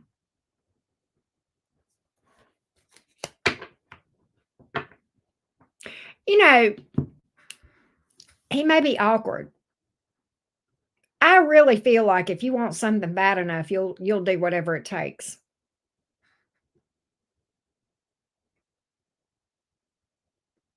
Story time? I had a tremendous fear of horses.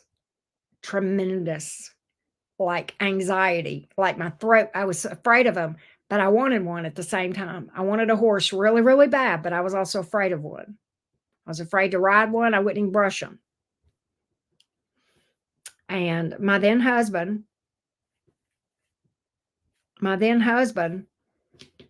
was not afraid of them. And there was a horse that I loved a lot. And suddenly she became for sale. And I spent a lot of time with this horse, even though I was afraid. I finally got the courage up to brush this horse. She wasn't even mine. Okay. And I finally started brushing her and I developed a love for her. And I finally decided if that horse ever came available, I want her, even though I'd never ridden her. Scared to death. Okay. Scared of her. And suddenly she became available. And I found out that somebody was coming to look at her the next day to buy her. And I was afraid. And I told my then husband, I said, we got to go look at her today. I said, can we go over there and you ride her and see how she rides? Because I had never even seen her ridden, had never even seen anybody put a saddle on her. Okay. I didn't know if she would buck from here to the moon. Okay. But I didn't want to lose her. So I asked him, I said, will you ride her and see if she's safe to ride? He said, yeah, I'll do that. I said, okay. We went over there that afternoon. We saddled her up. First time I'd ever seen a saddle on her. And I was terrified of horses, even the ones that had been ridden. I would get on one and sit, and they would do nothing, and my throat would close up, and I would know the horse. Okay? I'd never even seen this horse with a saddle. I didn't know if she was going to buck me to China. That's why I wanted him to get on her and not me. He saddled that horse up, and he looked at me, and he said, get on her. I said, what do you mean? We saddled her up for you to ride. He said, you want her, you ride her. And I did. I rode her all over the place.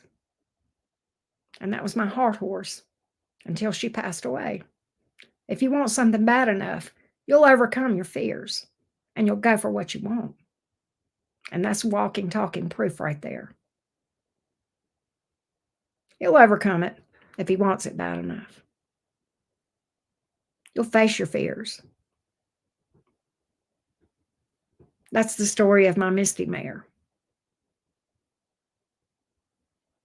who I miss so much to this day.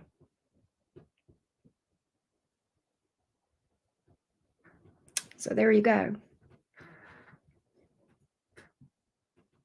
There you go, TB. Ah, okay, yeah, exactly. I think my cards are saying he's going to. Right. You'll face your fears if you really want something bad enough. You'll face your deepest fear. Jason, it hasn't happened with my fear of frogs yet. I don't have a desire to own frogs, so I don't care about facing that one. Right. Well, thank you, TB. Thank you for that. My life is full of crazy stories, amazing stories, scary stories. I've lived a lot of years on the planet, so I have a few stories. Right.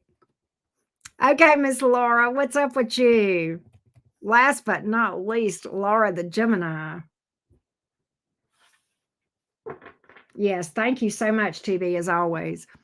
What is the Libra's intentions? Let's take a look. Let's see what's up, love. Here we go.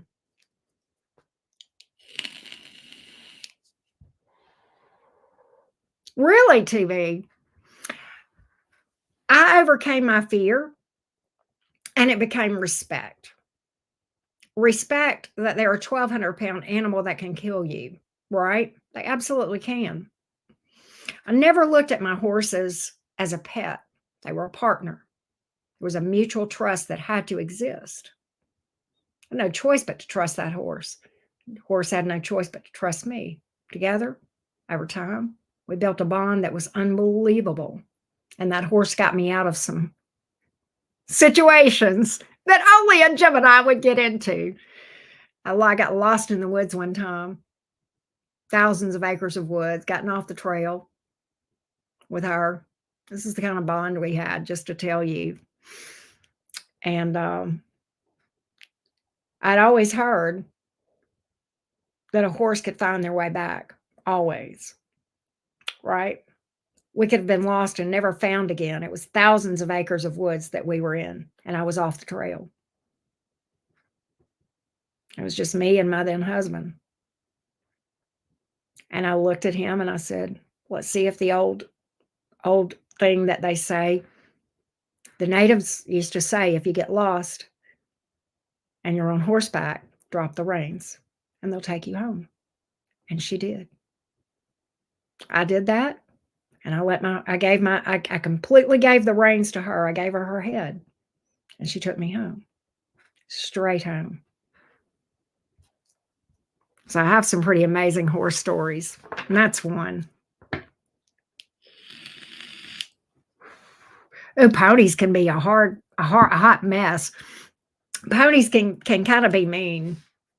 There's a lot of mean ponies, right? Absolutely. I've lived a lot of years.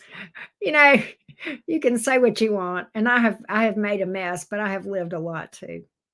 I've lived a lot too. All right, Laura, let's get the Libra's intentions. Let's get the Libra's intentions. Let's get the Libra's intentions. The Libra's intentions. Hey, Wicked Majesty, how you doing? The Libra's intentions toward Laura. Let's get a vibe check on what this Libra's intentions are at the moment. The Libra's intentions. The Libra's intentions. Here we go. The Libra's intentions. The Libra's intentions toward Laura. The Libra's intentions toward Laura.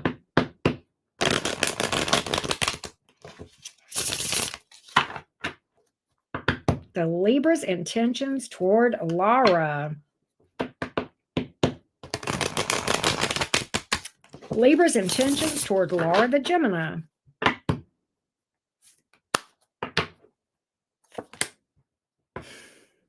What? Why is this in reverse? Laura, what in the backing up is going on here? The moon.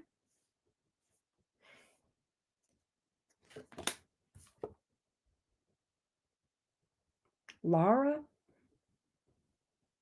I'm not liking this energy, love. Look at here. What's happening here with this Libra? Why is this Libra acting shady and dishonest?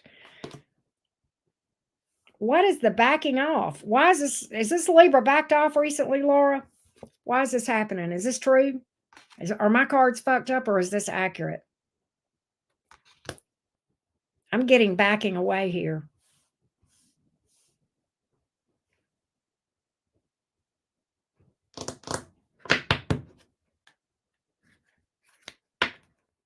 Within a month, yes. In the last few weeks, last month, he's backed off. Because I've got that he's backed off and he's being shady.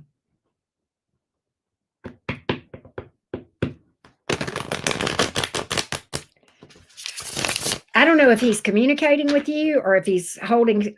Oh, okay. So it does make sense. All right. At a minimum, he's withholding some information. If he's not out and out, he's either lying or withholding information. Either way, there's deception, right? I got two cards telling me I've got a card saying shady, smoke and mirrors, hiding something, secrets, and I've got a card of deception. This is either lies or holding back information. It can mean a lack of communication, but when I've got it next to the moon, that's hiding something. Deception. All right. Definitely backed away. Why is the Knight of Cups here in reverse? What? Tell me why. Why has this happened? Tell me why.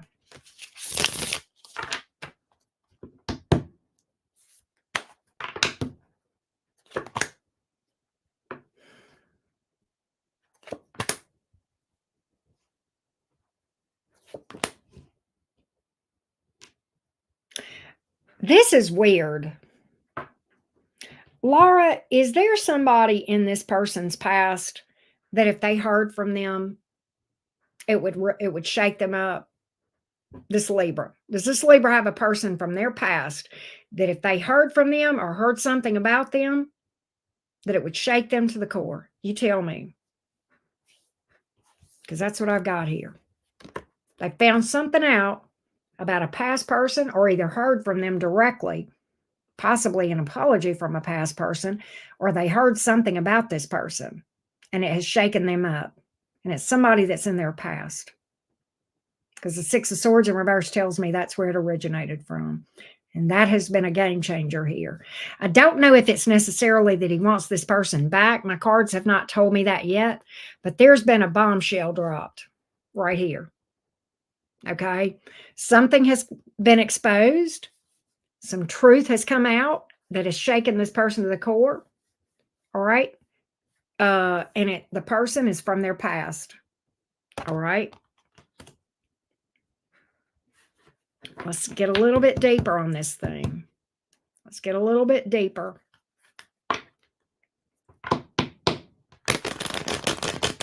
But it's been a game changer. To what degree, I don't know.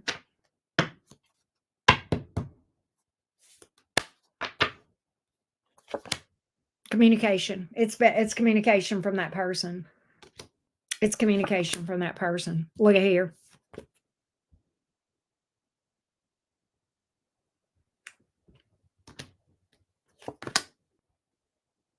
Two of Cups is in reverse.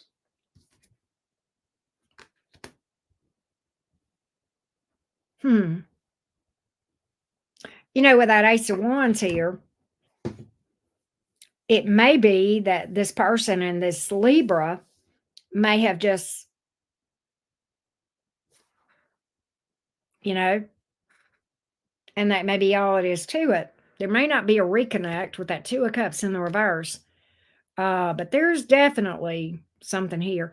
And it could be with that Ace of Wands, there could be a pregnancy here, possibly. But I feel like this is more sexual than it is pregnancy. All right, if I'm just being real with you. But that a pregnancy would be a bombshell as well. There's something, but there's been communication from that person towards the Libra. All right, this tells me that.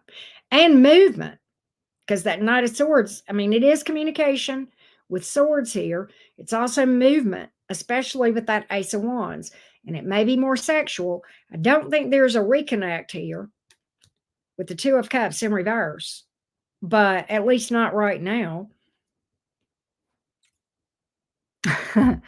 That's what I have.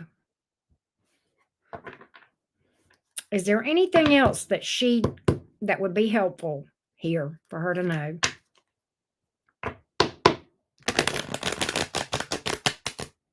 Right? We'll get to the damn bottom of it, right, Laura?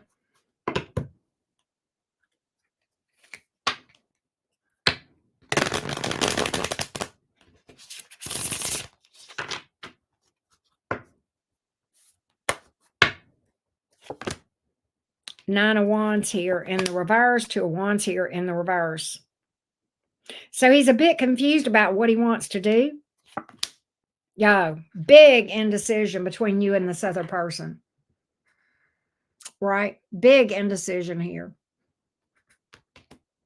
So right now, not doing much of nothing. Feeling drained and not wanting to really deal with very indecisive energy here. Not knowing how to handle this. Not knowing how to handle this. That's why you're noticing the odd behavior. That's what's going on behind the scenes. I hope we've helped you, Laura. Right, Jason? I know. Tyler has the best Tylerisms ever, right? That's what I feel, Laura. You're dealing with, love bug. That's what I feel, sweetie. I hope that helped you. Well, thank you. I know it's tough. You know, I've delved a lot into Libra energy recently, Laura. as a part of studying charts. Libra energy, Venus energy, seventh house energy. I've delved really, I mean, we always knew what that, energy, a lot about that, but I've really dug deep into Adita. Readings are closed right now, honey, but thank you for asking. But we're not doing any more readings. Laura's the last reading, sweetie. But Laura, I've delved into this and I have a little bit better understanding of Libra energy than I did. So and I don't want you to take this as an excuse. Hell no. This is the challenges that Libras have to overcome, just like we Geminis have it, right? So hear me out. Libras, are often indecisive and often don't. They get labeled as indecisive and players, and here's why. And at a surface, yes, that is how they sometimes act, and here is why. Libras have a need, not a desire for, but a need for peace and harmony. Libras hate to see people disappointed, and they hate to disappoint people. And as such, they hate to deliver bad news to people. And so they struggle to make a decision sometimes or to deliver bad news because it hurts them so much to see people cry. So they take the chicken shit way out and they either don't tell somebody. That's why Libras get a name for being ghosters, and they can be ghosters, and they get a name for being players because they don't handle that well, because they don't like disharmony.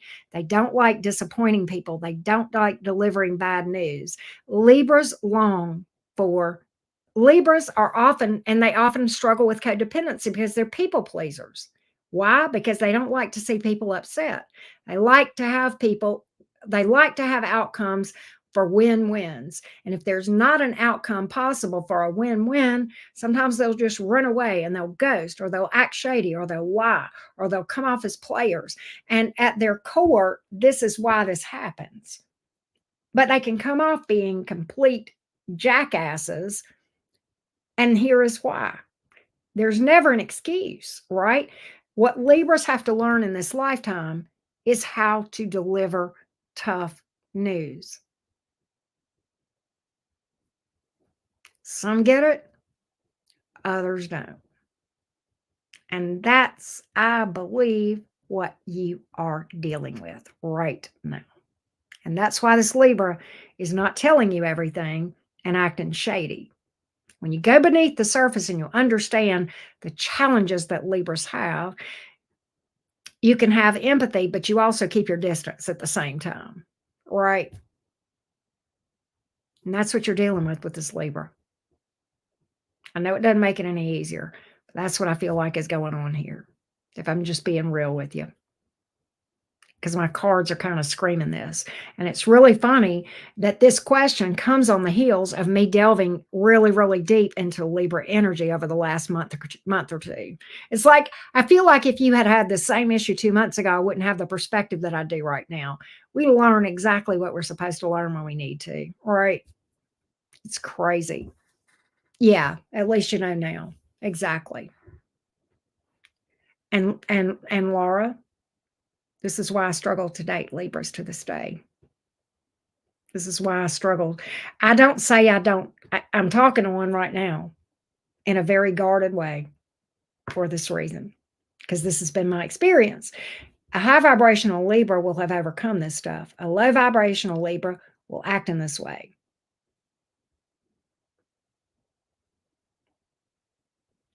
I have some high vibrational Libras that follow me. Okay. And you know that, Laura. We have quite a few Libras that are amazing people that are part of the cottage family. But I've also dated some guys, male Libras, that made me guarded because I know what they're capable of. I'm going to tell you something, Laura. I know a Gemini female right now. She has quite a story about a Libra, right? By the way, she's with a Sagittarius for lifers. That's another story. When she was younger, in her early 20s, she was in a long-term relationship with a Libra. They got engaged. They were engaged for 2 years. He disappeared out of nowhere. Never gave her an explanation why, just ghosted her. So, yeah, when I deal with Libras, I'm always on alert, a little bit hyper alert on that. And that's why Geminis and Libras are very common to connect, right? But at the same time, it can be yucky, right? So, yeah. This Libra just didn't have the balls to break up with this Gemini that I know in a right way, in a healthy way, because they sometimes can't deliver bad news. The people pleasing causes them to ghost, if that makes sense, because they just cannot deal with watching a person cry. They'd rather be away from them when they cry about it, which is sucky, but that's how it is, right? Yeah, we still going, but I think we're good. As far as reads go, I finished up. Laura was my last question. So that's what I've got. Woo, we've been going for 4 hours and 40 minutes. Y'all, I am whooped. I am whooped. Thank you, everybody that booked readings with me. Jason, thank you for hanging. I have not forgotten that I owe you a question, Jason. We can do that in membership or whenever. Don't make me do it tonight, though. Yeah, I'm fixing to rest. I'm going to try to read for Aquarius tomorrow and possibly Pisces. I have to run some errands tomorrow, and I have to go pick up my fur baby from the I had boarded her while I was out of town. And so I have to go and pick her up tomorrow. I have missed her so much. I got in last night. Y'all, I can't hardly sleep without that dog with me. I'm so used to her being with me. I found myself, and like today when I came, I'm used to calling her in here when I come to read. When we come back here in my little office area to read, I always look at her and say, "Come on, Carolina, let's go read." Because you know how she gets in her bed and she sits under the desk when I read. And she's not here. She's fine, but I just miss her. I will give her a big hug. But like I literally, when I was coming in here earlier to do all signs, I was just like, and I looked and I was like, I was getting ready to say, "Come on, Carolina," and I was like, she's not here. So she's fine. Desmond Tiberius Hume. First little nose I said. There's nothing like it, is it, Anastasia? I miss her so much, though. And last night when I was in the bed, I went to sleep and I was just like, I can't sleep. Carolina's not here. There's nothing like it for sure, right? But anyway, all right. Well, I'm going to get out of here, folks. I love you guys to the moon and back. Thank you so much for everything. I appreciate it. I had a good time. Sweet dreams, everybody. Jason, I know it's the middle of the day for you, but maybe you'll nap and have sweet dreams, right? She's like, yeah, she had her vacation. Oh, she's going to be mad at me. I can tell you she's going to be foul. I love you guys. I'm going to get off here and get some rest. Bye, y'all.